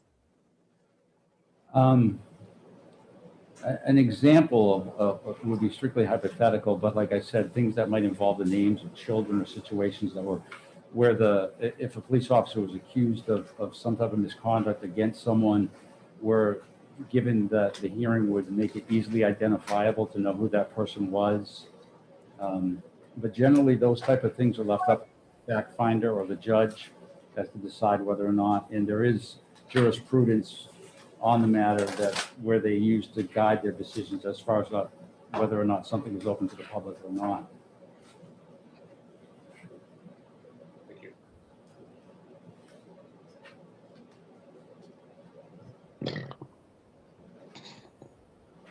Representative Muse, do you have a follow-up question? I do not. Your yellow hand. Representative Roy, I want to thank you for your testimony. Seeing no further hands, you are excused. Thank you very much. And thank you to the committee.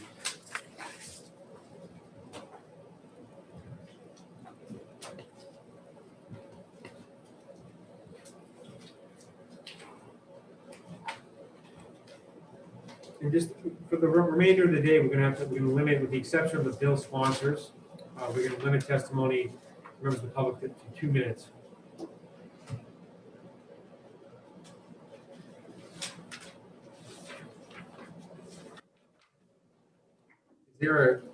And anyone who's present in the attendees who intends on testifying in regards to House Bill 471, please raise your hands now so we can at least.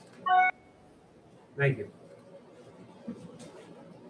And we're going to start with Gregory Sullivan.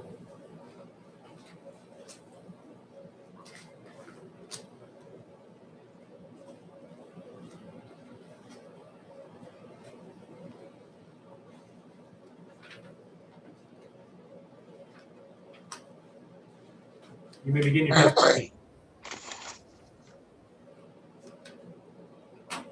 I will start over. Can you all hear me now, I hope? Yes, we can hear you. Thank you. My name is Gregory Sullivan. Good afternoon, Mr. Chairman and members of the committee. I strongly urge this committee to vote not to pass this Bill 471.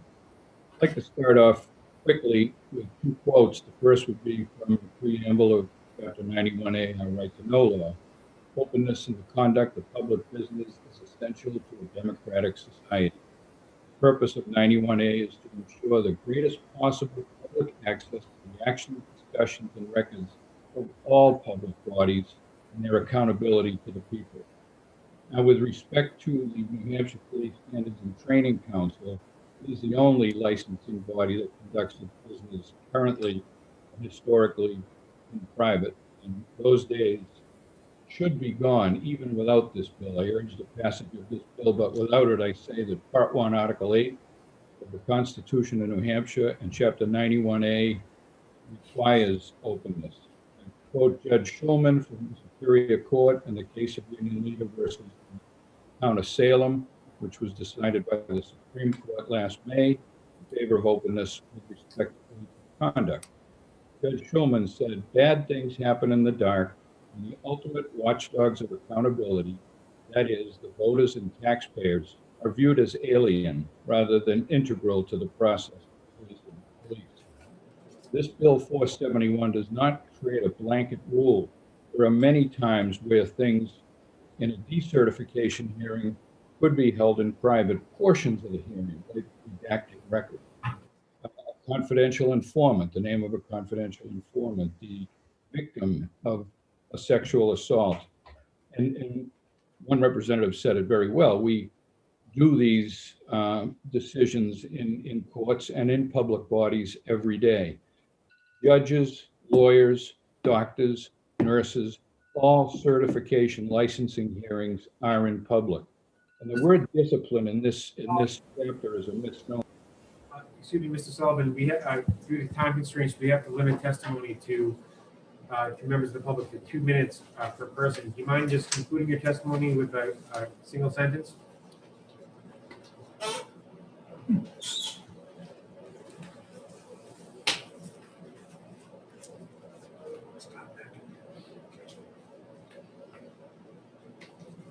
Mr. Chair, he's muted, but I did not mute. I did, but. Oh, okay. Mr. Sullivan, you're on mute right now, so please unmute yourself. I'm sorry. My final sentence would be that parts of these hearings can be confidential. The Constitution and 91A demand that these hearings be held in public. I will point out there is litigation pending, Union Leader versus New Hampshire Police Standards and Training Council, paralleling this bill, asking for the same thing. I thank you for your attention and consideration. I'm glad to answer any questions. Thank you for your testimony. Seeing no hands raised, the witness is excused. Thank you very much.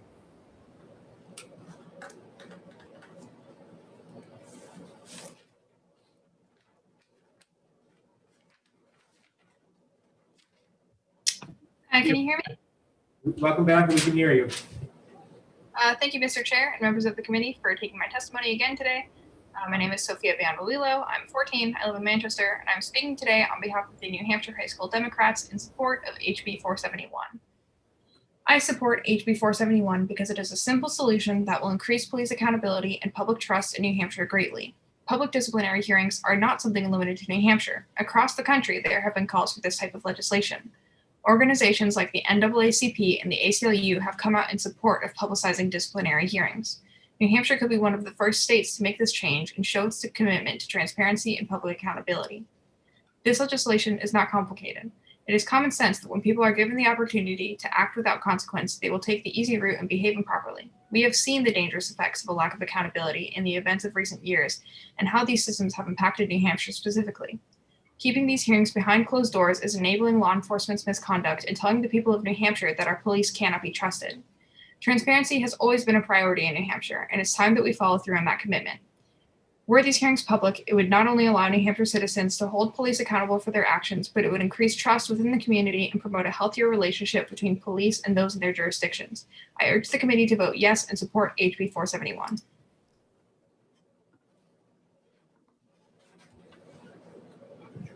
Thank you for your testimony. Representative Marston? Thank you, Mr. Chairman. Thank you for your testimony and taking my question. You, I believe, have testified in the past here that you're a high school student. Yes, that is correct.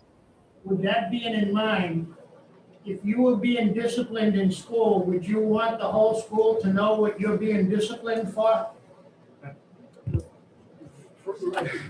Just please suspend for a moment. Representative Marston, I'm going to ask the witness, at least give her the option, she does not have to answer. The difference between a minor involving school records, which are confidential in part because the person's a minor, I don't think it's a fair comparison to a police officer when it's involving a disciplinary hearing, even if the school records are disciplined.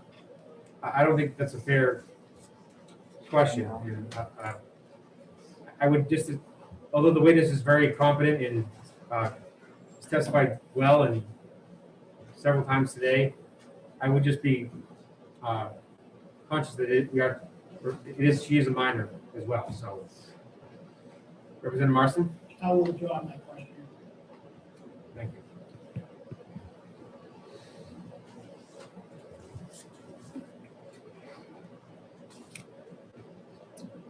Seeing no hands raised, the witness is excused, and thank you again for your testimony. Sorry, I should don't remove her yet. Unmute her.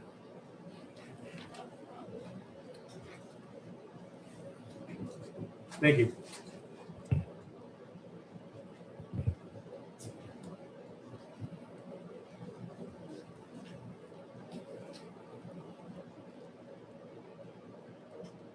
Melissa Davis.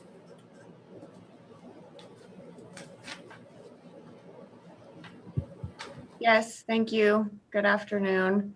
My name is Melissa Davis, and I'm here to testify on behalf of the Board of Directors for the New Hampshire Association of Criminal Defense Lawyers in support of HB 471. I've practiced criminal law in New Hampshire for over 15 years, first as a public defender, and now as director of the Criminal Practice Clinic at UNH Franklin Pierce School of Law. I make this statement in my individual capacity and as board member for NHACDL. The opinions I'm expressing are solely mine and are not those of either UNH Franklin Pierce School of Law or the University of New Hampshire. As a practicing criminal defense lawyer, I'm in support of this bill because it is one way that my clients can be guaranteed access to possibly exculpatory evidence that they are entitled to through the New Hampshire and United States Constitution. But I've also had the opportunity to see up close how the closed door process for hearings on police misconduct breeds suspicion, skepticism, and distrust within our communities. Unsurprisingly, those who have the courage to bring a complaint about police misconduct to light are some of the same people who find themselves charged with a crime. It's hard for so many of my clients to believe that the criminal justice system will treat them fairly when it seems that those charged with enforcing our laws are rarely held accountable. That perception may or may not be accurate, but without an open and public disciplinary process, the community is left to assume that there were no consequences, particularly when the same officers are back out on patrol as if no complaint was ever made.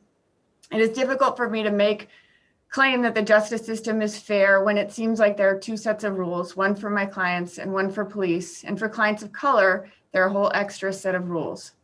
Distrust for police by those being policed affects the entire community. For clients inexperienced with the criminal justice system getting their first glimpse of the process, they see the power of the state against them.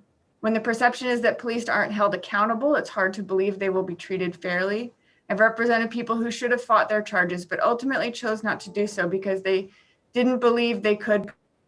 Ms. Davis, due to time constraints, we do have to limit testimony to 2 minutes per person. Do you mind concluding your testimony?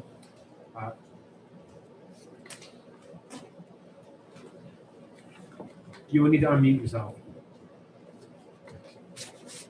Yes, I'll just say that in addition to my interactions with clients, I do interact with members of the public as jurors, as is reflected in my written statement. And those interactions show me that our jurors who come into court to serve as community members are also affected by the distrust of the police department in their decisions about police credibility. And I'll leave it with that and refer you to my written testimony. Thank you.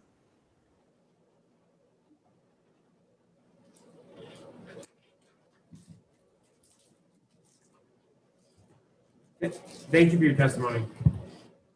Seeing no hands raised, the witness is excused.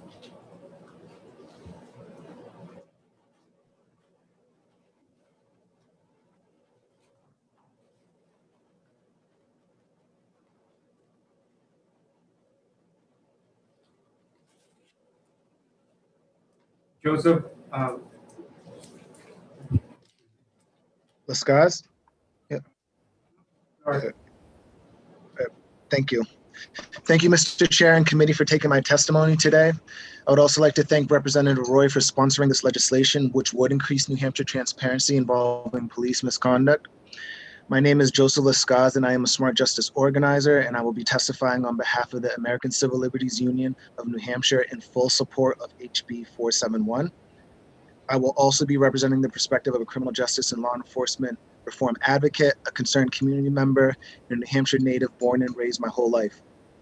This past summer, I served on Governor Sununu's LEAC Commission, which was established to bring much needed accountability and transparency to law enforcement in our state. The recommendations we made were to increase transparency and accountability, and it's in that spirit of advancing these principles that I strongly urge this committee to pass this legislation.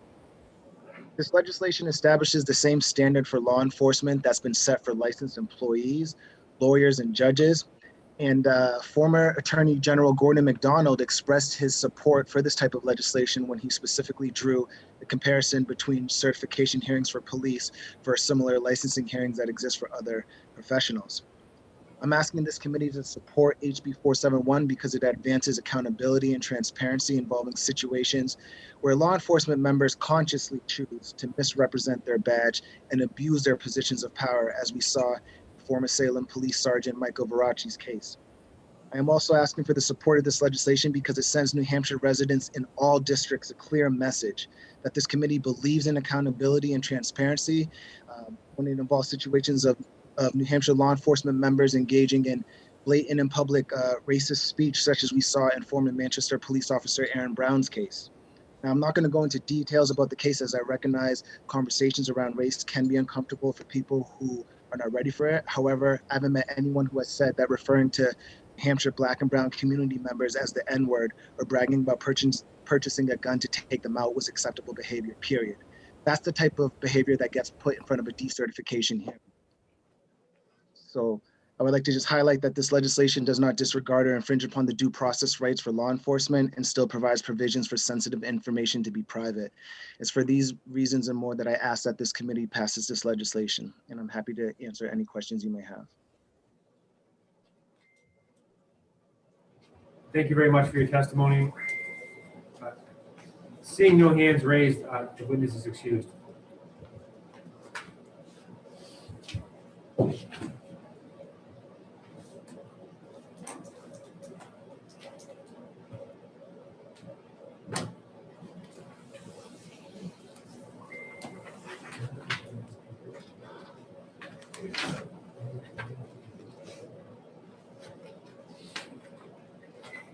See how many hands it's current. Yes. Would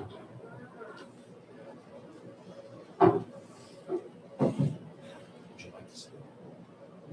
Do you want to see it?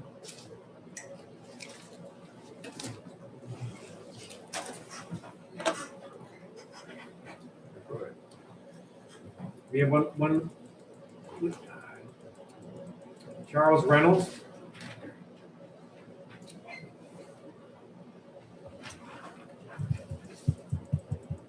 Hello, can you hear me? Yes, we can. Oh, okay. Good afternoon, Chairman Abbas and members of the committee. I'm Charles Reynolds, and I'm here to speak on behalf of the New Hampshire Association of Chiefs of Police regarding House Bill 471. Please note that I signed in as a neutral, given that was the best option available. However, I asked the committee to recognize the New Hampshire Chiefs are supportive of the intent of this bill, but with a concern that I will explain.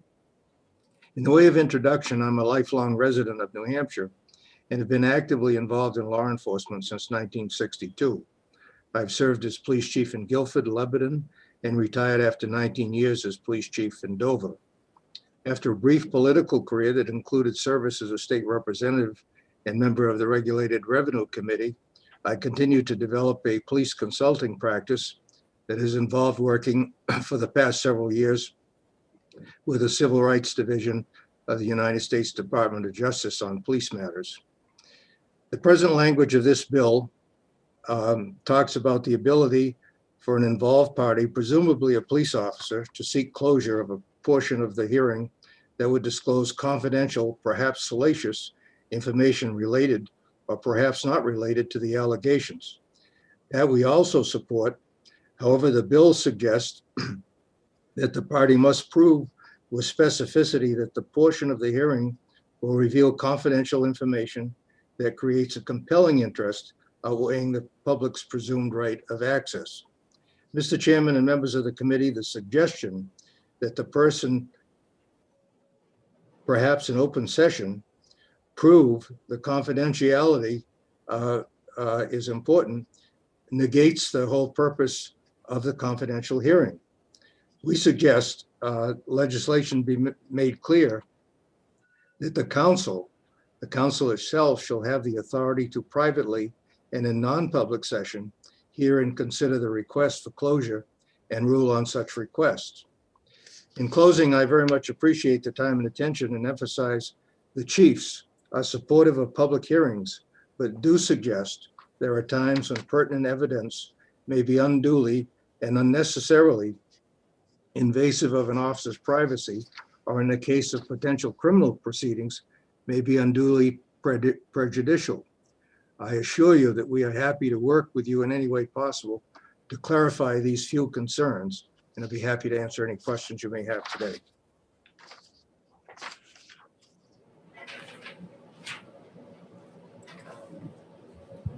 Thank you for your question. And the chair would like to ask a question, and I want to thank you in advance for taking my question. So if I understood the testimony correctly, if the concern is, one of the concerns is that if an officer would raise the issue of confidentiality, that the discussion and, I guess, presentation of that argument or before the board would have to be done, you would want that to be private as well, because by asserting it, you are essentially breaching confidentiality. Is that? Yes, Mr. Chairman, that's correct. Although it's not clear, it suggests that the person, presumably an officer, would have to prove that this should be a confidential matter. And we'd like it to be clear in the legislation. While we believe the hearing should be public, the legislation should be clear that the council in non-public session would be able to hear the reasons for making that public, making that non-public, and rule on it. And then if it was, the ruling was that it would be public, well, that would be the ruling. But if it was found to be an issue that should not be made public, then that would be the ruling as well. So the Standards and Training Council, as you know, includes the Attorney General and at least 2 judges. So it's not a body that would, not that would take this obligation lightly.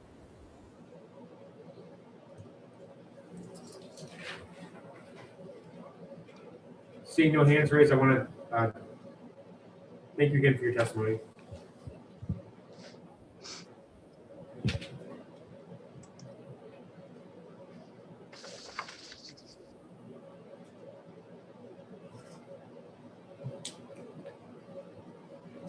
Seeing no members of the public with their hands raised, at this point, the public hearing on House Bill 471 will be in recess.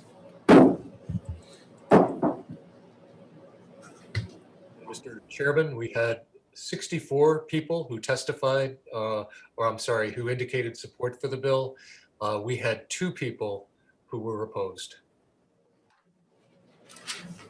Just point of order, you said in recess. Do you mean in recess or you were closing it? I'm leaving it open just in case I forget someone. If you recall last hearing, the other day, I actually closed the hearing and there was a representative, Joe Alexander, who was trying to testify that I couldn't let testify. So I'm just, if it happens, saying recess for now. Appreciate that, Mr. Chair. Yes, we have some downtime. Yeah.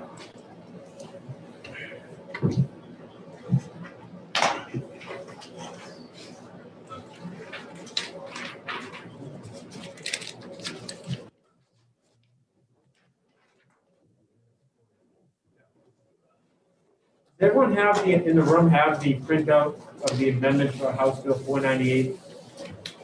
No. Yeah. You need a copy? Yes. No, I'm just asking, making sure, because I don't want to. Representative Hughes did an excellent job explaining the amendment. And he was the only one ready. So I don't want to do it for the second time.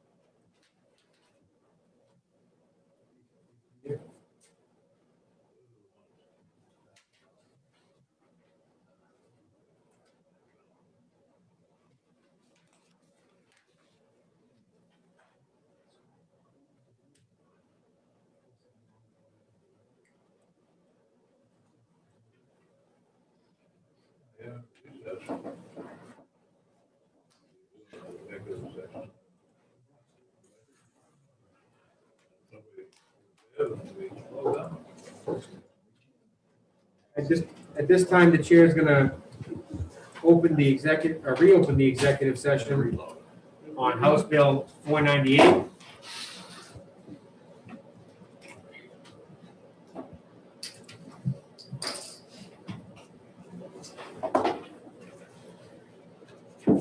when we left off, Representative Muse, you were discussing an amendment. There were members of the committee who didn't have an opportunity to review that amendment. They're either in the process of reviewing it now or have already done that. I will allow you to, I will recognize you to make a motion to offer the amendment. If you want to speak on the amendment again, I know it was a few hours ago, I will allow you an opportunity to repeat what you said before if you'd like to. Thank you, Mr. Chairman. And let me just make double check. Okay. Thank you, Mr. Chairman. Good news for that. For HB 498, I'm putting forward amendment 2021-0255H. Essentially, this amendment now comprises the entire bill. What we've essentially done is we've responded to some of Judge King's concerns by eliminating the 10 county commissions to appoint bail commissioners, and also essentially leaving the administration of bail commissioners pretty much as is. What we've also done, and what the bill is really all about now, is making sure that bail commissioners finally do get paid. We've been having this conversation on and off for the last 3 years. There's been a study commission that was put together that Representative Alexander and I both served on.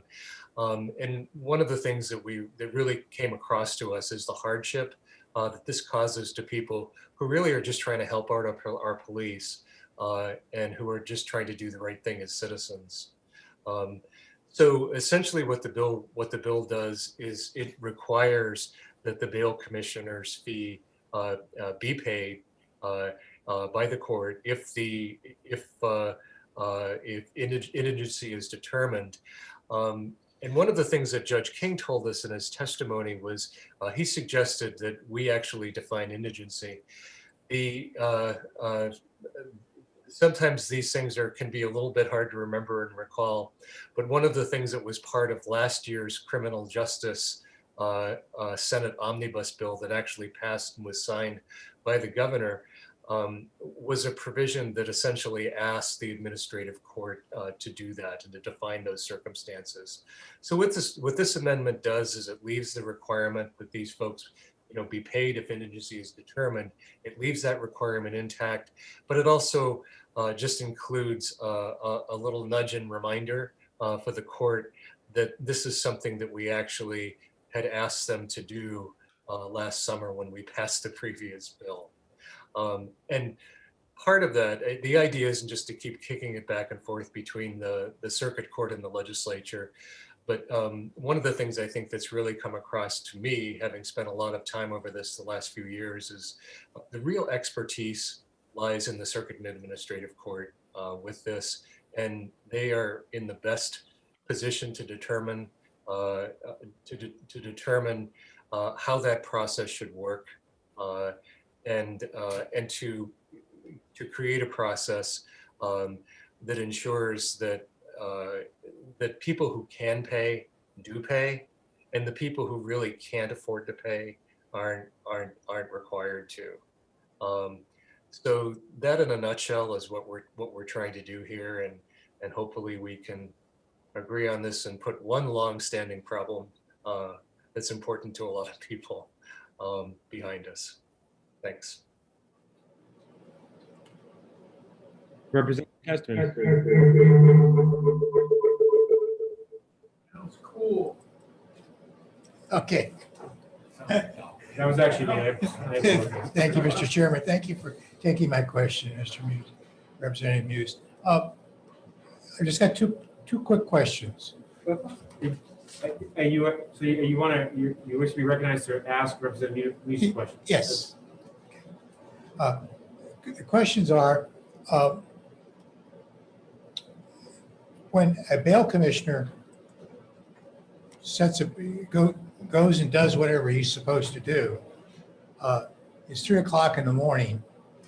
How does he can't decide what is indigent, and how does the administrative judge or somebody saying this you're indigent, make that decision and decide whether or not to let this guy go on his personal recognizance or not. And then I got one more question afterwards.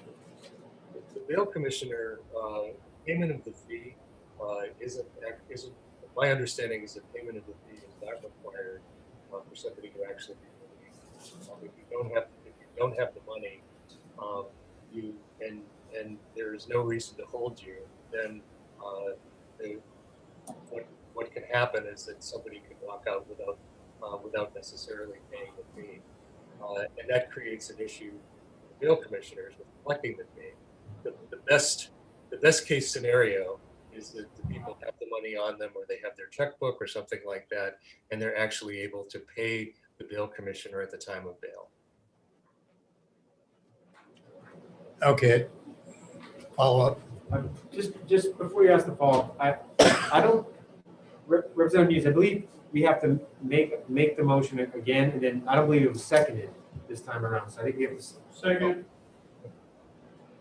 So I'm raising a point of order on myself. That motion has been seconded by Representative Hopper. Representative Tessman, you may ask another Okay. question. My last question, and the really important one is,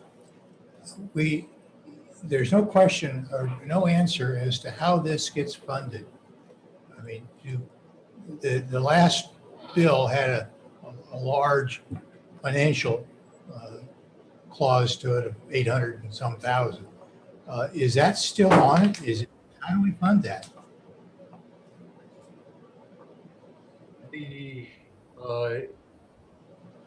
That's actually a good question. It's not part of the nature of this particular bill itself, so I didn't dig into that. I'm wondering if that's part of 1645. Question.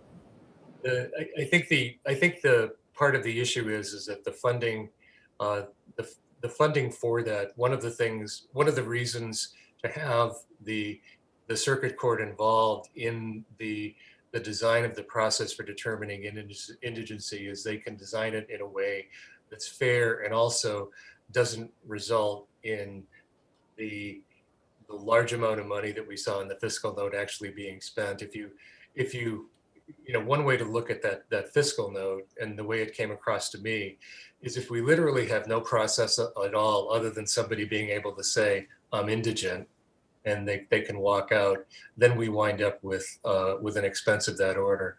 But my understanding is if we, if good guidelines are put around this, then the actual amount of money is not going to be anywhere near that. Okay. Representative Hughes, if I can just inquire, so the fiscal note was give or take on the original bill around $800,000, but is that figure quantified based on no one paying the $40 fee, or is that taken into consideration? I heard testimony about 40 to 50% of the times the $40 fee is paid right away. I think it was basically quantified around the fact that that's sort of what's happening now. So it's about 40 or 50% of the people who are involved in just basically saying, I don't have the money. And part of it is the consequence of not really having guidelines around, what determines indigency for the purposes of the bail commissioner's fee, which is different. And Judge King reminded us of this too. It's different from being indigent in terms of having representation or counsel, which tends to be much more expensive. The bail commissioner's fee is $40. So one of the challenges is you may not necessarily want to apply exactly the same standards you apply for indigency of counsel, which would be much more expensive for something that only costs $40. Representative Marston. I have a question for the chair. Yes? Okay. I'm befuddled a little bit, but that's not uncommon for me. What I'm interested in being clear on is we did pass this with a 20-0 vote, and we're now just debating the amendment?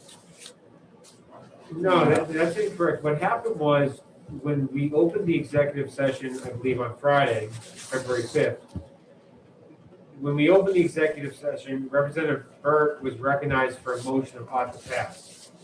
And that motion was seconded. After it was open for discussion, Representative Burt decided to wish to withdraw his motion. And it was withdrawn, but as a precaution and housekeeping matter, we decided to do that by a roll call vote. The reason why we did a roll call vote is because on a normal circumstance, we could have just did a voice vote, but every vote has to be done by roll call since we're participating hybrid right now. So that's what, that was the 20-0 vote, was I believe to withdraw the motion of ought to pass. So we're back to square one.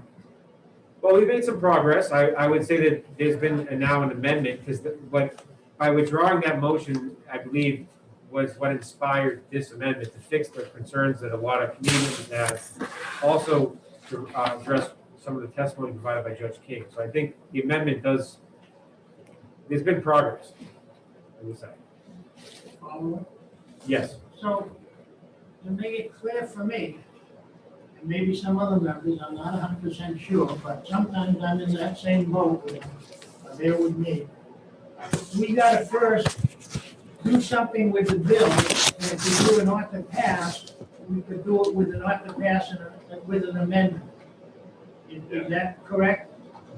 Yes, an amendment can only be offered with a positive motion. So the motion, it's not to pass, but then you're offering an amendment. Correct. Have we done that at this point? We're not voting on the ought to pass. It has to be, but there has to be a positive motion presented. That is ought to pass with amendment. I understand that. Are we looking at that at this point in time? What we need to do now is actually adopt, we need to adopt the amendment, we have passed the amendment. Then we do an ought to pass with amendment. Parliamentary, a point of order question. I was under the impression, and I defer to some senior people here, you have to pass the bill first and then put an amendment to it. No, the motion will be ought to pass with amendment. Thank you. We have to adopt the amendment.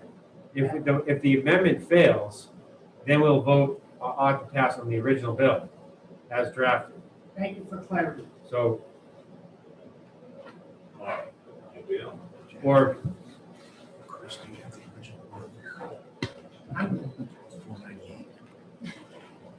I'll second.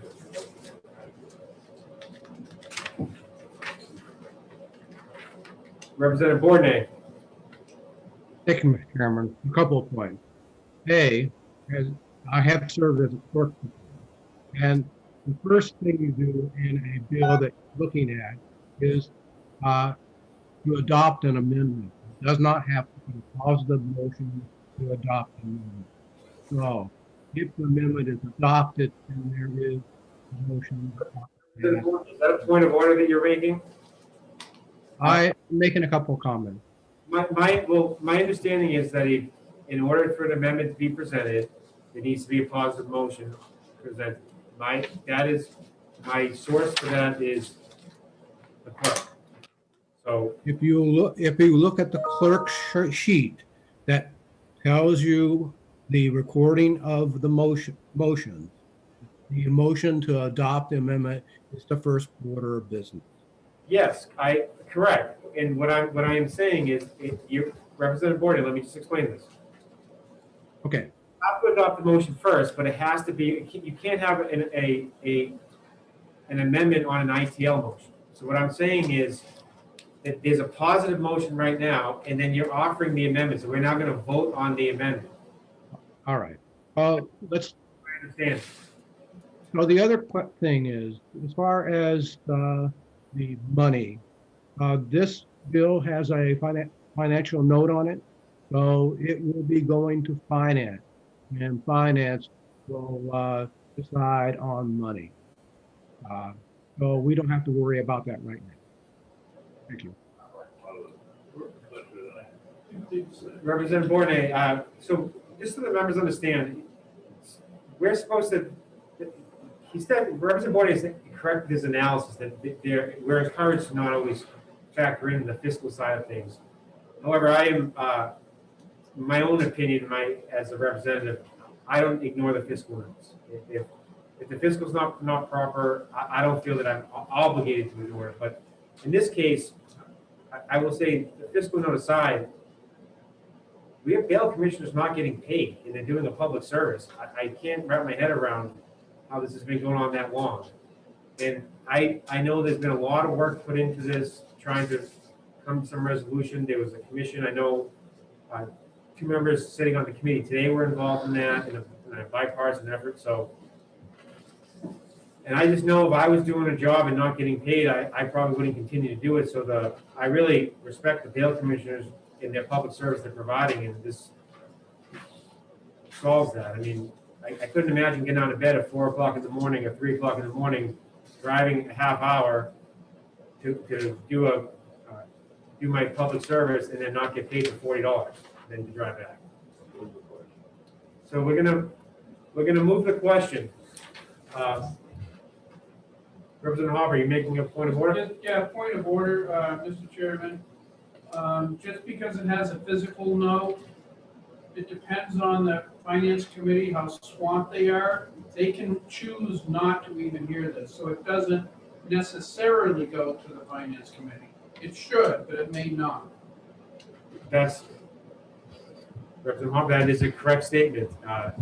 The second committee can always waive the second committee. They can waive it off. So that's happened before. It can happen in finance. I just want to say, when we were looking at this, what I remember distinctly is Representative Welch saying that, look at line 10 and just drop everything after that.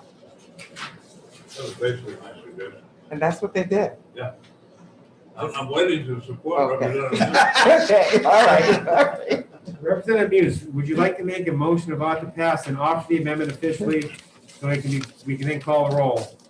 And Gary, I believe Representative Hopper is interested in seconding that. I'd like to make a motion to pass the amendment to HB 498. Representative Hopper, you like the second? Thank you. Yes, sir. Right on. The clerk will call the roll.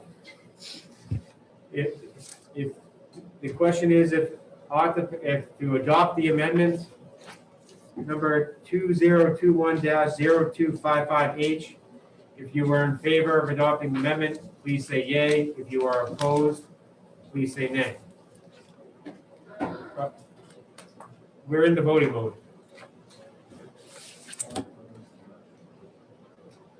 Vice Chairman Welch, Yes. Representative Alexander, Yes. Representative Hopper, Yes. Representative Green, Yes. Representative Wallace, Yes. Representative Testerman, Yes. Representative True, No. Representative Pratt. Yes. Representative Marston, Yes. the clerk votes yes. Representative Harriet Gathright, Yes. Representative Pantelakis, Let's give her. Representative Pantelakis.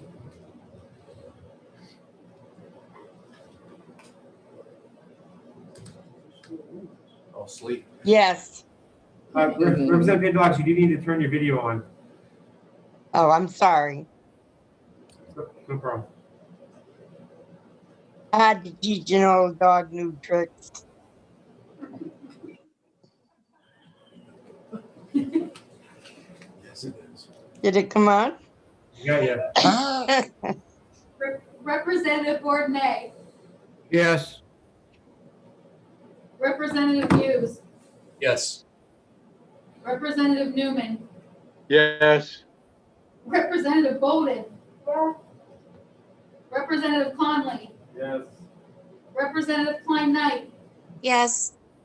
Representative LaBranch, Yes.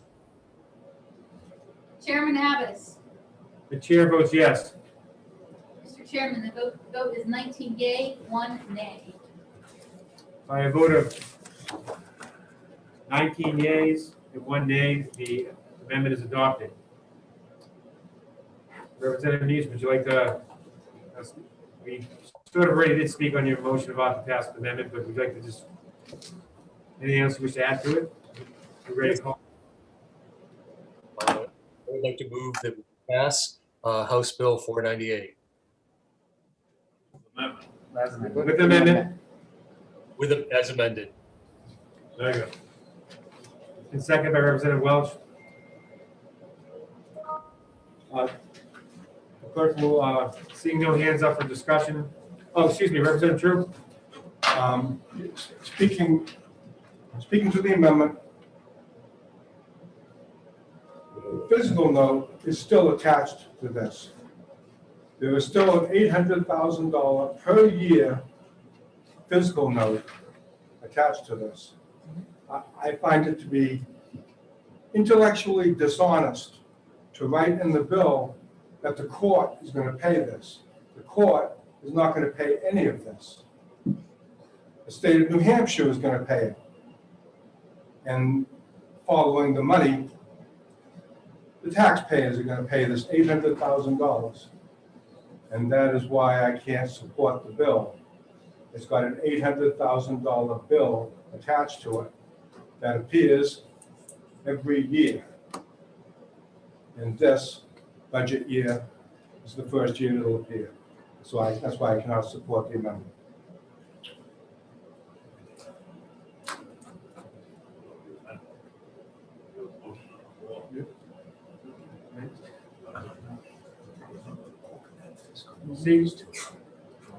Seeing no further hands raised, the clerk will now call the roll. If you're in support of the motion of ought to pass with amendment, please say yay. If you are opposed, please say nay.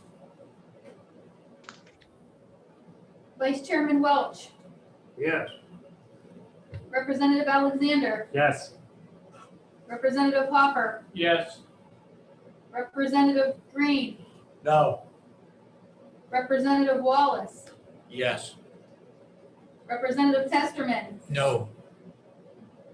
Representative True, No?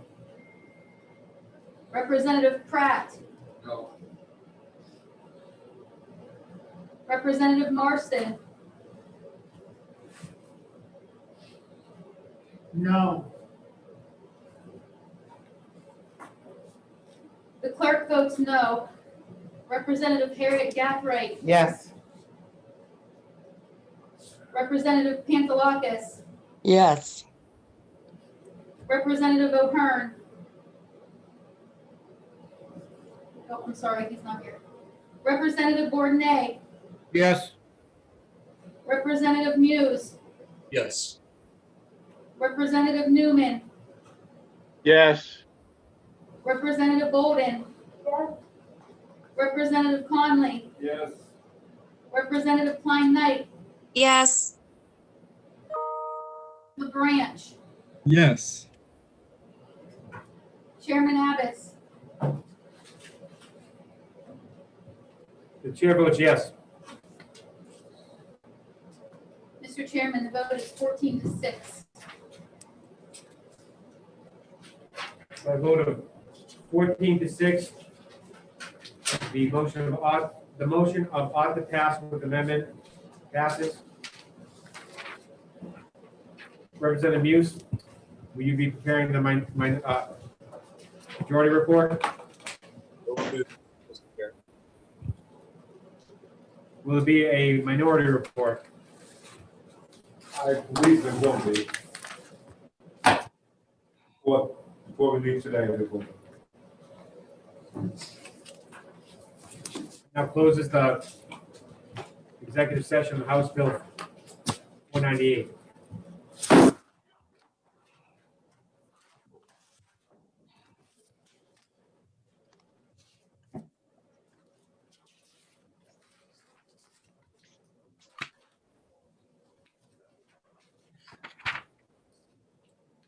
Now open the public hearing on House Bill 507. I'm just gonna move this table back because this looked cosmetically pleasing when I set it up, but this whole section of the room can't hear you. Hear the people. Would it help if I take off my gear? You don't have to take off any. I don't mind. What do you want? Do you want the table moved? I'm just gonna move myself. I'll move it. This is 507? Yes. Representative Marston. All right, that's all right. Just knock me out. I moved the chair and I broke the chair. Drum roll, please.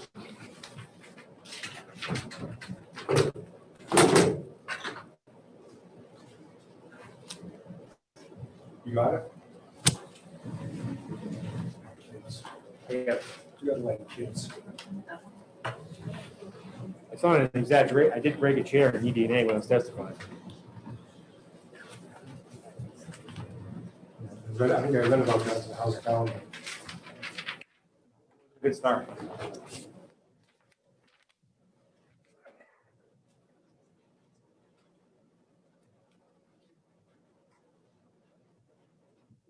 Witness may take. Yes. All right. Yes.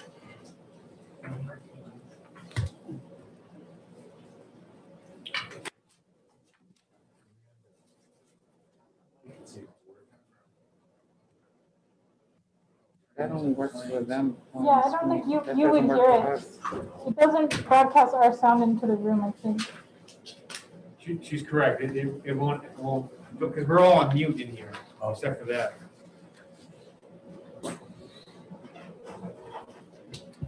The chair calls Representative Amanda Bolden to speak on her House Bill 507. Thank you, Mr. Chairman.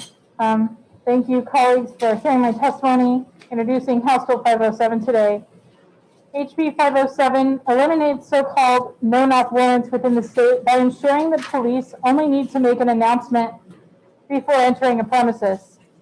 The bill carves out and allows the destruction of property if necessary for the purposes of gaining access to a premises so a warrant may be executed. According to the New York Times, SWAT raids resulted in the deaths of 13 officers between 2010 and 2016.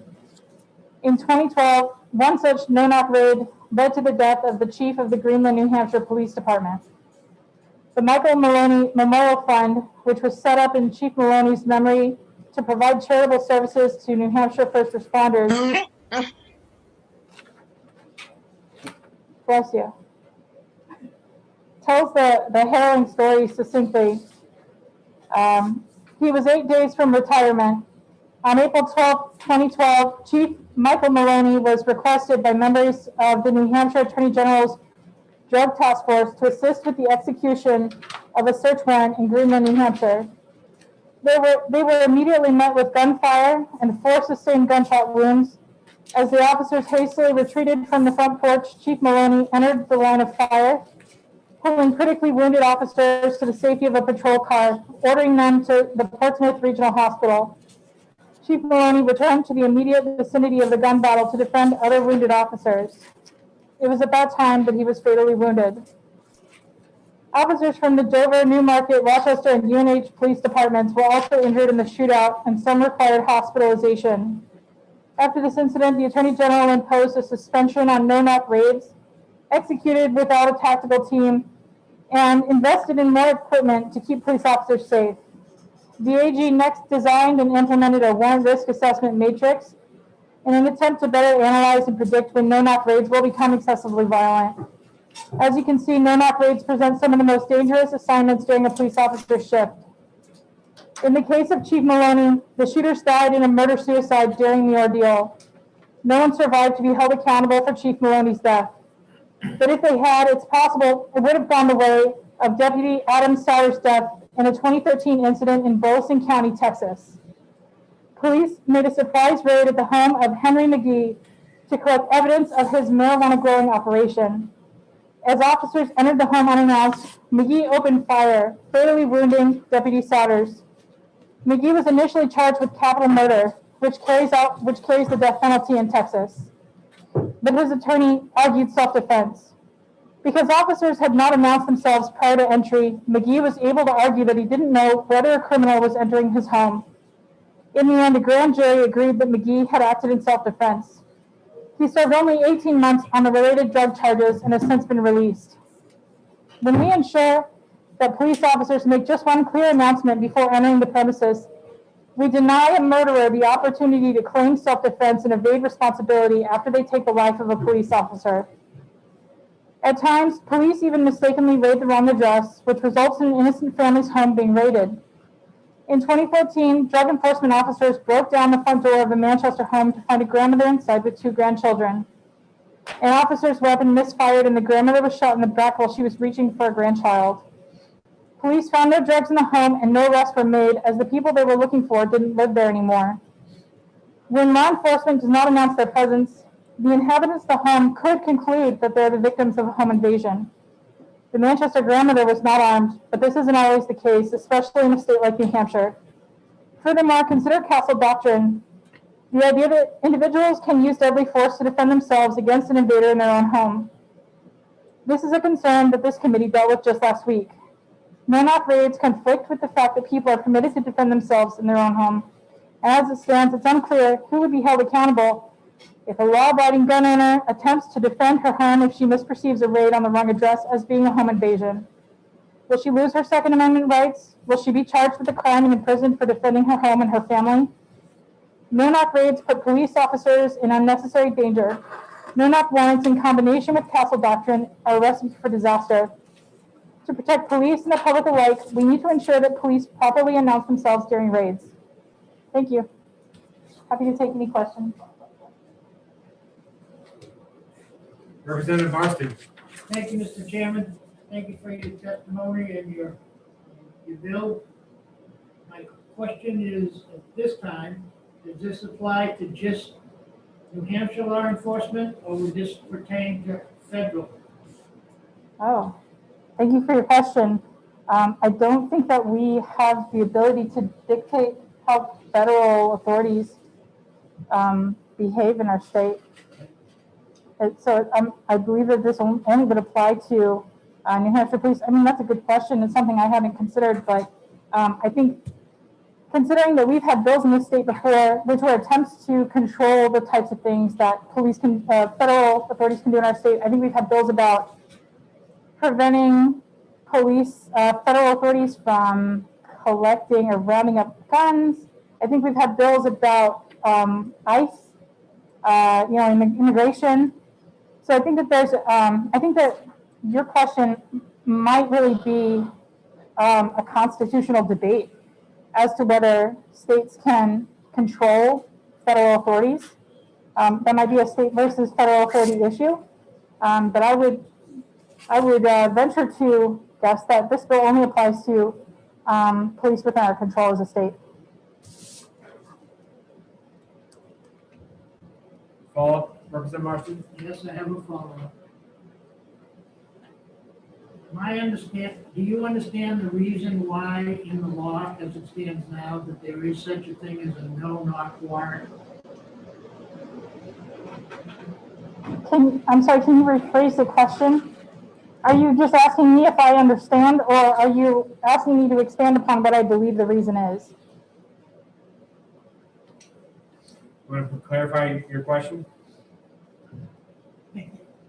Yeah, I'm curious to know whether you understand why there is such a thing as a no-knock warrant.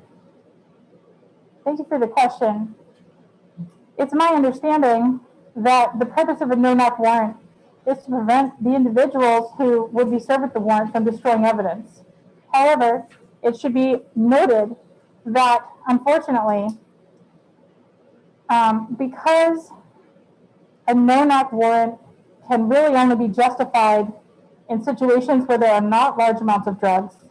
Because keep in mind, if you suspect someone of having a large amount of drugs, then odds are very low that they'd be able to destroy that in a short amount of time, in the time it takes to announce yourself, which is really the difference between a warrant and a no-knock warrant. It's just saying, hello, I'm the police. So in that amount of time, if it's very difficult to destroy the amount of evidence that the suspects are believed to have, then, as I understand it, a no-knock warrant would not be issued.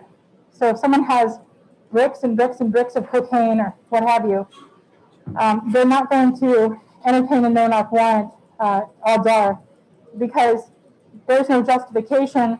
It's not believable that they'd be able to destroy that evidence.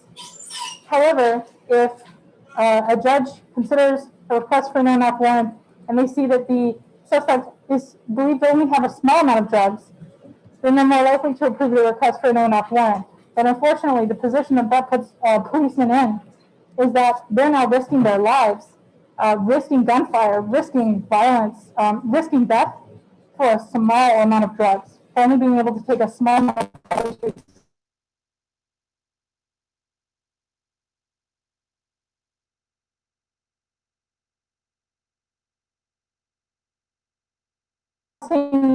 Issued in situations where maybe someone could argue it's worth risking a policeman's life. But the vast majority of the time, it's just not worth it. And it seems like if someone has a small amount of drugs, you can probably just pull them over. I'm not a policeman, but I know that they have other ways to detain people, to make sure this search happens. And if you have a small amount of drugs, then while a no-knock warrant may fit the requirements, because you could argue that they could destroy that small amount of drugs, the question becomes, is it worth risking the death of someone's father, someone's husband, or someone's wife, just to get a small amount of drugs?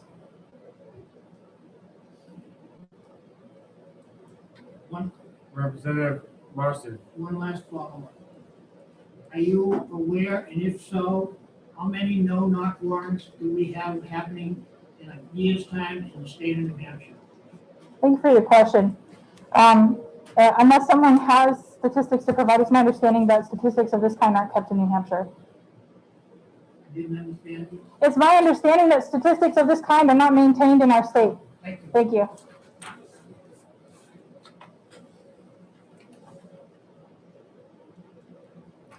Representative Testerman. Thank you, Mr. Chairman. I'm torn between two conditions. One, you no-knock and you make a mistake and somebody inside the apartment or wherever is injured by the police officer. The other one is you go through the identification process that you outline in this bill, and the person inside the apartment has time to get a firearm and the policeman is injured. Now, how do we make a decision which is the more important, the policeman or the people inside? Thank you for the question.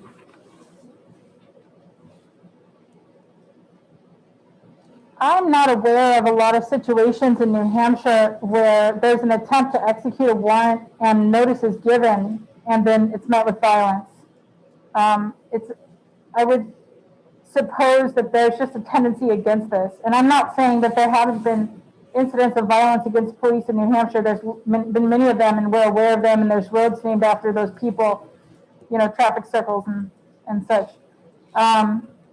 But I don't believe that many of those incidents occurred when police were serving a warrant and announced themselves. But I'm not sure if I really addressed your question because it was a little complex. I'd be happy to try again if you want to ask me another. You described in great detail what happened over in Greenland, where the police came on the porch, basically, and they came under fire. There were a lot of injuries. It's very similar to a situation where they knew what was the perpetrator knew they were coming for whatever reason, and had time to gather his arms and cause a lot of problems.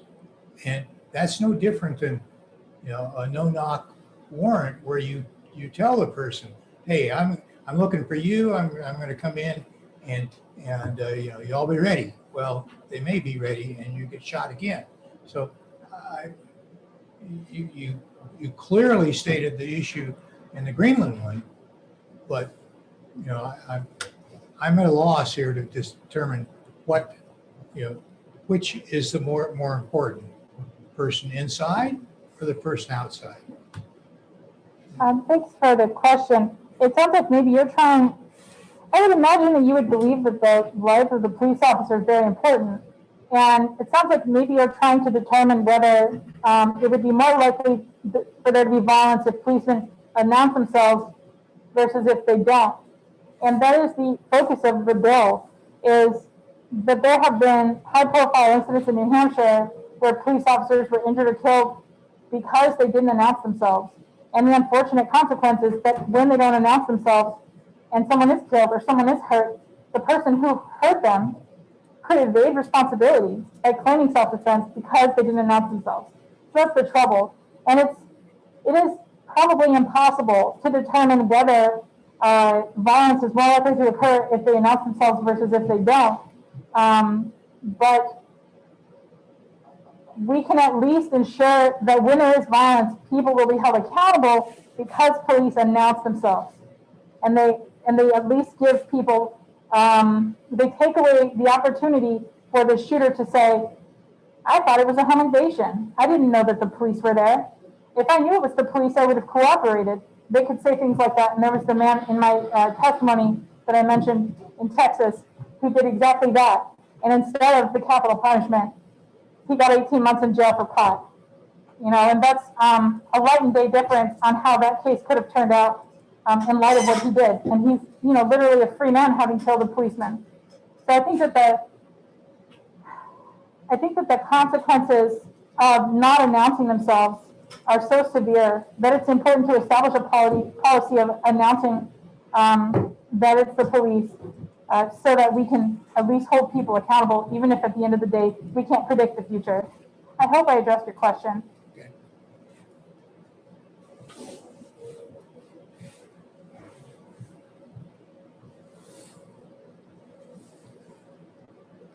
Representative Conley? Thank you, Mr. Chairman. Thank you, Representative. So what do police currently have to do once they enter a dwelling on a no-knock warrant? At what point do they say they are the police? Is that specified? Or how far can this go without somebody knowing who's entering their home? I think that that's a question better directed at maybe if there are any policemen signed up to speak today. I think that they could speak more authoritatively on that. Thank you.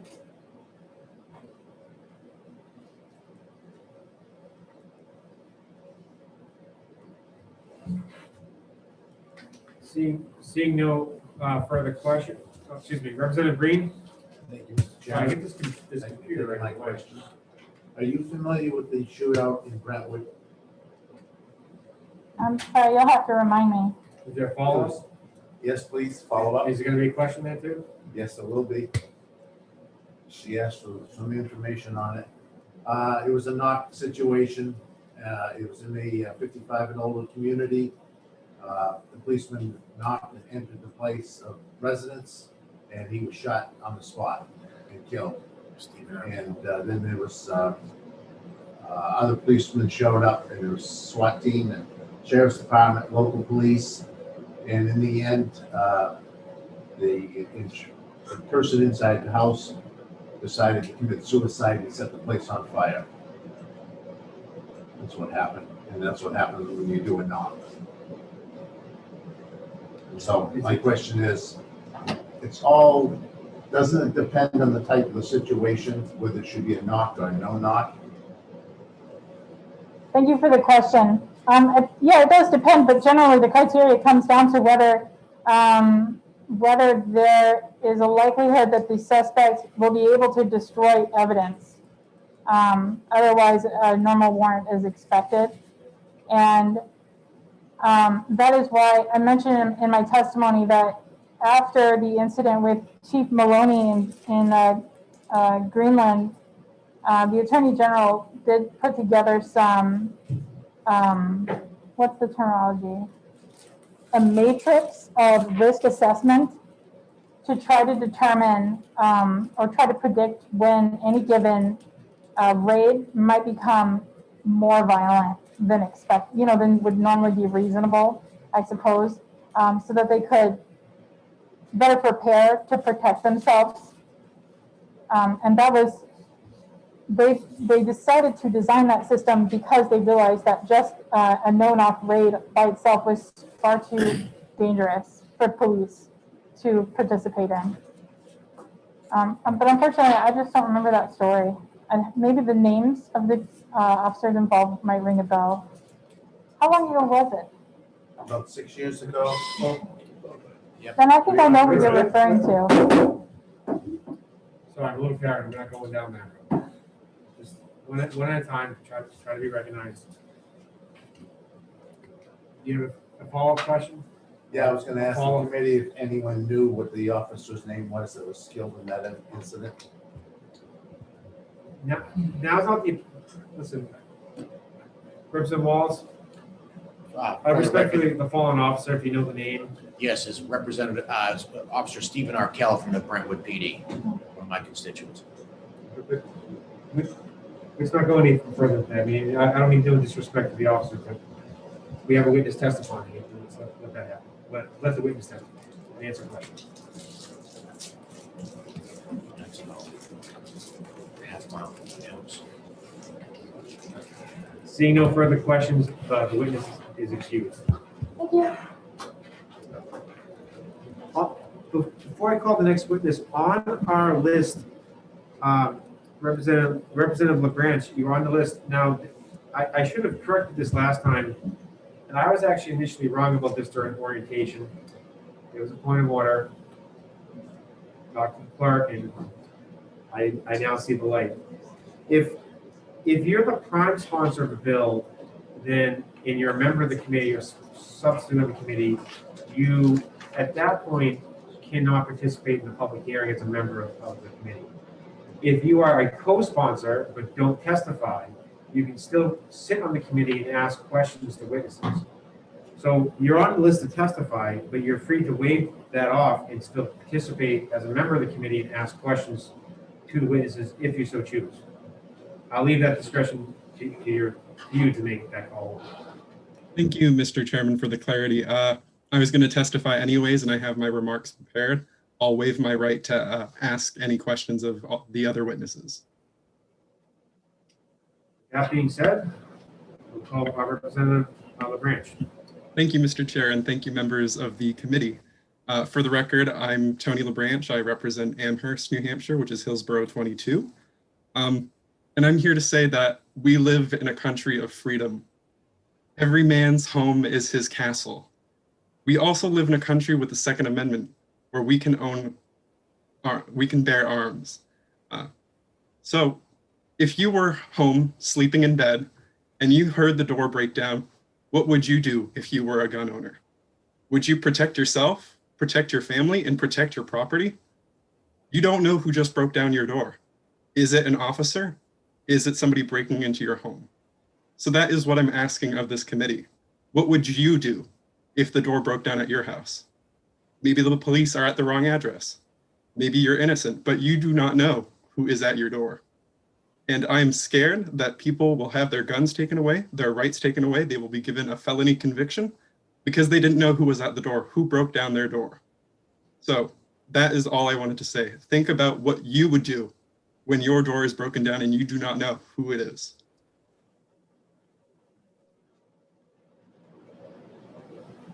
Representative Hopper. Thank you, Mr. Chair. Thank the representative for taking my question.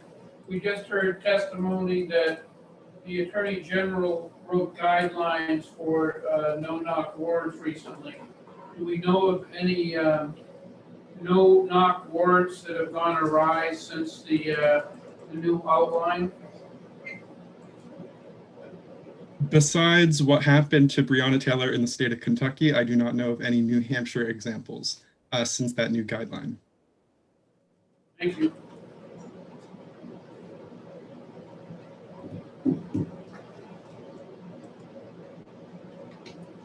Seeing no testimony, I want to thank the representative for his testimony.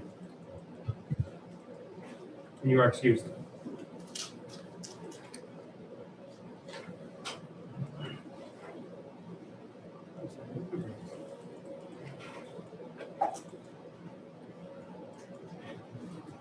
Representative Norm Silver.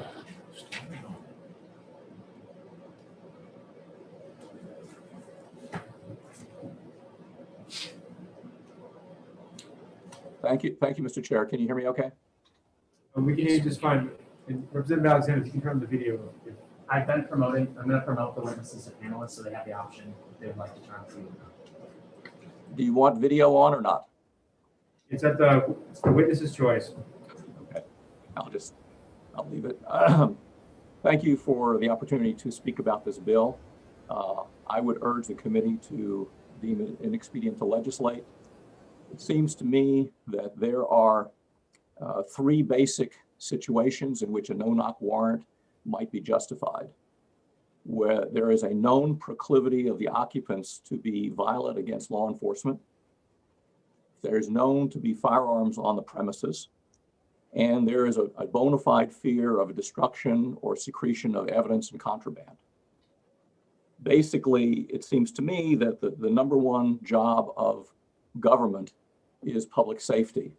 And our law enforcement officers are on the front lines on a daily basis, and they have a very dangerous job when they're serving warrants.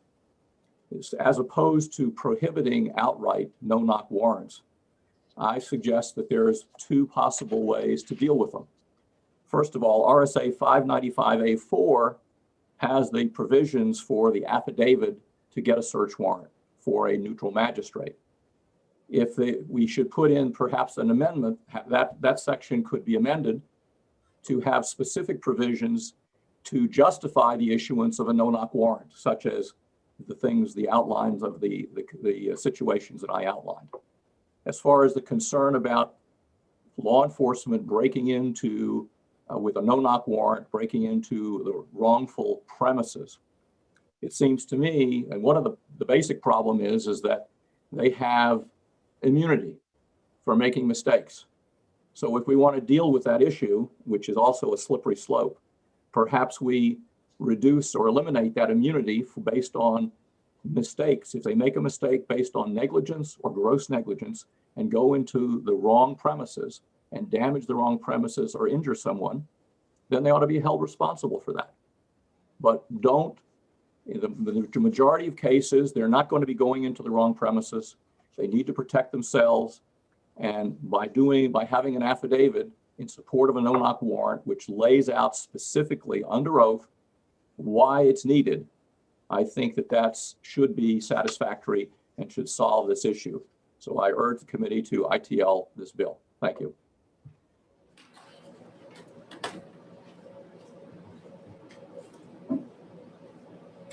Seeing no questions, I want to thank the representative for his testimony. Thank you.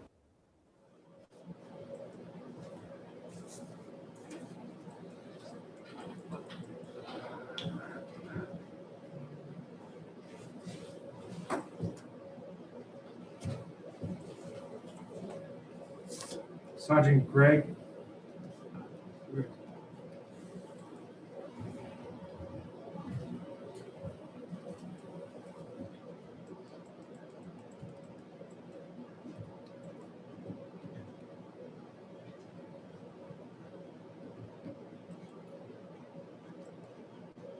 Sergeant Greg DiTullo. Yes, sir. Can you hear me? Yes, we can hear you, Sergeant. Thank you, sir. Dear Representative Abbas and the members of the committee, my name is Gregory DiTulio, and I'm a sergeant with the Manchester Police Department. I've been a resident of the state of New Hampshire and a police officer for the last 15 years. I currently serve as a first-line supervisor of the Special Enforcement Division, Special Investigations Unit, where we deal with the detection of organized criminal activity, intelligence gathering, and narcotics enforcement. I'm also a team leader for the department SWAT team. I'd like to thank you for the opportunity to speak before you in opposition of House Bill 507 and on behalf of my department and also the New Hampshire Association of Chiefs of Police. I just want to speak briefly about the no-knock warrants and knock and announce warrants. I both have pretty good experience, personal experience with both of them. Unfortunately, the no-knock warrants have recently gained negative national attention due to a few tragic incidents that have occurred outside of New Hampshire. No-knock warrants are highly effective and if executed properly, provide the highest level of safety for the public, officers, and suspects. If 507 were to pass, officers would not have an option to execute a no-knock warrant and would be held to a knock and announce warrant. In New Hampshire, tactical teams across the state take great pride in their investigations, preparation, and execution of these warrants. I can speak from experience that I have seen the benefits of no-knock warrants in which a suspect has attempted to arm themselves upon our arrival. If a no-knock warrant had not been executed, the result of that investigation could have ended with a lethal engagement instead of a peaceful surrender. As far as the sponsor of the bill, who presented it earlier, it seemed like she kept on saying that it was for the preservation of evidence. That was the reason why this bill is being brought forward. That is not the reason for no-knock search warrants. Like the last gentleman that spoke earlier, he talked about individuals inside of a residence that are possibly armed. We're trying to contain them within the residence upon our arrival to basically eliminate what happened down in Sunrise, Florida recently, with 2 FBI agents were fatally shot and killed when they went up to a door and they knocked. They knocked first, which required the suspect inside the house to arm himself and shoot the police officers that were outside.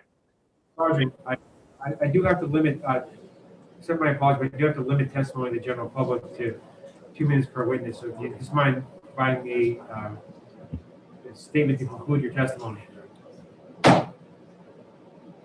Yes, sir. Just in closing, I ask that you find House Bill 507 an expedient to legislate, and if you have any questions, I'm more than happy to answer them. Representative Conley. Thank you, Mr. Chairman. Thank you, Sergeant. Question I asked earlier, I wondered if you could shed some light on. Can you explain the process of a no-knock warrant? At what point you would identify yourselves as police once you enter someone's home?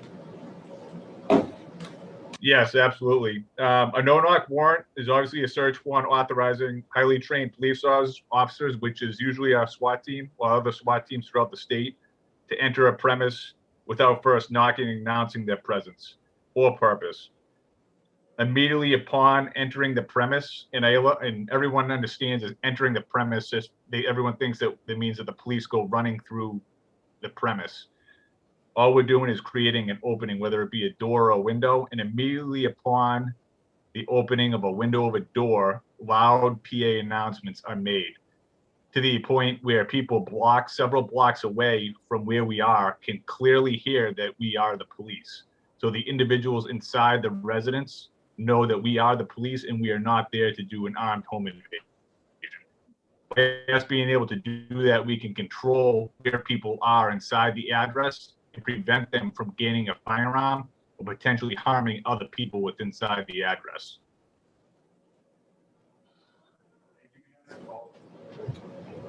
Representative Conley, recognized for a follow-up question. Thank you. Follow-up, Sergeant, if I may. And this is purely for information gathering. I'm not asking for any reason. Would you not be able to arrest most people in or interdict them in situations that would, when they're walking to a vehicle, when they're, is that a possibility if you do that to the extent possible to avoid these potentially dangerous knock or no knock situations? Yes, that is 100%. We do that daily. We take all these factors into account. And if possible, if we can safely take someone into custody without having to conduct a no-knock warrant, we would 100% would do that before executing a warrant like that. It is our goal is to provide our officers, our community, and the people that these people reside with inside this address. Their safety is paramount at that point in time. Representative Hopper.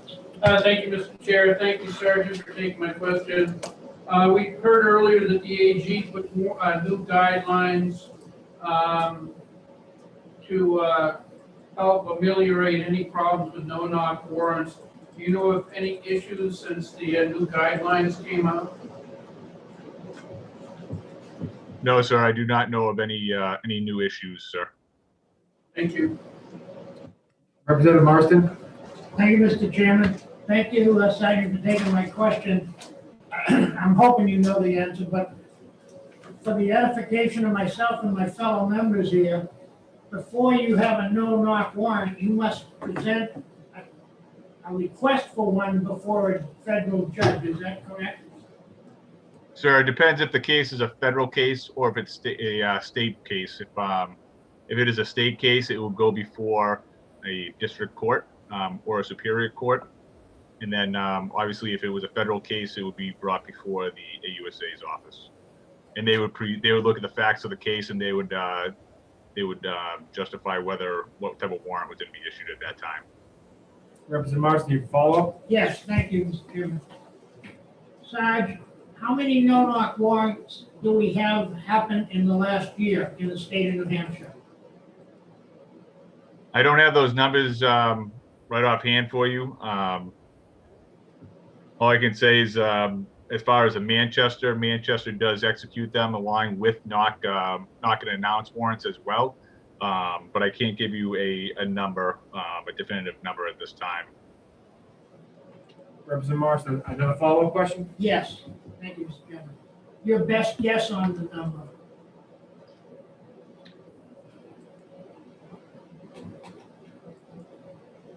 Sergeant, did you hear my question?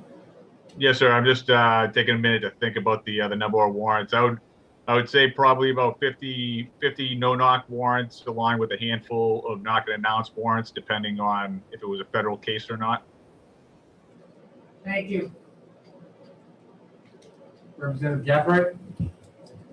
Thank you, Mr. Chair.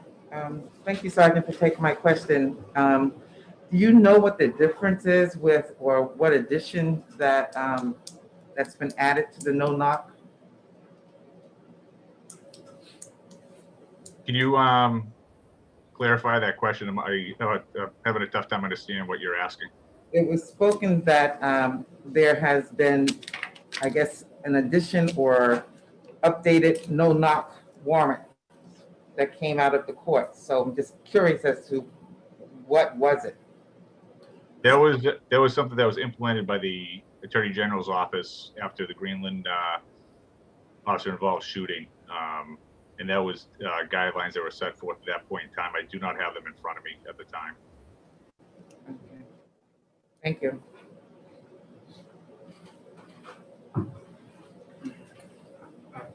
Sergeant, the chair has a question, and I want to thank you in advance for taking my question.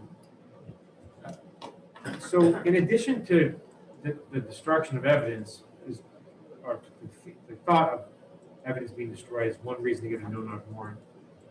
I always understood that the other scenario would be circumstances where the officer's safety would be jeopardized by knocking or announcing their presence. So one of the reasons why the officers would not announce their presence is for their own safety. Is that a correct circumstance where a no-knock warrant would be sought? So I just want to make sure I'm clear on what you're asking. So you're asking that if an officer would feel that his safety would be in jeopardy? Yes, by announcing their presence. Sometimes. Correct. I'll give you a prime example. These no-knock warrants are usually approximately about a month to several month-long investigations in which we learn through intel gathering, confidential informants, some stuff along those lines about people having firearms inside the residence. With us going up and knocking on a door or a window,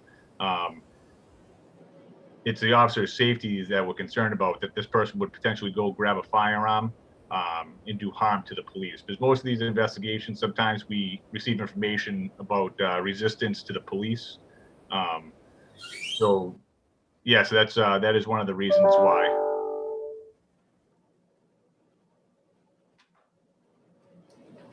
Thank you for taking my question.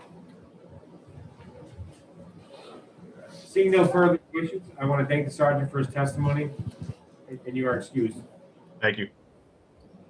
If there are any members of the public that intend on testifying, that are in attendance, please raise your hands now.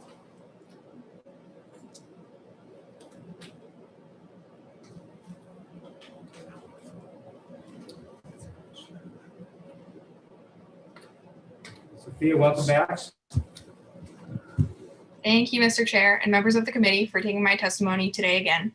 My name is Sophia Biondolino. I'm 14. I live in Manchester, and I'm speaking today on behalf of the New Hampshire High School Democrats in support of HB 507. I am in support of HB 507 as I believe it is a step in the right direction towards solving the issue that plagues this nation, police brutality. This country has seen the danger and tragedy that comes along with no-knock warrants, most pointedly earlier in 2020 when we were all shaken by the murder of Breonna Taylor. On March 13th, 2020, the Louisville Police Department entered the apartment where Breonna Taylor was sleeping along with her partner, Kenneth Walker. These officers were issued a no-knock search warrant for the apartment, but these police officers were not in any clothing that indicated they were with law enforcement and did not clearly identify themselves before entering the apartment with a battering ram. The events that unfolded ultimately left an officer injured and an innocent unarmed Black woman dead. I would also like to address something that has been mentioned before today by pointing out that Kenneth Walker did have time to find his gun and fire it, even though the officers did not announce themselves. Neglecting to inform Walker of the situation did not stop him from using force, it simply made the situation more chaotic and led to more pain for everyone involved, including the officers. HB 507 contains two vital points that will be crucial in preventing future tragedies like these. First, the police officers must identify themselves clearly to anyone who could be in the residence, and may only enter using force once due notice is given. Secondly, the police officers must be in clearly identifiable uniforms. Had Mr. Walker known that the invaders were police officers on March 13th and was able to respond accordingly, Breonna Taylor would still be alive today. This bill is not only about the difference between knocking or not. This bill, to many people of color in the state of New Hampshire, could save lives. Do not allow Breonna Taylor to have died a fruitless death, but use her legacy to build safer and better communities and to reform law enforcement in this country. I urge the committee to join the New Hampshire High School Democrats in support of HB 507.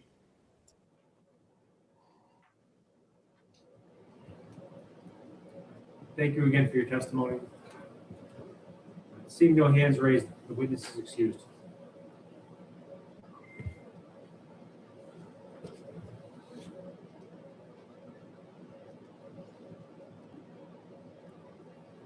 Sherry Womack.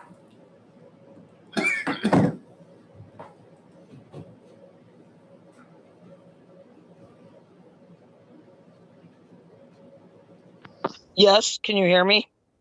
Yes, we can. Yes, hi. My name is Sherry Womack, and I'm just a member of the public. However, I'm quite interested in this sort of thing. I have education in judicial studies and a degree in criminology, although I do not currently work in the field. I wanted to speak today in support of abolishing the no-knock warrants. I understand what the officer that spoke earlier was saying. However, I would have to agree with what the member of the committee stated earlier. I believe it was the member from Hillsborough. And excuse me, it's true in that under the Second Amendment, yes, we do have the right to own firearms. And if your door were to come flying open in the darkness of night or even during the daylight, most people would be quite startled by it. And I think if you had a firearm nearby, would be likely to grab it, possibly use it, because as he said, you have no idea who that might be. Also, I think under the Fourth Amendment of the United States Constitution, there is a plethora of case law out there on search and seizure. And the main thing tends to be reasonableness. And warrants have to be very clearly spelled out exactly where it is they're searching, exactly what property they are looking for, the exact names of the parties They can't just show up at, Ms. Womack, accept my apologies. We have to limit testimony to 2 minutes. So if you just please try to conclude your testimony at within a sentence or two.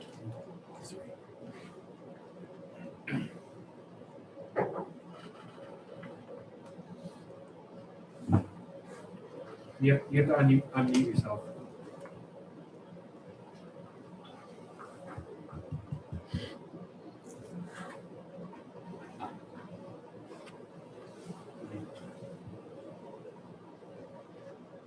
may I continue?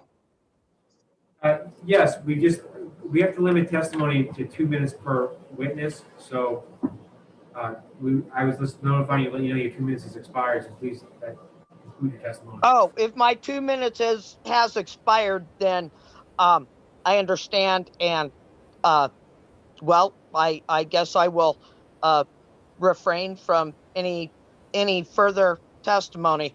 However, I am in support of abolishing no-knock warrants.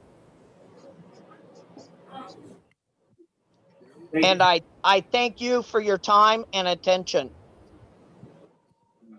Thank you for your testimony. Seeing no hands raised, the witness is excused.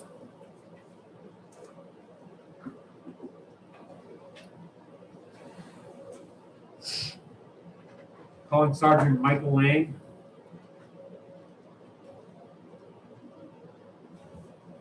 I'm here. Can you hear me? We can hear you, Sergeant. Great. Thank you. Good afternoon, Representative Abbas and members of the committee. My name is Michael Lang, and I'm a sergeant with the Nashua Police Department. I am a lifelong resident of the state of New Hampshire, and I've been a police officer for 12 years. I currently serve as a first-line supervisor in our Professional Standards Bureau, and I'm a team leader on the department SWAT team. I'm here to testify in opposition to HB 507 on behalf of my department and also the New Hampshire Association of Chiefs of Police. I agree with everything that Sergeant Tullio said, and I would like to reiterate that no-knock warrants are of tremendous value to tactical teams throughout the state. Executing search warrants is, in my opinion, the most dangerous task officers perform in the course of their duties, and banning no-knock warrants will lead to more of us getting severely injured or killed.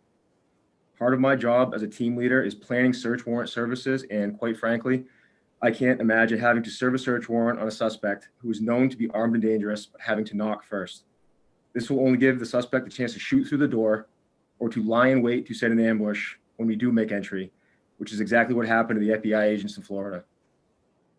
I do think there are some misconceptions about no-knock warrants, and with a little education, people wouldn't be calling for a complete ban on them.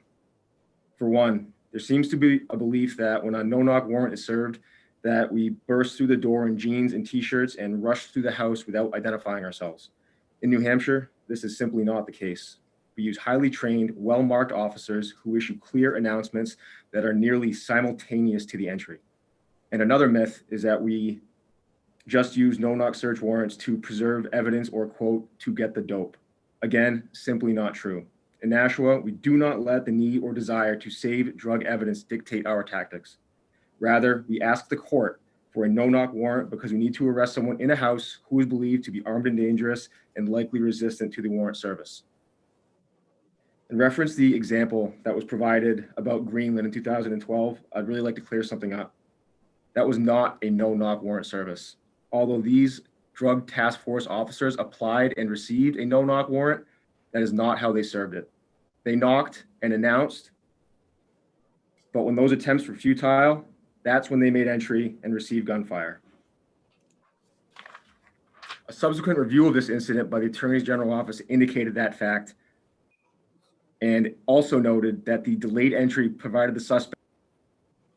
Sergeant Lang, I accept my apologies. We do have to limit testimony of 2 minutes per person. So if you don't mind just concluding your testimony within a sentence or two. Yes, sir, I understand.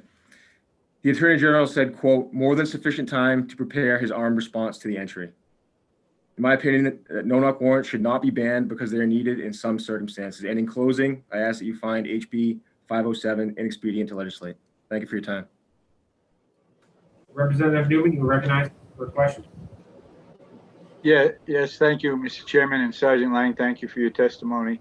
And I just want to clarify something that you said about safety of officers reference obtaining evidence. So is my understanding correct if I think that there is always a safety concern about someone being armed and potentially is going to use that armed force against the officers? Is that the only time that you have a no-knock warrant?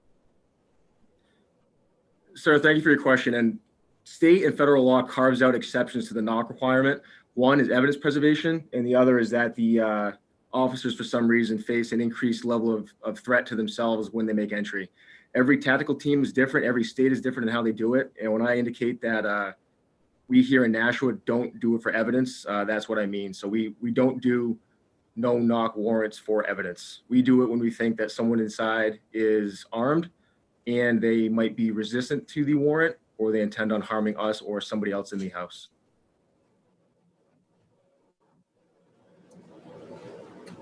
Representative Newman, you're recognized for a follow-up. Thank you, Mr. Chairman. So based on what you just said, do you think that you would be more acceptable to a warrant, to a law like this being passed if it clearly allowed for no-knock warrants on for the safety of the officer, but prohibited them for the acquisition of evidence? Sir, I think that would depend. I would hate to see it banned outright anytime evidence was sought, because depending on the nature of the crime, the evidence could be crucial to building a case. So I think what would be better would be a judge's review on a case-by-case basis for every no-knock search warrant, whether or not it's for evidence or to protect the safety of the officers who are going inside. Thank you. Representative Muse. Yes, thank you for taking my question.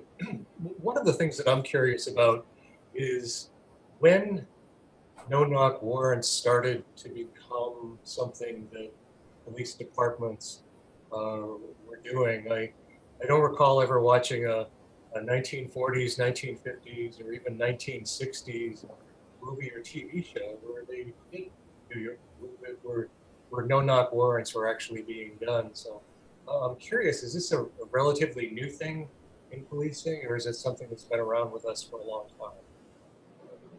Sir, I wouldn't know exactly when they gained popularity. I do believe the war on drugs, maybe in the 80s, led to them becoming a little more prevalent with the need at the time to preserve evidence. And kind of as we has evolved as a society, I don't have any stats for you, but I'm pretty confident in saying that at least in New Hampshire, the practice of conducting them for evidence preservation has gone down.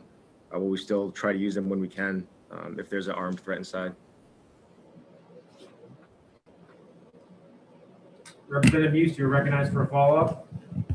Yes, I'm also wondering how you evaluate the success of serving a no-knock warrant, and what kind of process there is around for just sort of evaluating actions. A little bit of a kind of almost like a Monday morning quarterback review kind of a thing that police departments may do after they go through the process. Sure. I think I want to touch on the risk assessment thing that got brought up by the sponsor earlier. She was almost putting it in context that the risk assessments are done to evaluate the danger of the person or the house. And while that's true, I believe she was indicating that if there was a heightened level of threat, then the warrant simply wouldn't be served and the police wouldn't take any kind of action. That's simply not true.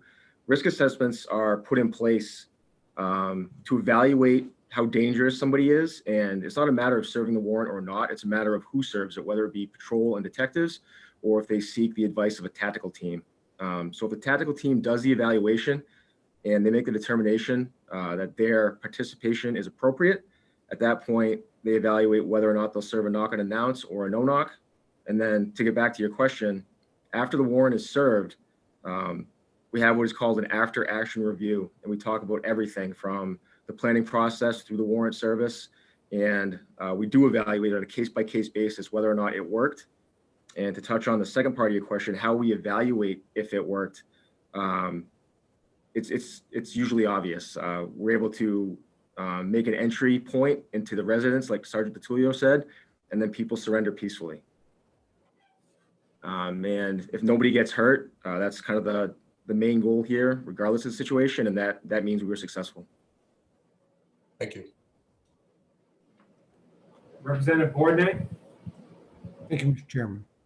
Thank you for taking my question. Have you or anyone in your department ever gone to the wrong address when serving a warrant? I'm sorry, could you repeat the question? I say, have you or anyone in your department ever gone to the wrong address when serving a warrant? Yes, sir. In one circumstance, we did. We mistook a second floor apartment for a third floor. Unfortunately, we were able to determine that a mistake had been made before we actually made entry. Thank you. Representative Conley? Thank you, Mr. Chairman, and thank you, sir, for taking the question. How often is somebody injured in one of these serving of this warrant, or this way of entering someone's home, whether that be an officer or someone other than the subject of the warrant? Sir, thank you for the question. I can't speak to how often people in general are injured, but I can tell you that in Nashua, we've been fortunate to avoid that altogether. Representative Conley, recognized for a follow-up. Yes, thank you. Sorry, that question was not well phrased. I meant within your specific department. Did I understand correctly that in your experience, nobody in Nashua other than the subject, including the officers, have been injured conducting one of these raids? Sir, I'm sorry, you were muffled. I couldn't hear the end of your question. Did I hear correctly that in Nashua, nobody other than the subject of the warrant has been injured in your experience in Nashua? Do you mean innocent? Do you mean like bystanders or officers? Is that what you're asking? Bystanders and officers, yes. We have had an officer injured. It wasn't necessarily a result of the fact it was a no-knock warrant. He cut his hand on a piece of glass on the exterior of the house, and I don't want to be speaking totality here, but as far as I can recollect right now, I don't recall any bystanders getting injured during the service of one of these warrants. Representative Pratt? Thank you, Officer, for talking today. I have a question for you. In Nashua, the incidences of home invasion, where are they like over in Nashua? We have the numbers of home invasion. Sir, I'm sorry. Again, I couldn't hear you. I heard home invasion, but I didn't hear the question. In Nashua, frequency of home invasion in Nashua. I don't want to say that it's frequent, but our detectives do deal with it on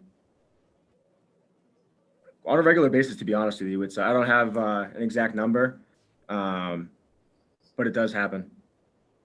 How would a homeowner know if somebody's taking in? Representative Pratt, you want to be recognized for a follow-up? I would have a follow-up question, please.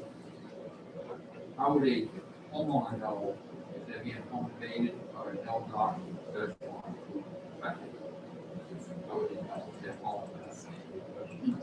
Sir, I'm having trouble hearing you, but just so I can make sure I understand the question, you're asking how a homeowner would know the difference between a home invasion or a no-knock search warrant?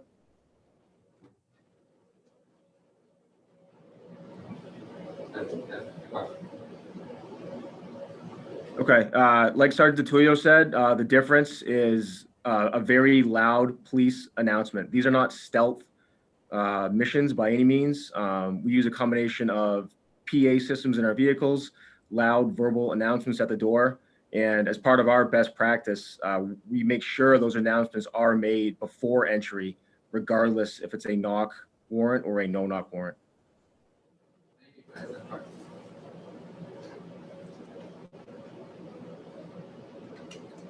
Representative Newman?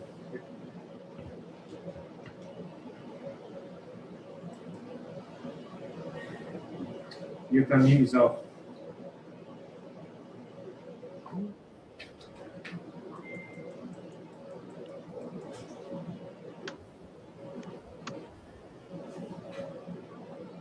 Representative Newman, do you have a question? No, I didn't have a question. I might have, my hand might have looked like it was raised inadvertently. Representative Knight. Thank you, Chairman, and thank you, Sergeant, for taking my question. You mentioned before when Representative Bourdonnais questioned about going to the wrong floor of an apartment building. My question is, when you don't knock for a warrant and you storm into a community living situation that affects multiple people, how do you notify the rest of the community? I think I'm going to try to answer that with two parts. First, as far as storming in, I want to be clear that that's our best practice, that we don't storm in. Whether it's a knock and announce or a knock, like Sergeant DiTullio said, we do what we call as a breach, which is essentially opening a door or a window, and then we make announcements from that point. And then as far as the rest of the community, we do everything we can in every warrant service to evacuate the people in the immediate area surrounding the place that we're trying to search.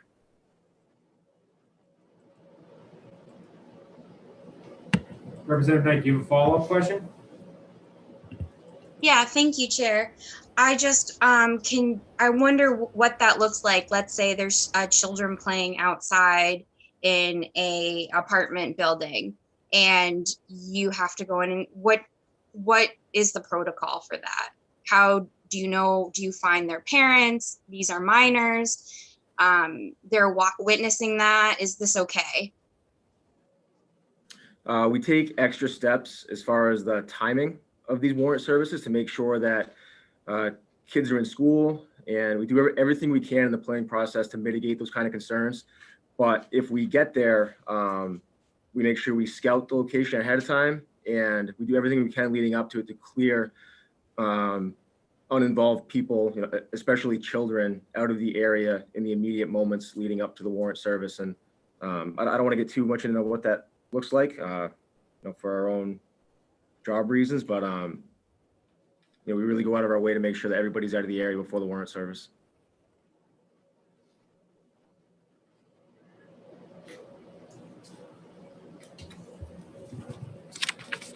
Thank you, Sergeant. Seeing no further hands raised, I want to thank the Sergeant for his testimony.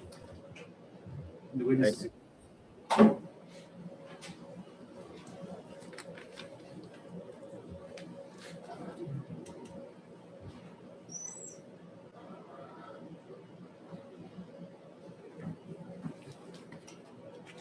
Mark Morrison.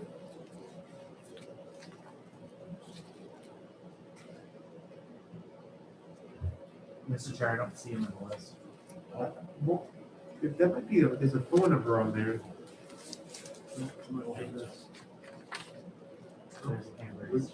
We'll go with the phone number anyway.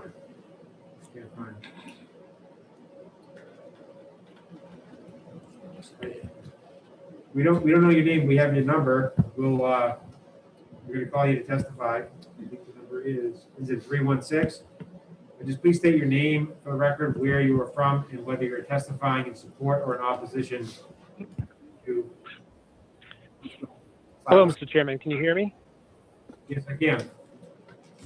Thank you very much. My name is Mark Morrison, and I am the president of the New Hampshire Police Association, and I am calling today to testify against HB 507. Most of the testimony you've heard today, I would simply be repeating, but I think something that has rung true throughout the testimony is the dangers faced by law enforcement, certainly law enforcement today. The ability to have as a tool, although extremely strict protocols are in place to use this tool, the no-knock warrant, these warrants are not, simply approved, without scrutiny. These warrants go through a very strict scrutiny process and are signed by a neutral and detached, third-party judge. It's a critical tool to remain in place to allow law enforcement to do their jobs in as safe manner as possible, taking into account the absolute dangers, that are facing officers today. New Hampshire does it a little bit better than a lot of the rest of the country, which is why we have these strict protocols already in place. And I would encourage, the committee to please listen to the testimony from the officers that have testified today and keep this valuable tool in place, keeping in mind that we already have very strict, protocols associated with it. And with that, I'll take any questions. Thank you.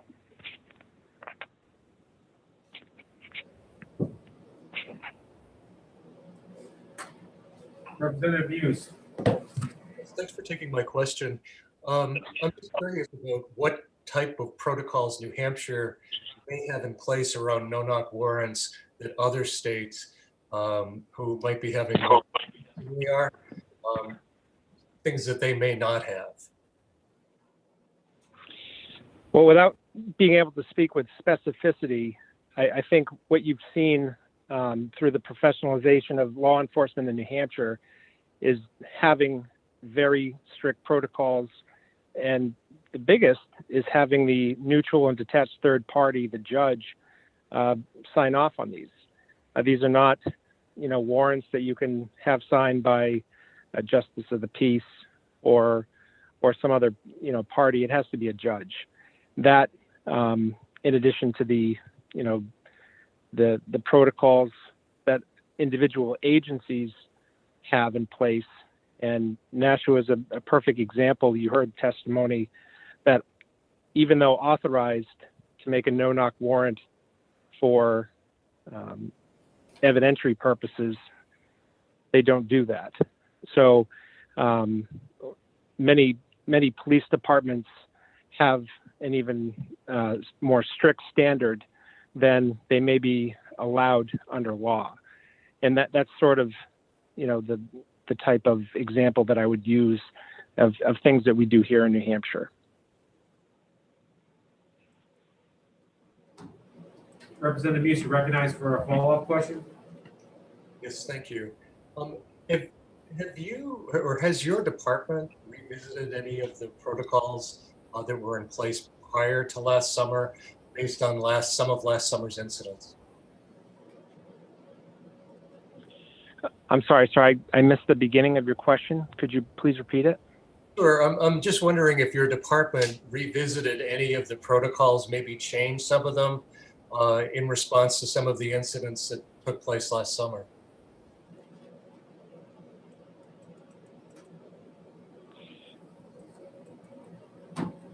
I do not believe that our agency, I work for the Londonderry Police Department, and we are part of the Southern New Hampshire Special Operations Unit. And, we have an ongoing, sort of process where we are always critical of our own performance and try to do it, better all the time. So we would have a normal evaluation of any operation that we did immediately following that operation. And I can tell you, I've been in law enforcement for over 22 years.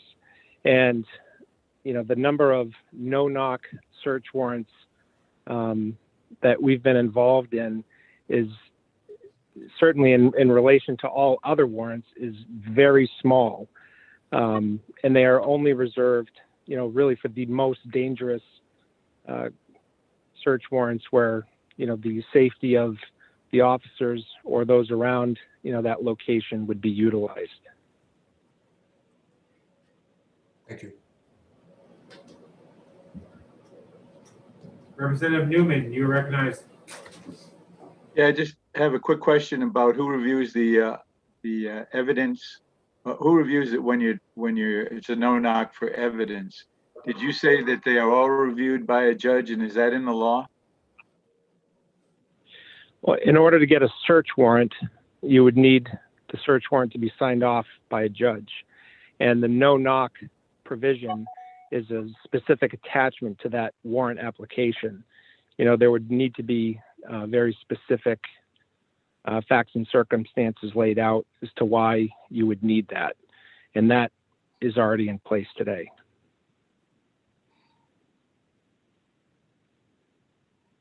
Representative Newman, you have a follow-up question?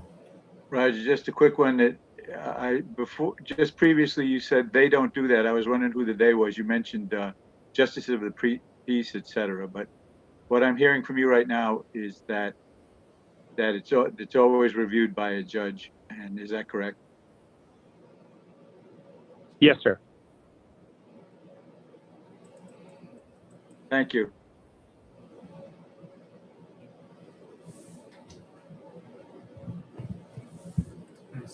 Seeing no hands raised, I want to thank the sergeant for his testimony. Thank you very much.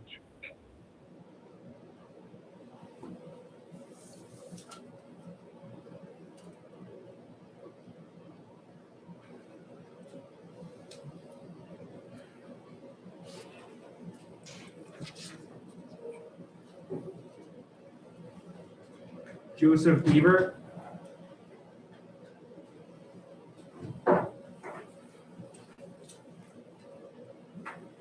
Good afternoon, members of the committee. My name is Joe Ebert. It's E-B-E-R-T. I'm a captain with the New Hampshire State Police, and I oversee our Investigative Services Bureau. Much like the speaker before me, I think I want to be respectful of your time and the other individuals who wish to testify. Almost all of the points that I was going to address have been addressed and discussed. One thing I did want to say, and this comes from more of a personal place, but having worked on some of the cases that were mentioned previously, the murder of Chief Michael Maloney, the murder of Officer Stephen Arkell, I take very, very, very seriously, as does my agency, the review of any warrant service. And there are a number of, within the state police, there is a number of checks and balances. And we try at all cost to avoid a no-knock warrant. So I know that much has been discussed about elsewhere in the country, and I understand that, and I understand why that's being discussed. But I wanted to make sure that the individuals of this committee and anyone who's listening to this broadcast knows that we always take the safety of the public and, of course, our troopers and anybody else and within law enforcement who are involved in a warrant service into account. And we hold that as the absolute most paramount of outcomes. So having said that, I am absolutely willing to take any questions that the committee may have. Representative Newman, you have a question? No, I do not. All right, your hand was up, the digital hand, not your physical. Seeing no questions, I want to thank the officer for his time and his testimony. Thank you, sir.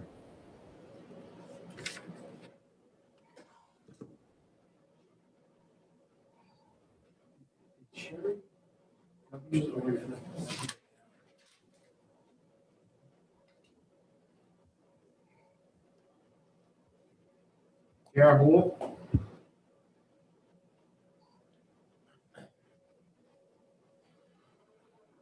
Can you hear me?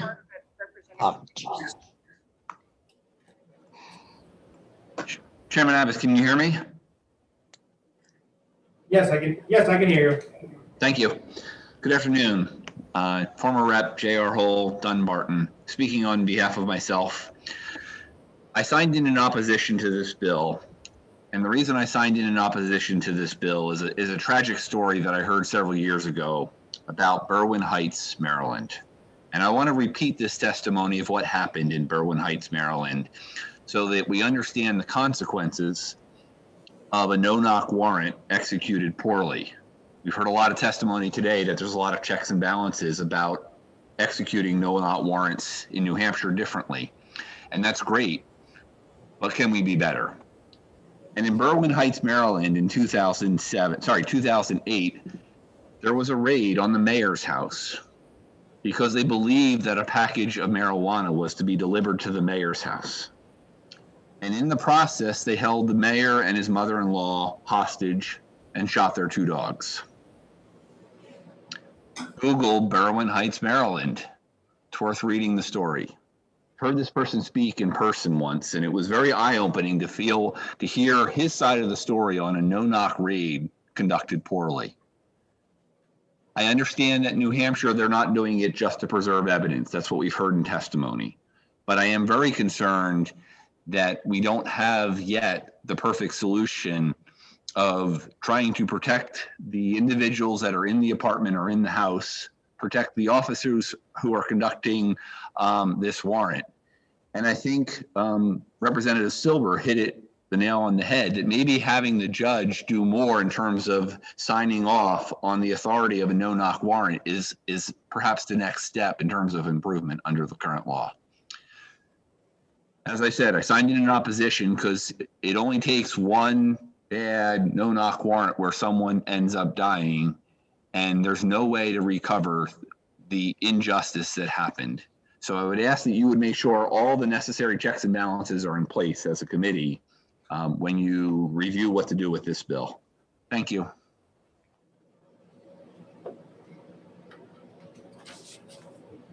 Thank you. Representative Alexander? I do have a question. Thank you, Mr. Chair. Thank you, Mr. Holt, for taking my question. You signed in support of getting rid of no-knock warrants, correct? I guess I was unclear by.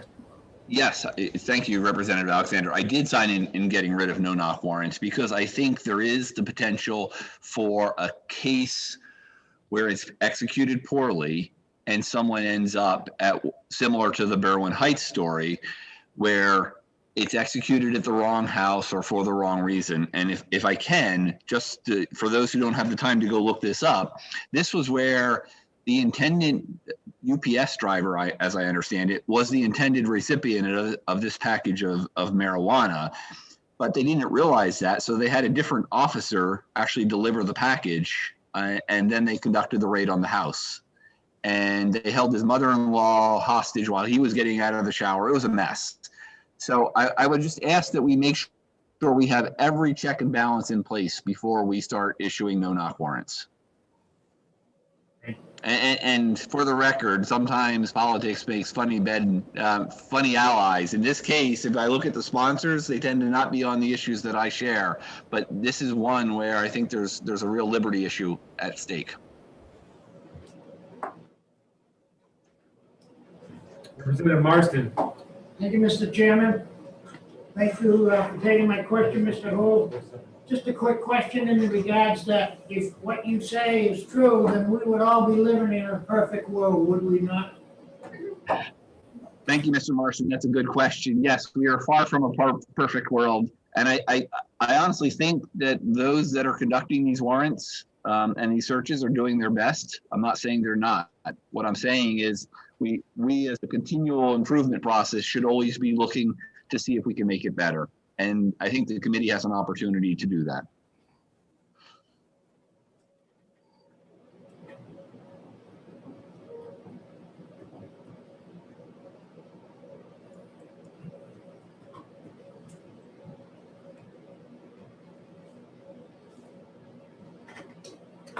Seeing no hands raised by the witness. Thank you. Thank you, Chairman.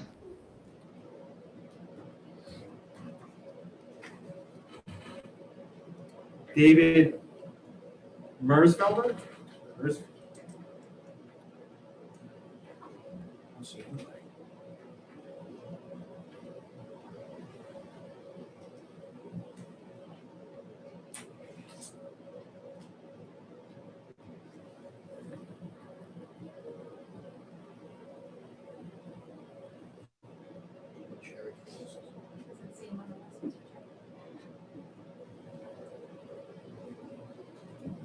Gina Hareska?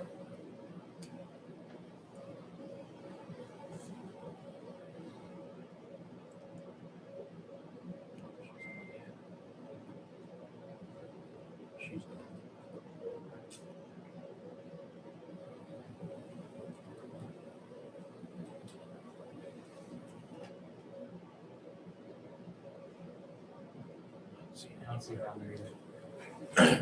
One double check. Huh? One double check. She's. No number, no number. I do not see her. They all beat feet. Yeah, I'm fine.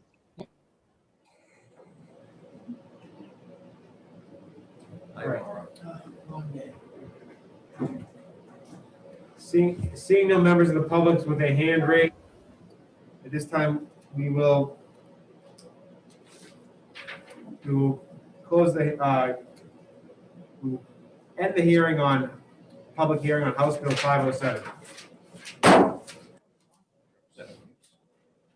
Oh, sorry, Representative Muse.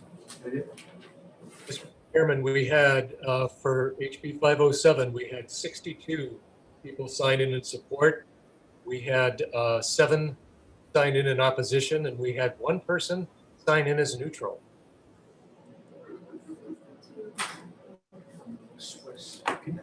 Representative Muse, can you repeat those numbers for the clerk? Yes, 62 supporting, 7 opposing, 1 neutral.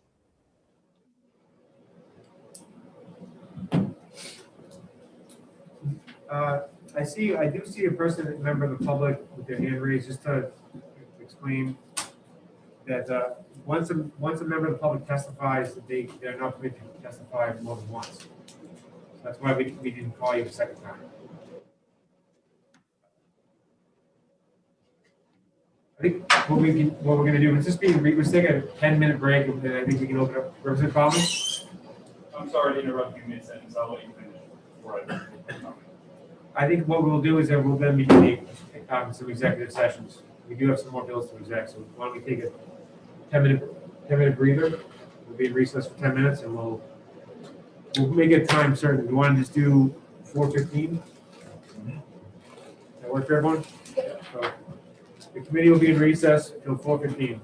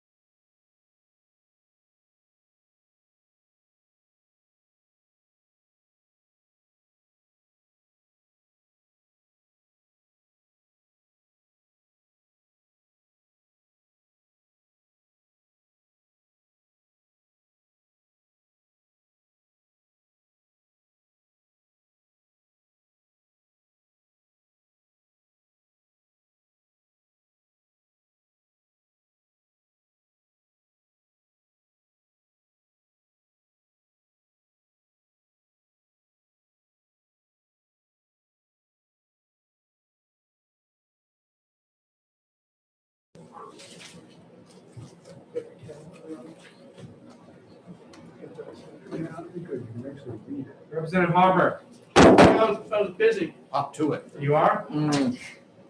Would you like us to wait a little longer? Yeah? Okay, now we can go.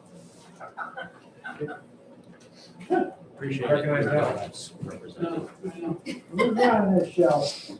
The chair is now opening the executive session on HB 507.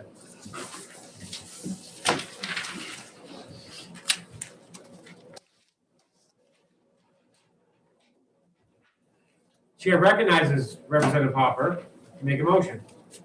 I've known you for about a year, so it's nice to see you still recognize me. Thank you, Mr. Chair. I'd make a motion for this meeting to legislate on 507. Representative True. Second. Representative Hopper, do you wish to speak on your motion?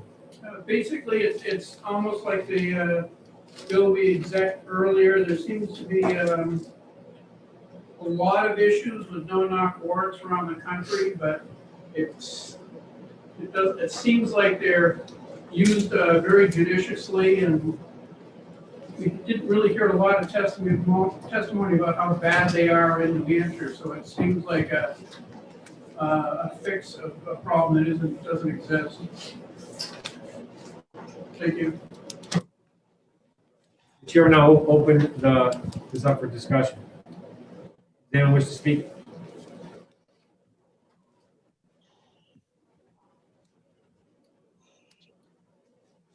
Seeing no further hands raised. Call the question. Mine raised. Oh, excuse me. Representative Cantalakis, accept my apology. Certainly. I just would like to speak on this bill and clear a couple of things up. In the Greenland shooting, it was not a no-knock warrant. They had a warrant and they were going to knock, but didn't get a chance to because the guy behind the door had a gun that he wasn't supposed to have. His mother bought it for him. He was barred from having any guns at all.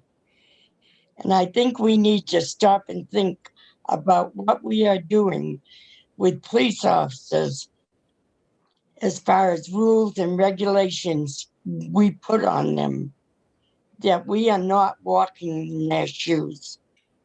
And I feel as though this bill is a bad bill. Thank you.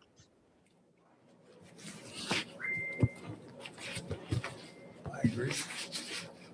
Representative Hughes. One of the reasons I asked one of the officers about when law enforcement agencies started doing no-knock warrants is because it literally seems to be something that started specifically with the war on drugs.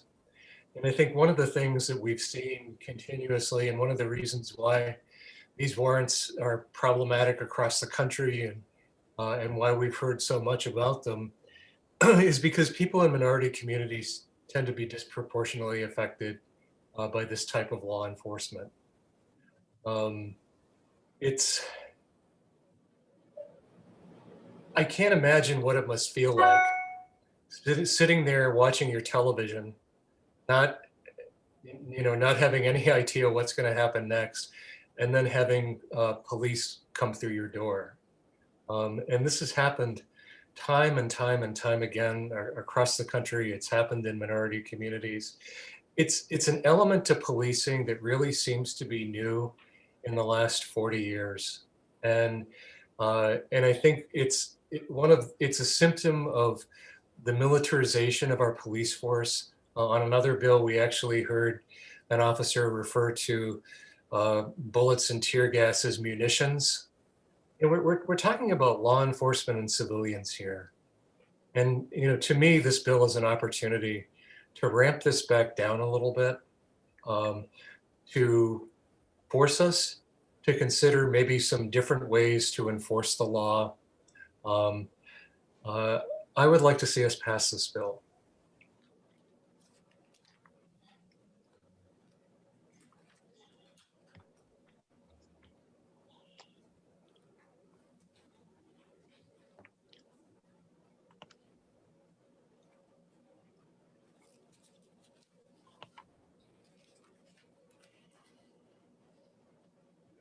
Representative Bolden?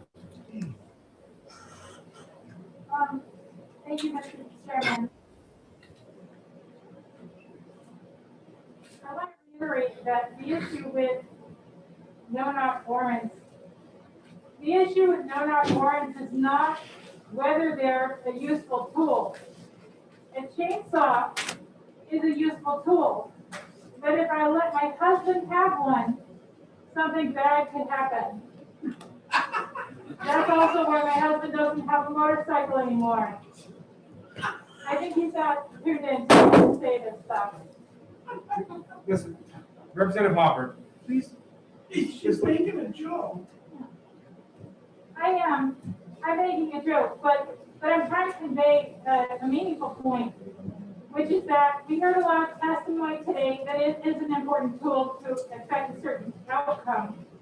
And I'm sure that that's true, that this is a useful tool given the outcome, but tools can be dangerous, as is the case with chainsaws, which terrify me. And I think that we found pretty consistently that the difference that's created when you announce the knock or knock and then immediately announce, which is the difference created by this bill or highlighted by this bill, that's where the danger lies. Because if they knock and then announce, the people inside in the time span between the knock and announce may feel justified in attacking whatever they perceive to be happening.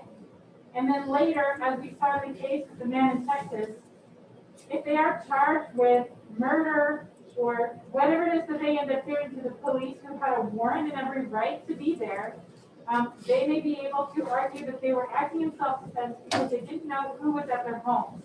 And so then we have an injury or a dead person, and then we don't have any justice for the affected person, for the family who lost them, and the person who made a bad decision goes free. And it seems like Castle Doctrine heavily conflicts with the way that no-knock warrants function in New Hampshire. And I'm not speaking to other states, Kentucky, Brown and Taylor, or any of those situations, because our Castle Doctrine is phrased the way that our state phrases it. We have our own practices in our state. And there just seems to be an essential conflict between those two concepts. That you have a right to defend your property when you perceive a threat. And then if you perceive a threat, but they actually have a right to be there and you don't know this, and you attack them, what happens? Who is at fault? Who is responsible for the outcome of that situation? Will anyone be held accountable if there's a loss of life or an injury? Or are people who attack police always going to be let off free because they can claim that they thought they were acting in their own self-defense? So I think that that's really the issue here. And it's not, what is not at issue is whether no-knock warrants are an effective tool. Thank you for letting me speak. Representative Welch? I think what we heard today in the testimony, I'm just guessing now, that it might have been, let's say, a dozen incidents where things went wrong. Nobody testified as to how often they're successful. There's hundreds of times that they use these no-knock warrants, and they're successful. I'm with Gary.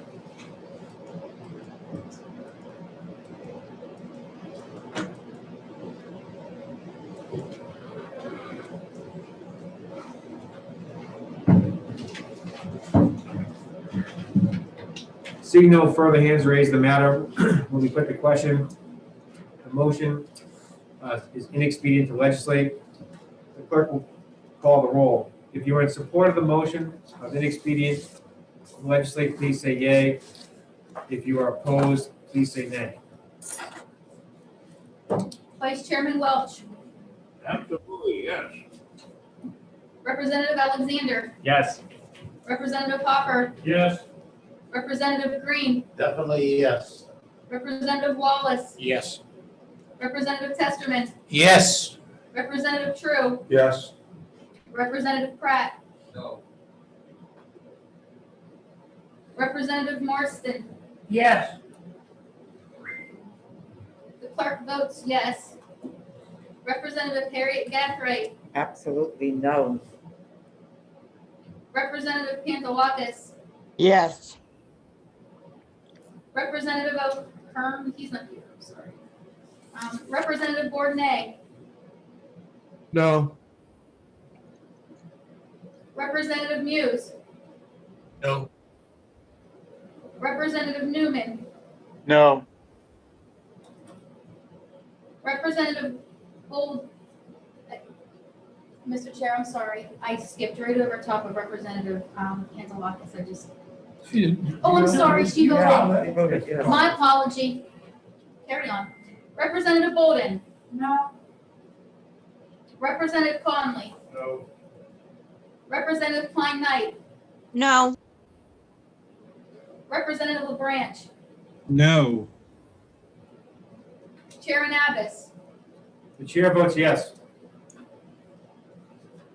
Mr. Chair, the vote is 11 yea, 9 nay. By a vote of 11 yeas and 9 yeas, well, excuse me, by a vote of 11 yeas and 9 yeas, motion of inexpedient legislative passes. Representative Hopper, will you be preparing the majority? Yes, Mr. Chairman. Someone be preparing the minority report? Minority? And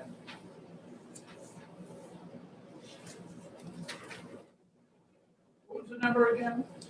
11 to 9. 11 and 9. who made the motion? Was it Hopper and Wallace? Representative Hopper. Wallace. No, True. True. Hopper and True. Okay.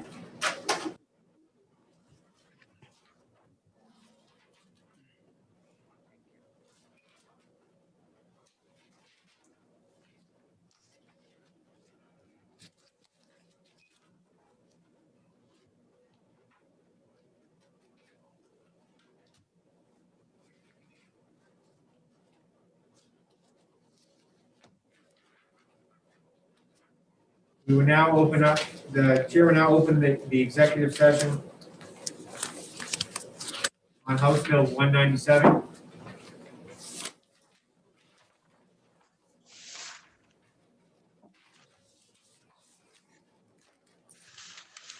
I'll recognize Representative Rhodes for a motion who will be offering an amendment. Thank you, Mr. Chairman. I would like to make a motion of ought to pass with amendment, and the amendment has been passed around to everybody. Representative Rhodes, what's the amendment number? The amendment number is 2021-2, I'm sorry, -0249H. Is there a second? Second.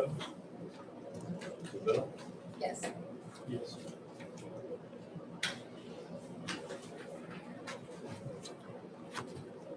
Representative Rhodes, do you wish to speak to your amendment? Yes, I would. Thank you, Mr. Chair. The reason that we had the amendment drawn up was because when we heard testimony on Friday, there seemed to be a lot of concern and some confusion about the definition of riot in New Hampshire. And after hearing the testimony, we thought it was best to just strike that from the bill altogether because it did not justify, I'm sorry, it did not undermine the bill, having it struck out.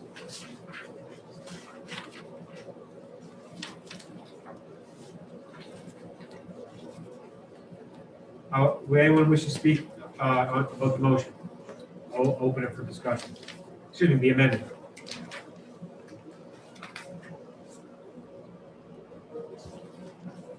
Just a, Representative Marston?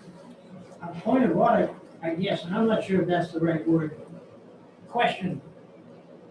Wasn't that in the original bill itself, 197?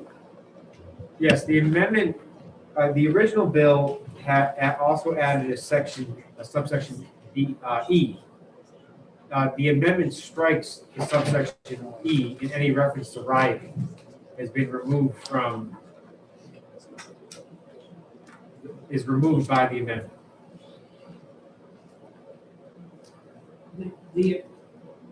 what I have here for the amendment to 02498, looks to me like D is worded just exactly like what it is in the bill. Correct, but in the original bill, there was after D was E. E is now gone by the amendment. It's removed. Again, point of order, It's, doesn't state in the amendment that we eliminate E. well, it's not a point of order, it's a question about the amendment. Okay. And we can open up for discussion, so this is not, we can discuss the amendment.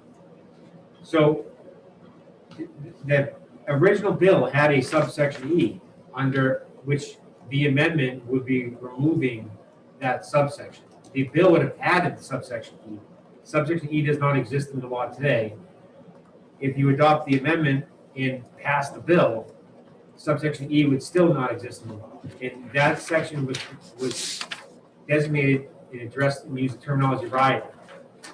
And I believe that the motivation behind the amendment was influenced by the testimony before the committee, where it's very easy to confuse a peaceful gathering where you can have 100 people peacefully gathering, and out of those 100 people, you can have one person with air horn, and out of those other, one person can exercise extremely poor judgment and throw a rock at someone's car or whatever, and that would justify deadly force not only against the person that used threw the rock, but also the person with the air horn. And that to me was a very persuasive testimony that it was an unintended consequence of the original bill. This amendment resolves that issue. And I think, especially for the people who are peacefully protesting, and that's their objective, I can see why they can find it very concerning, especially if you have 2,000-3,000 people at your event, and it is one or two individuals that decide to engage in violent behavior. It shouldn't, because the rioting definition has the word tumultuous, and that was the problem. And that has to do with specifically New Hampshire's definition of rioting. It wasn't the definition, other states might have other definitions, but I think having the word tumultuous in there made it really difficult to allow that scenario, because that fact pattern could have played out, and that would be unfortunate, because if that did play out, the person inside the vehicle would actually be legally justified in using the force. When I say justified, it's because the law allows it, but that's why we felt that was not, the amendment is not believed we don't believe that's an acceptable use of force and should not be allowed under law under that circumstance, because someone who's not intended to be violent or intimidate someone could very easily be drawn into it inadvertently, through no fault of their own. So that's what the amendment addresses, which I felt was a very important issue. I think it's very important that we address that, and I'm glad that this amendment was brought forward. Representative Walls. Second. Representative Marston? Yeah, thank you, Mr. Chairman. My being naive maybe, but I've seen amendments before, and when they come through, if, in this case, they would have stated that we are crossing out that line 6 of the bill, which is E, and all of that up until our effective date. And this amendment doesn't state that, so the way I read it, okay, you put in D, which is the same as what's there, and E is still there. But Section E is not the current law. The bill was making Section E, or trying to make Section E the law. So by amending the bill and taking out Section E already doesn't exist in the law today. But you're not taking it out. The bill still has it in it. No, it eliminates to see what says or. Maybe that's where I said, I can be taught. We're taking out or. Okay, I got it now. Thank you. I will tell you this, if the amendment fails, the chair will not be supporting the bill as the original bill. Correct. So That's where my head is at. I feel very strongly about that. It was well pointed, if I may speak out of turn, Yeah. it was well pointed out to me that the form is gone.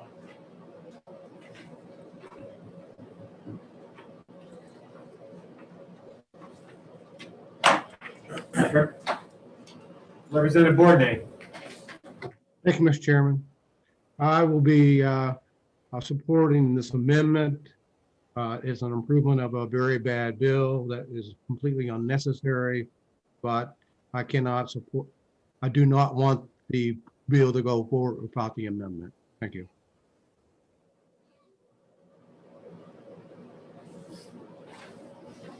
Representative Muse. Thank you, Mr. Chairman.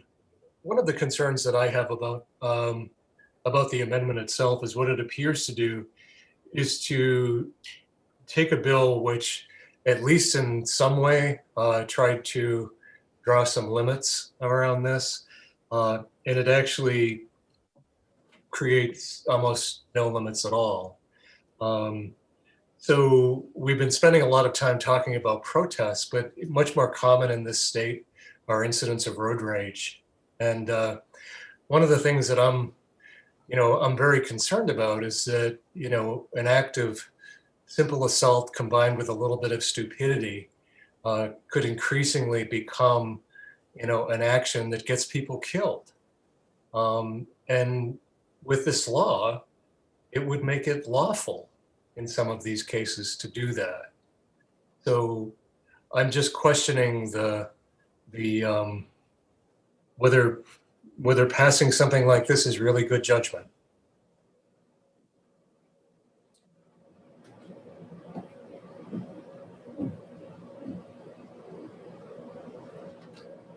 I will say that limiting the rioting section, I know we were talking about protests and whatnot, but a lot of the testimony we heard really focused on that section of the bill.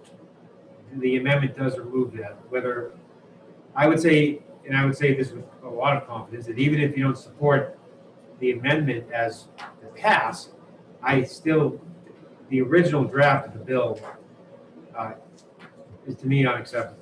I think in this case, and it was simplified. We'll discuss the amendment once it's adopted, but I think if it's adopted, but then we'll discuss the underlying merits of the remaining part of it. Representative Newman. Thank you, Mr. Chairman. I will just echo Representative Muse's objection to the amendment and the bill for expanding this law to vehicle. Thank you, Representative. And just to point out that language about the vehicle was in the original bill. It survives with the amendment. So we can debate that. What I'm saying is after the amendment's voted on, I would say that we put that matter to vote, and then we can discuss the issue of adding vehicle to subsection D, which is what would be remaining of what was originally HB 197.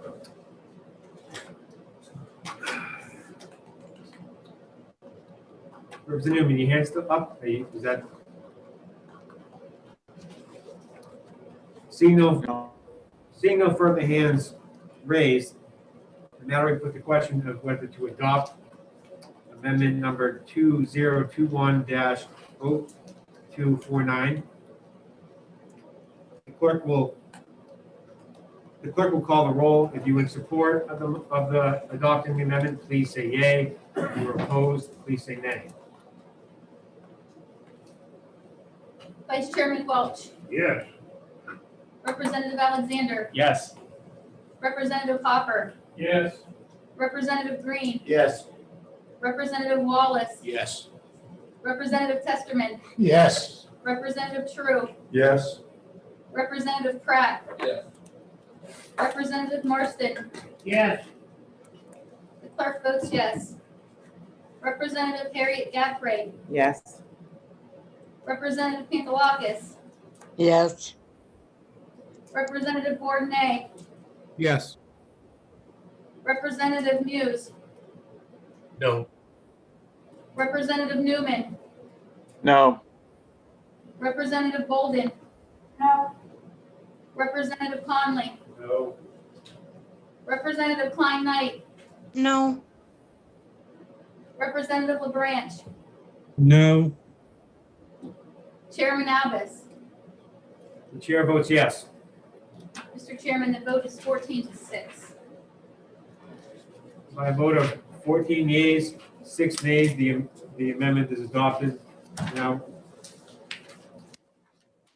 the motion of ought to pass. Can I ask a question? Yes, Representative Marston. Who seconded Rhodes's motion? Representative Wallace. Thank you.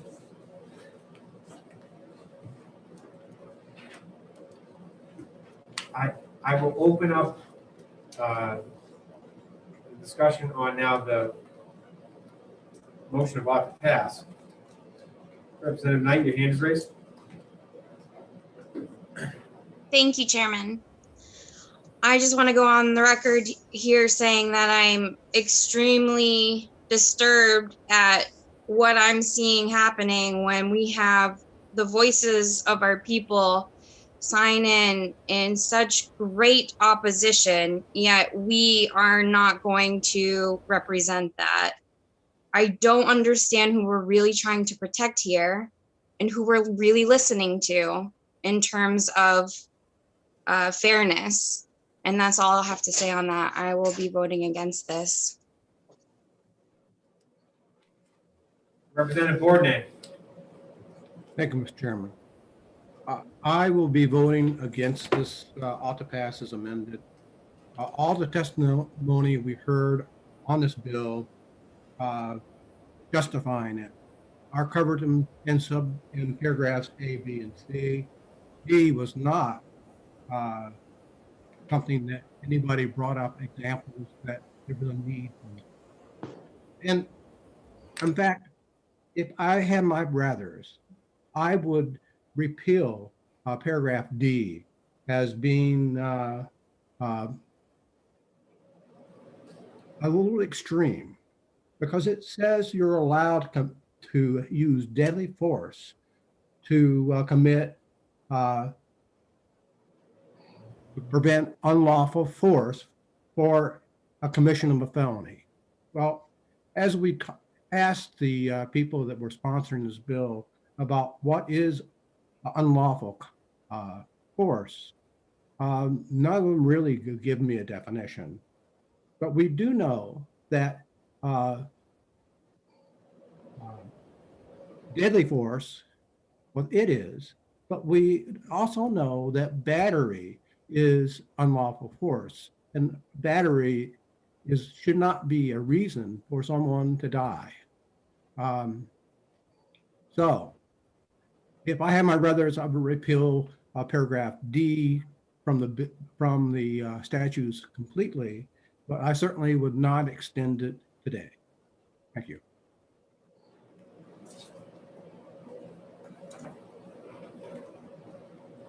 Representative Marston. Thank you, Mr. Chairman. I think I'm a little behind the time, but was there a motion to adopt, to ought to pass, and who made that, who seconded it? Oh, we still at that stage. Making a point of order? Yeah.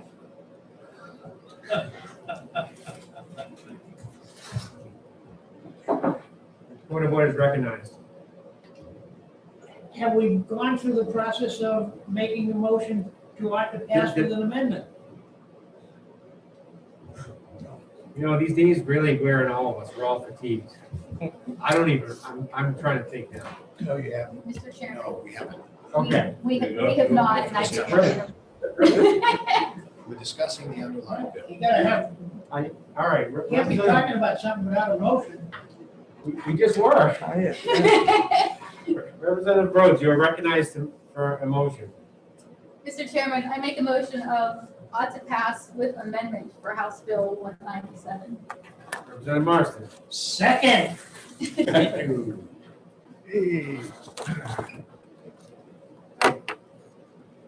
Thank you for pointing out that, but you didn't say point of order this time. That was, anyway. Mason's his last bill. back to the discussion.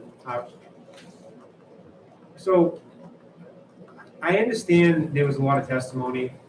I just want to say, I respectfully disagree. I think the voices were listened to. I heard a lot of testimony about, the majority of it overwhelmingly addressed when it was folks on the rioting language. And I will be honest, going into the hearing, I was in favor of passing the bill as it was drafted. And I changed my based on the testimony. So I may not be adopting every piece of policy that the testimony from the public provided. I was listening, and I think a lot of members of the committee were, and that's shows what the amendment was supported and passed. So just to think that we were ignoring the public, and I took that concern very seriously. It's like I can see how that can be a problem, especially given what's going on in society today. It was not. I changed my mind, so I listened. I encourage people to come here, and that's a good thing that people provided testimony. The committee absorbed it, and I think that's a positive outcome. It may not be perfect for everyone. Not everyone's gonna like everything about it, but I think it's something to recognize. In regards to the use of force involving the vehicle, so it's unlawful force. That can be battery. It can be most uses of force involve some type of battery, one way or another. It's just could be that too. I don't know how you're going to be committing that in the commission of a felony against the vehicle, but in the vehicle, yes, that's true. Remember the back seats? I'm going to use a different example, but I understand what you're saying. But it's the unlawful force, but also in the commission of a felony, and it's against the person inside of you. So it takes all of those elements to come together. So the unlawful force alone will not give rise to someone being able to use deadly force. And I believe it was testimony, I believe, from Dr. Hannon, where he said, if you're allowed to use this type of force inside of your home, your car it's still property, and you're inside your car, which is, I know it's not your home, but it's parallel. So I believe that's a good analogy to justify this inside of the vehicle. It could be an RV. Now, I'm not sure if it's an RV, if that would legally be considered your home. That may be. Also, it would be the same as a vehicle here. But dwelling in is already on there as well. So if that's where you live, you already be allowed to use. What are you living in an RV? Well, that would also be your dwelling, I suppose, and you would already be allowed to use the deadly force if unlawful force was used in the commission. So that's the way I look at it. It's not so simply the unlawful force. Representative Marston. Thank you, Mr. Chairman. I don't think what I'm going to ask is a point of order, but Representative Muse does a great job of giving us support and opposed. And was that done on this bill at any time, and could he give it to us now? Yes, he did. Road rage. He did do it. I can have him do it again. I will say that again, we took the biggest section out of the bill, so I don't want to discredit the public vote on that. Now, I'll allow Representative Muse to read that to the committee again. Yeah, for the record. Thank you. Representative Newman, let's let Representative Muse read that, and then I'll acknowledge Representative Newman. I'm sorry, what do you, I'm not understanding what you want me to read. Representative Marston wants you to read the numbers for the people from the public who were in support of the bill and who were against it. For HB 197 as originally written, there were 79 people who signed it in support. and 971 who signed in against it. Representative Marson, that also explains some of the justification for the amendment. Representative Newman. Thank you, Mr. Chairman. I'll make note of the fact that I waited for recognition because I want to raise a point of order, but I'm unsure if it's valid. We took a vote on an amendment without a motion being seconded. And my point of order is that vote on that amendment still valid, or do we have to vote on it again? Well, first of all, I will say it is a valid point of order. So I will accept it as a valid point of order. The point of order, you said it's not raise time. The vote is ended. But when the motion was made, it was ought to pass the introduce an amendment. And that was seconded by Representative Wallace. Then when I opened up for the discussion, I believe that is when it was the chair's oversight of not recognizing Representative Rhodes to act the formal motion of ought to pass with the amendment. So the oversight was after the amendment was adopted. That's my understanding. So we do have a motion now. Now that motion's been made, and that was corrected by he didn't say point of order, which was ironically out of order, but at the same time, he raised a point of order. That's how I interpreted it, and it was acknowledged and corrected. Thank you, Mr. Chair, for the clarification. I was just trying to make sure the process was correct.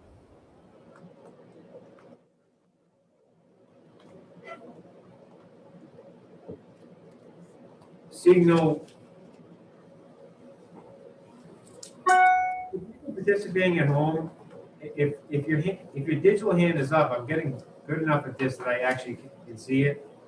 Just make sure your hand is down if it's not. Just be conscious of it. See no further hands raised. Oh, excuse me, Representative Gafford? Yeah. You know, I never considered road rage, so I have to thank Representative Muse for bringing that to light. And we all know that New Hampshire has a lot of road rage. And I'm sorry, you know, I thought about this and I know I cannot vote for this because I don't think we have really thought about all the other consequences that could be a direct result of passing this bill.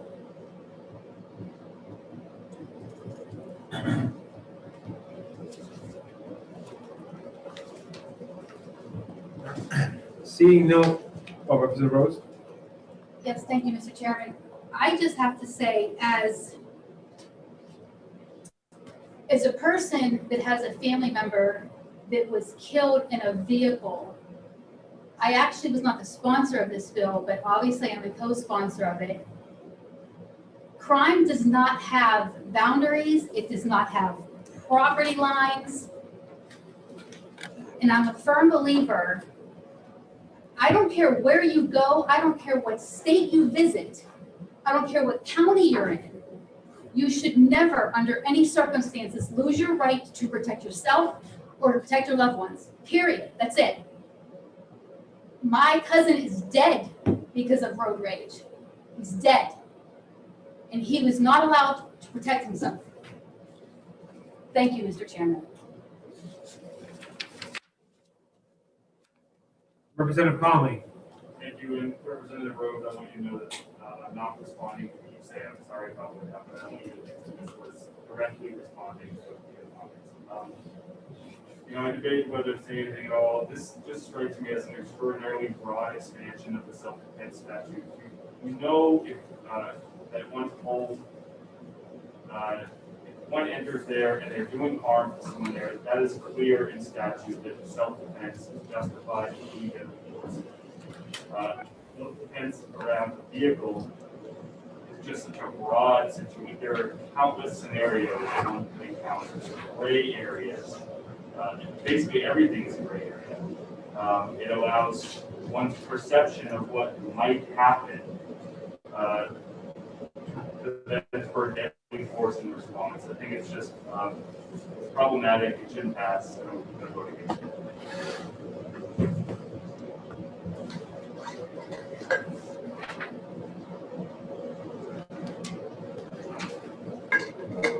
Representative Chesterman. I've remained silent on this quite a while. And what really bothers me is we're spending an awful lot of time fixing problems after they're a problem. The real problem is that for 50, 60 years, we haven't, we have devastated our families with, a whole series of laws, education systems, and so on. And they cause problems like this.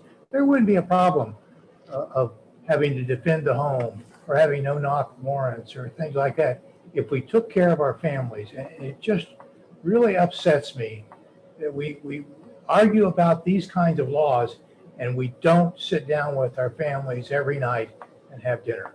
Thank you.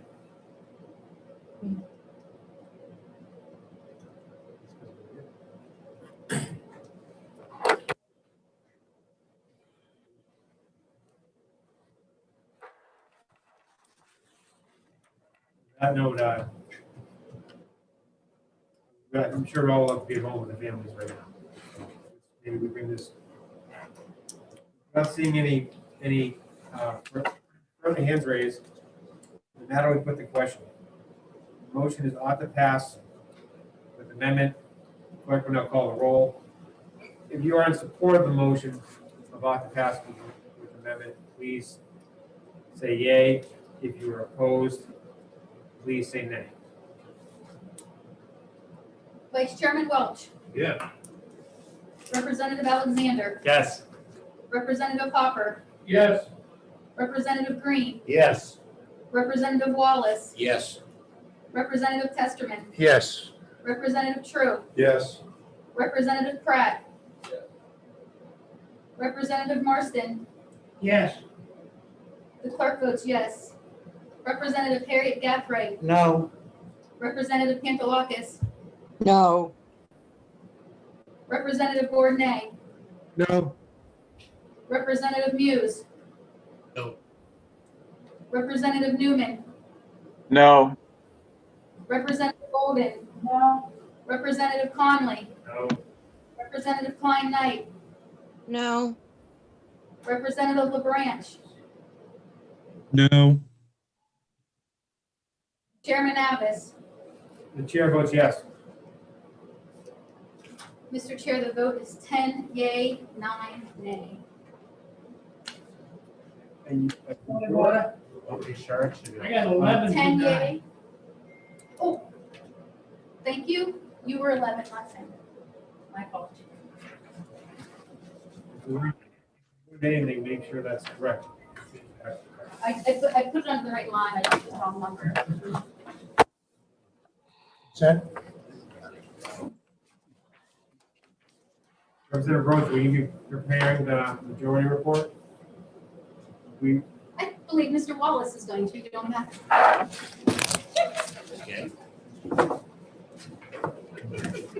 All right?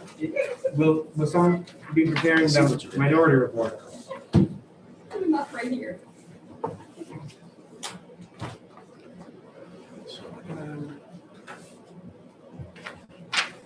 I don't want to tell you what Casey's doing like 3 of them already. You guys For should be my great. case, Bourdonnais. That's good. Yes, I'll. He said, yeah.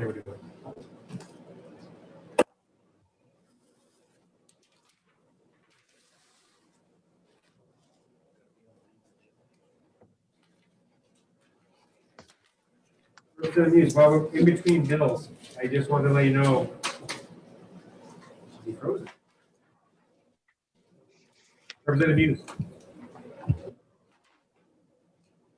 Representative, in between bills, I just want to let you know, I received an email from someone who I don't know personally. I complimented you last Friday about how helpful you were to the committee, and the person thought I was not being sincere. And I actually had in my notes to address that, because I was being sincere. And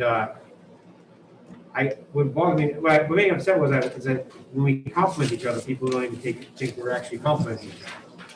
So I just want to let you know that was sincere. I'm not sure who interpreted it that way. But it does mean a lot, because we've been struggling with technology, and I think it's more difficult for you. You're doing an exceptional job, especially because you're not in the room.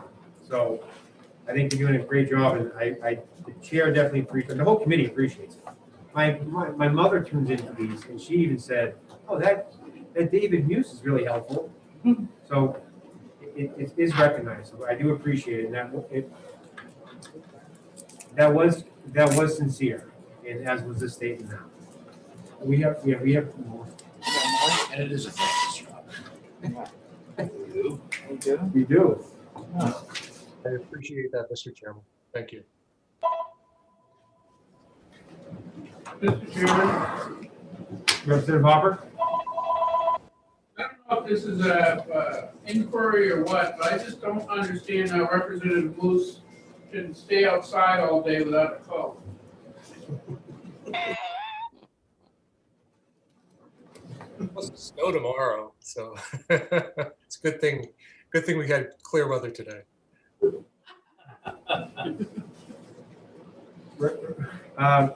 Representative Newman.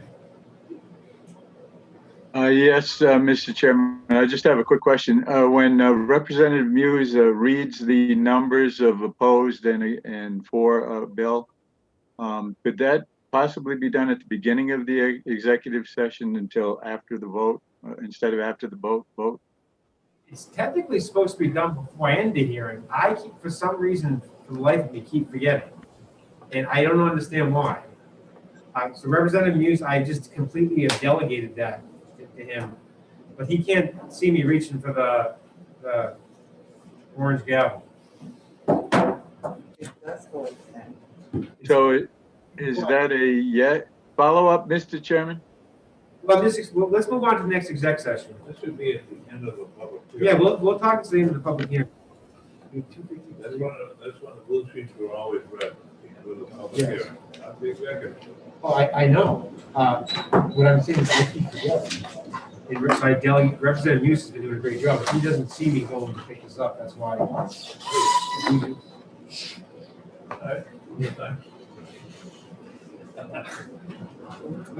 We have House Bill 253.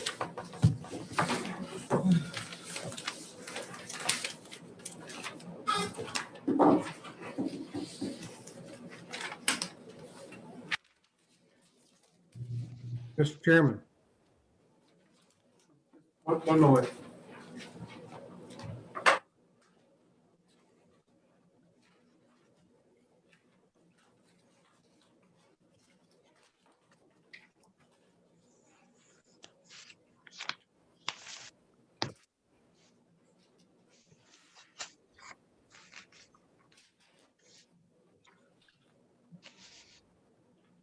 The chair will now open the executive session for House Bill 253.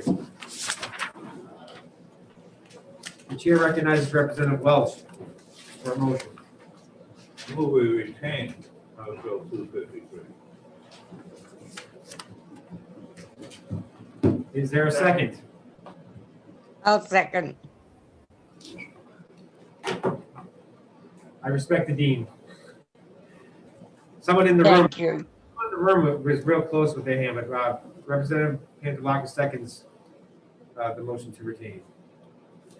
Does there wish to be any discussion?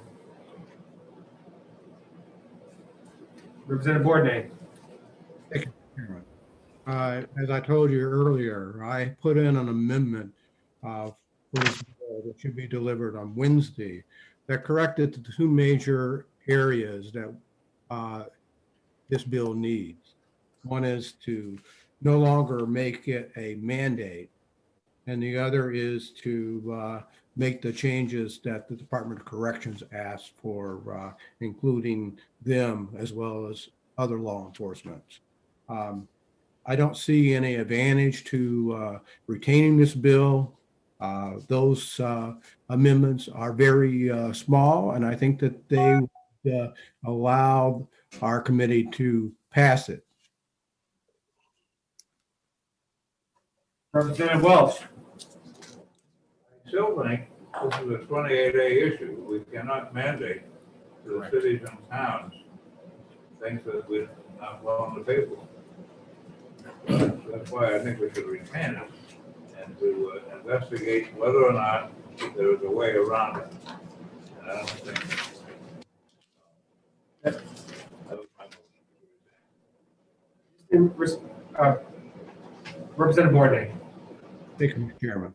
And that is one of the reason for one of the amendments that I made was to change the language to may rather than shall, which no longer makes it a mandate.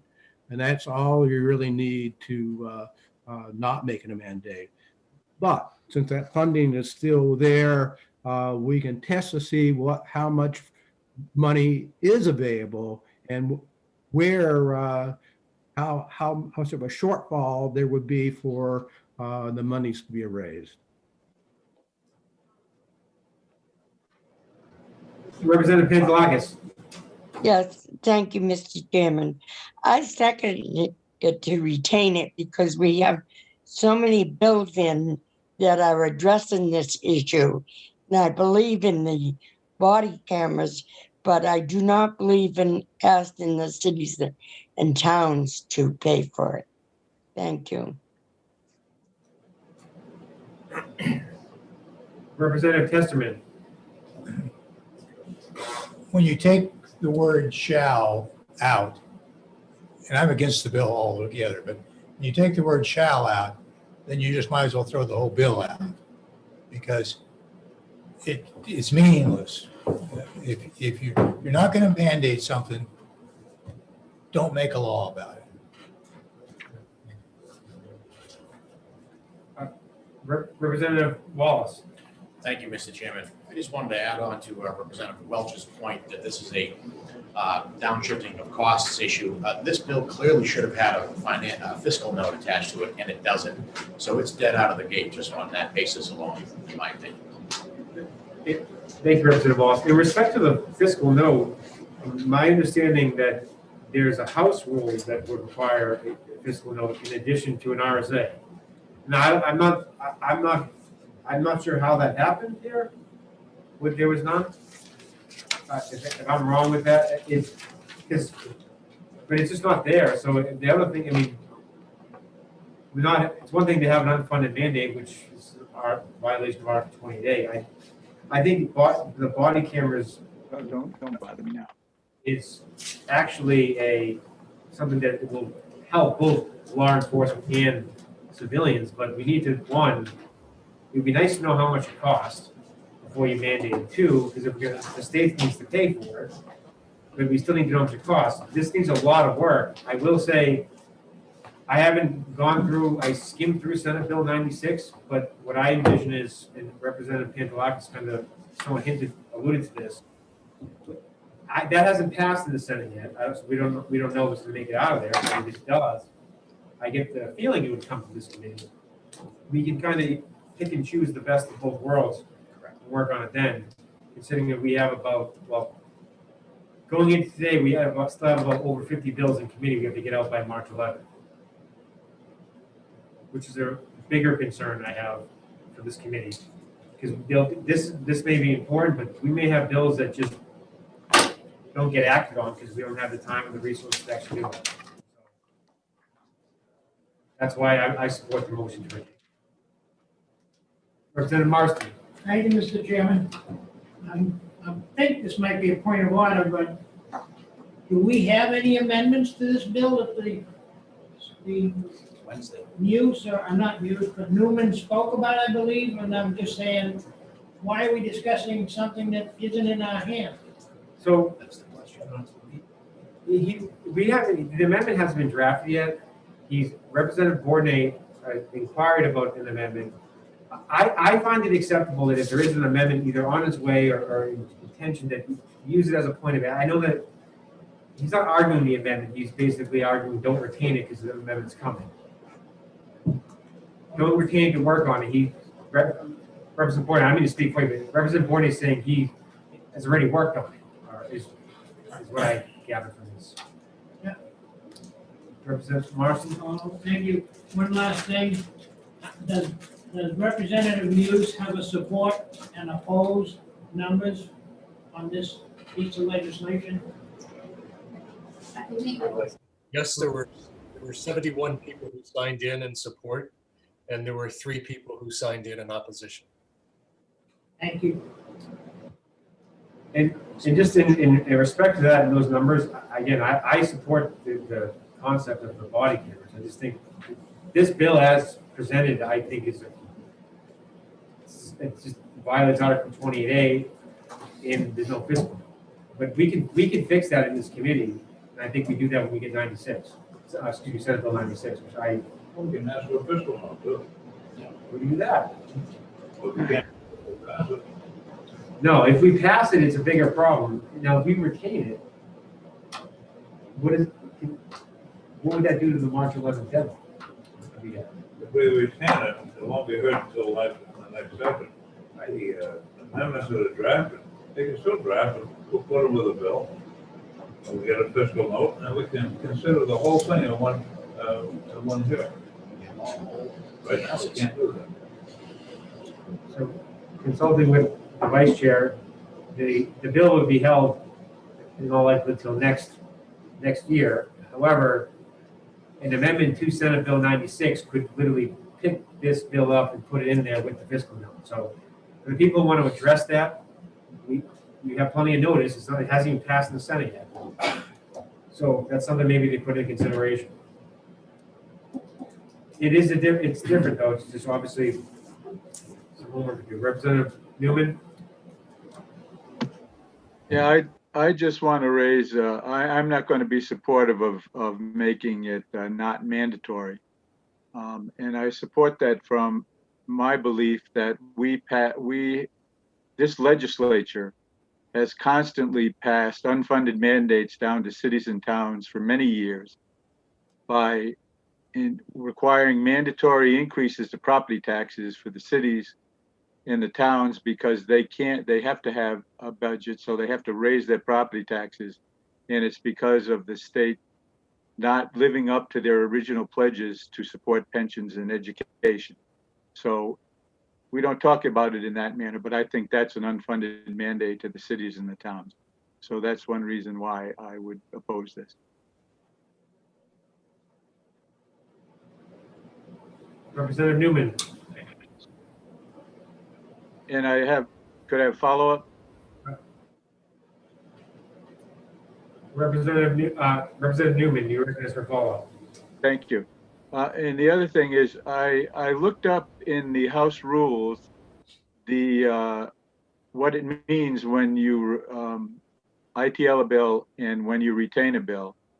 And my understanding of what I read, and I don't know if it's correct or not, if my understanding is correct. And it said that when you retain a bill in the first year, that in order to bring it up in the second year, it has to be approved by a majority of the Rules Committee. So I just don't think you automatically can just bring it up the second year. We did it with the red flag last term, if you recall. Say again? We did it with the red flag bill, HB 687. Right. We were both on the subcommittee. We had a lot of good sportsmanship. All I'm doing is just telling you that I looked it up today. I never knew where the authority was, and that's what I understood from what I read. We can talk about this some other time. Representative Muse.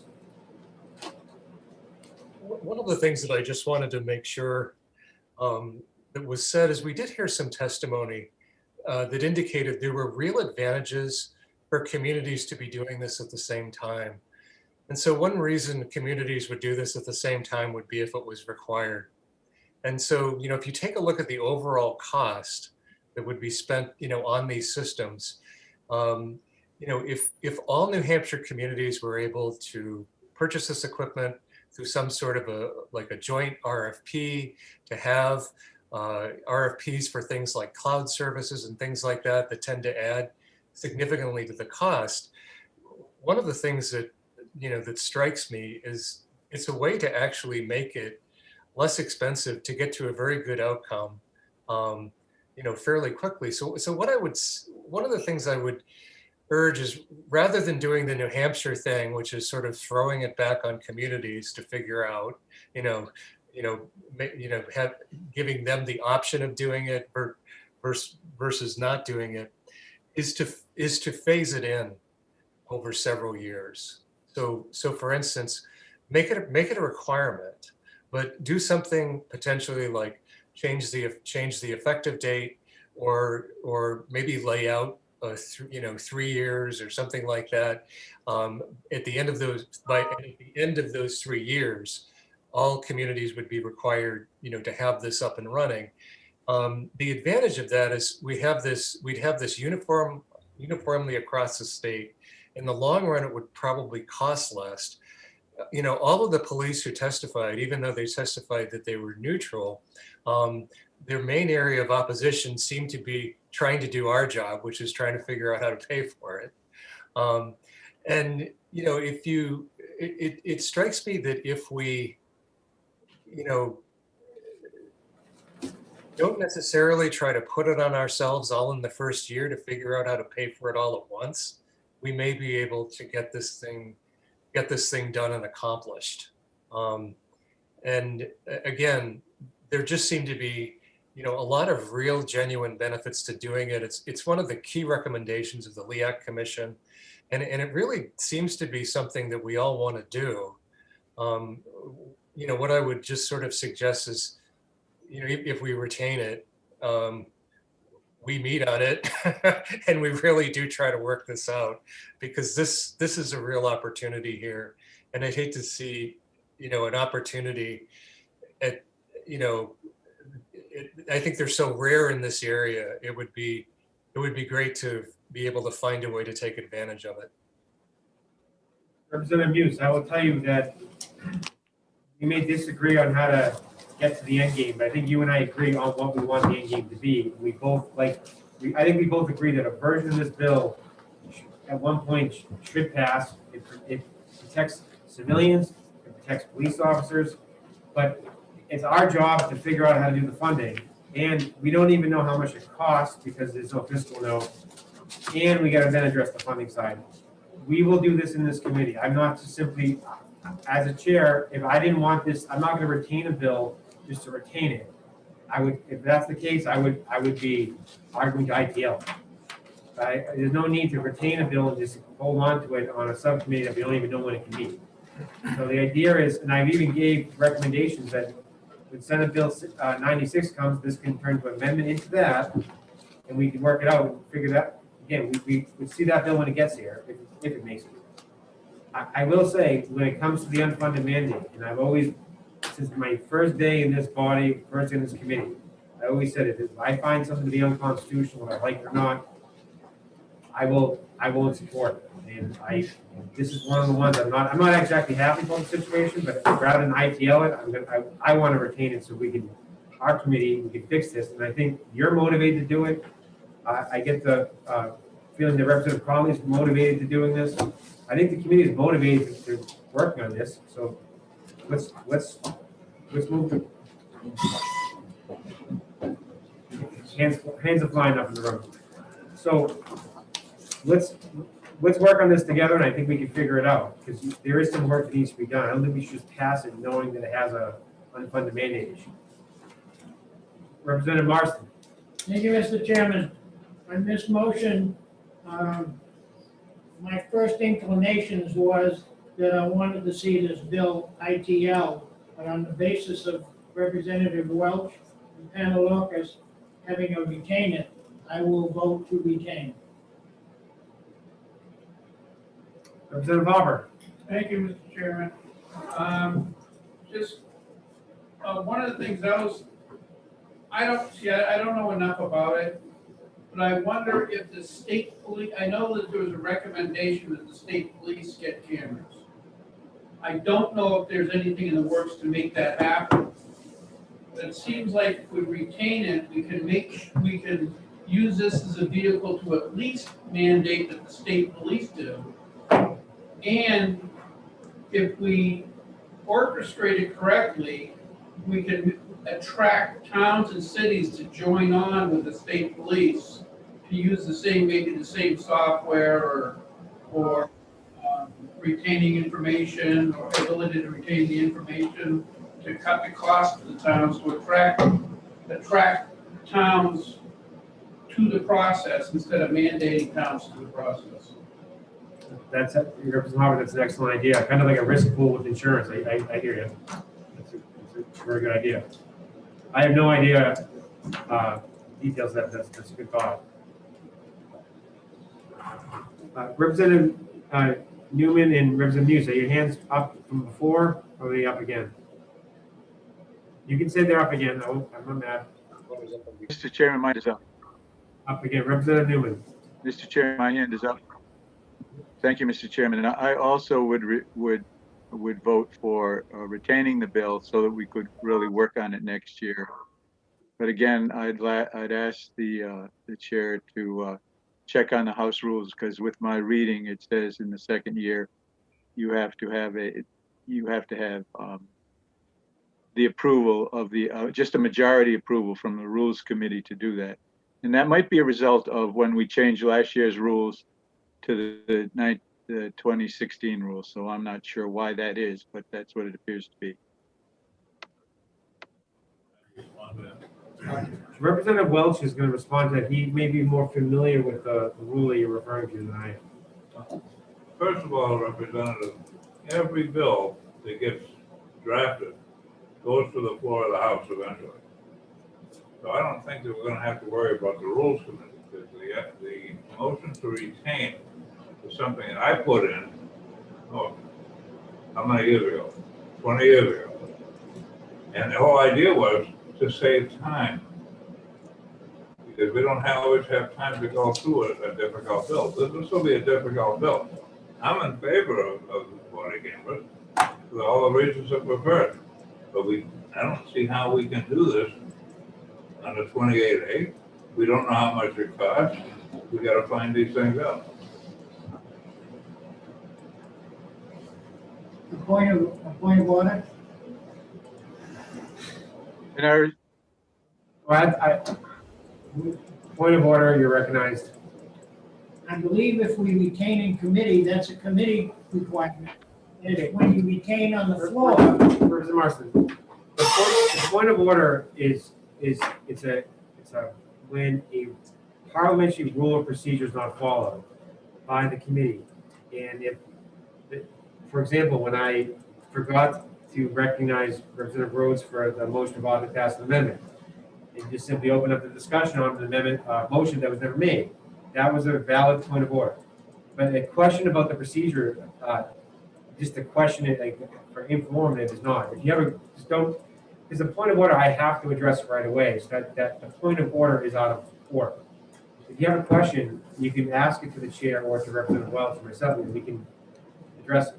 Just because Representative Newman was in the middle of asking a question, and I had to cut him off to address the point of order. But your point of order was a question. Apologies. No, I'm just explaining it. That's I understand. So let Representative Newman finish his question, and then I'll recognize Representative Marston for the question. Mr. Chairman, thank you. Can you hear me? Yes. Yeah, okay. I'm looking at the House rules, and I'd like just to respond to Representative Welch through you, if I could. Okay, let's focus on the retaining. We can discuss the rules after we decide the question. Because the rules have nothing, I've lived this dream before, and I know how long this can go on for. And it can go on for a long time. So we're gonna call the question right now. Thank you. Thank you. Clerk will call the roll. If you are in support of the motion to retain, please say yay. If you are opposed, please say nay. Vice Chairman Welch, Yes. Representative Alexander, Yes. Representative Hopper, Yes. Representative Green, Yes. Representative Wallace.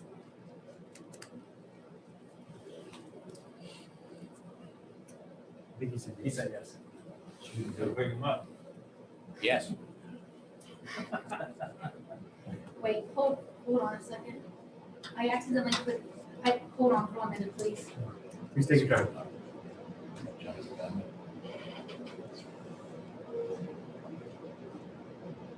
Representative Testerman. Yes.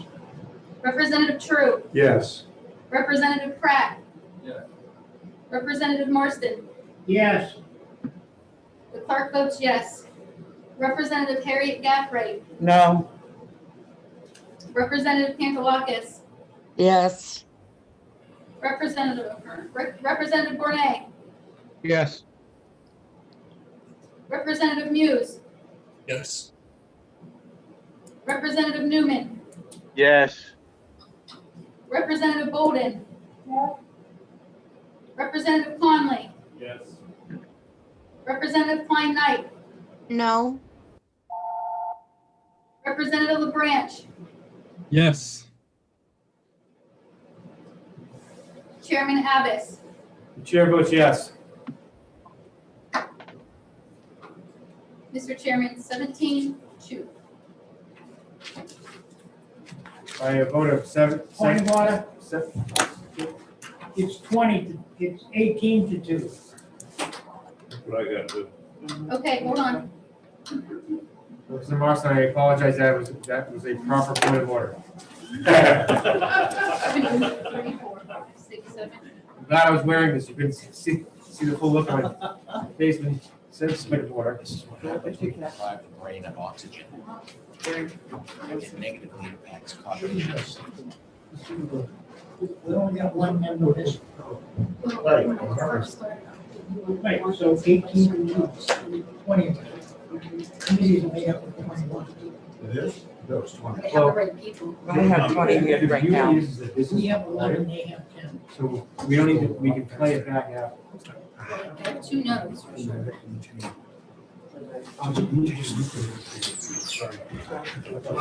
There's 20 of us here right Sorry, now.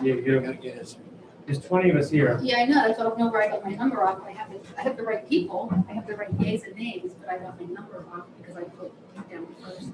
Well, we're retaining this, so we don't do it to the clerk. This is recorded. It's very exciting to go back and watch it.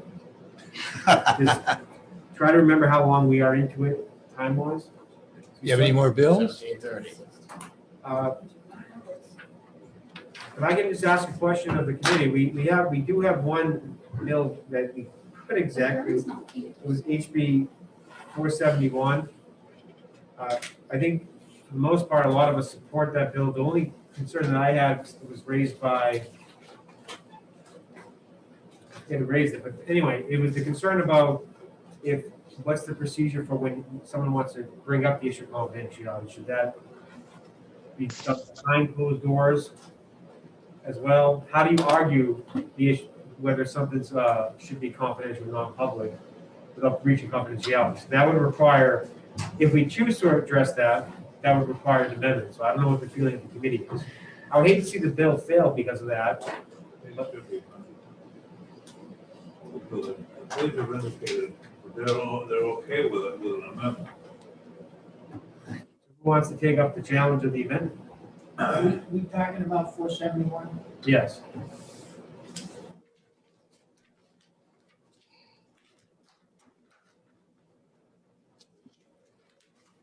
Representative Pantelakis? Yeah, thank you, Mr. Chairman. I just want to make sure that we all realize that this is during a certification meeting, like they have done something that they are going to be thrown out of the police department. You know what I mean? It's not just any disciplinary hearing there is. And I think people were kind of thinking it was. It's just if it's before the board of directors and they're going to make a decision whether he's going to stay a police officer or he's going to go. Thank you. Talked about what the amendment should be. All we gotta do is get a hold of him, get his ideas.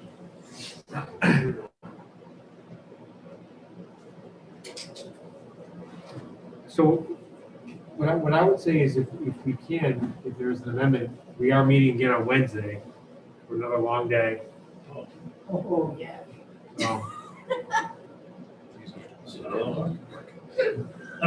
Then it's not 100%, but my understanding the following Wednesday, we're likely to meet again, which is the 17th.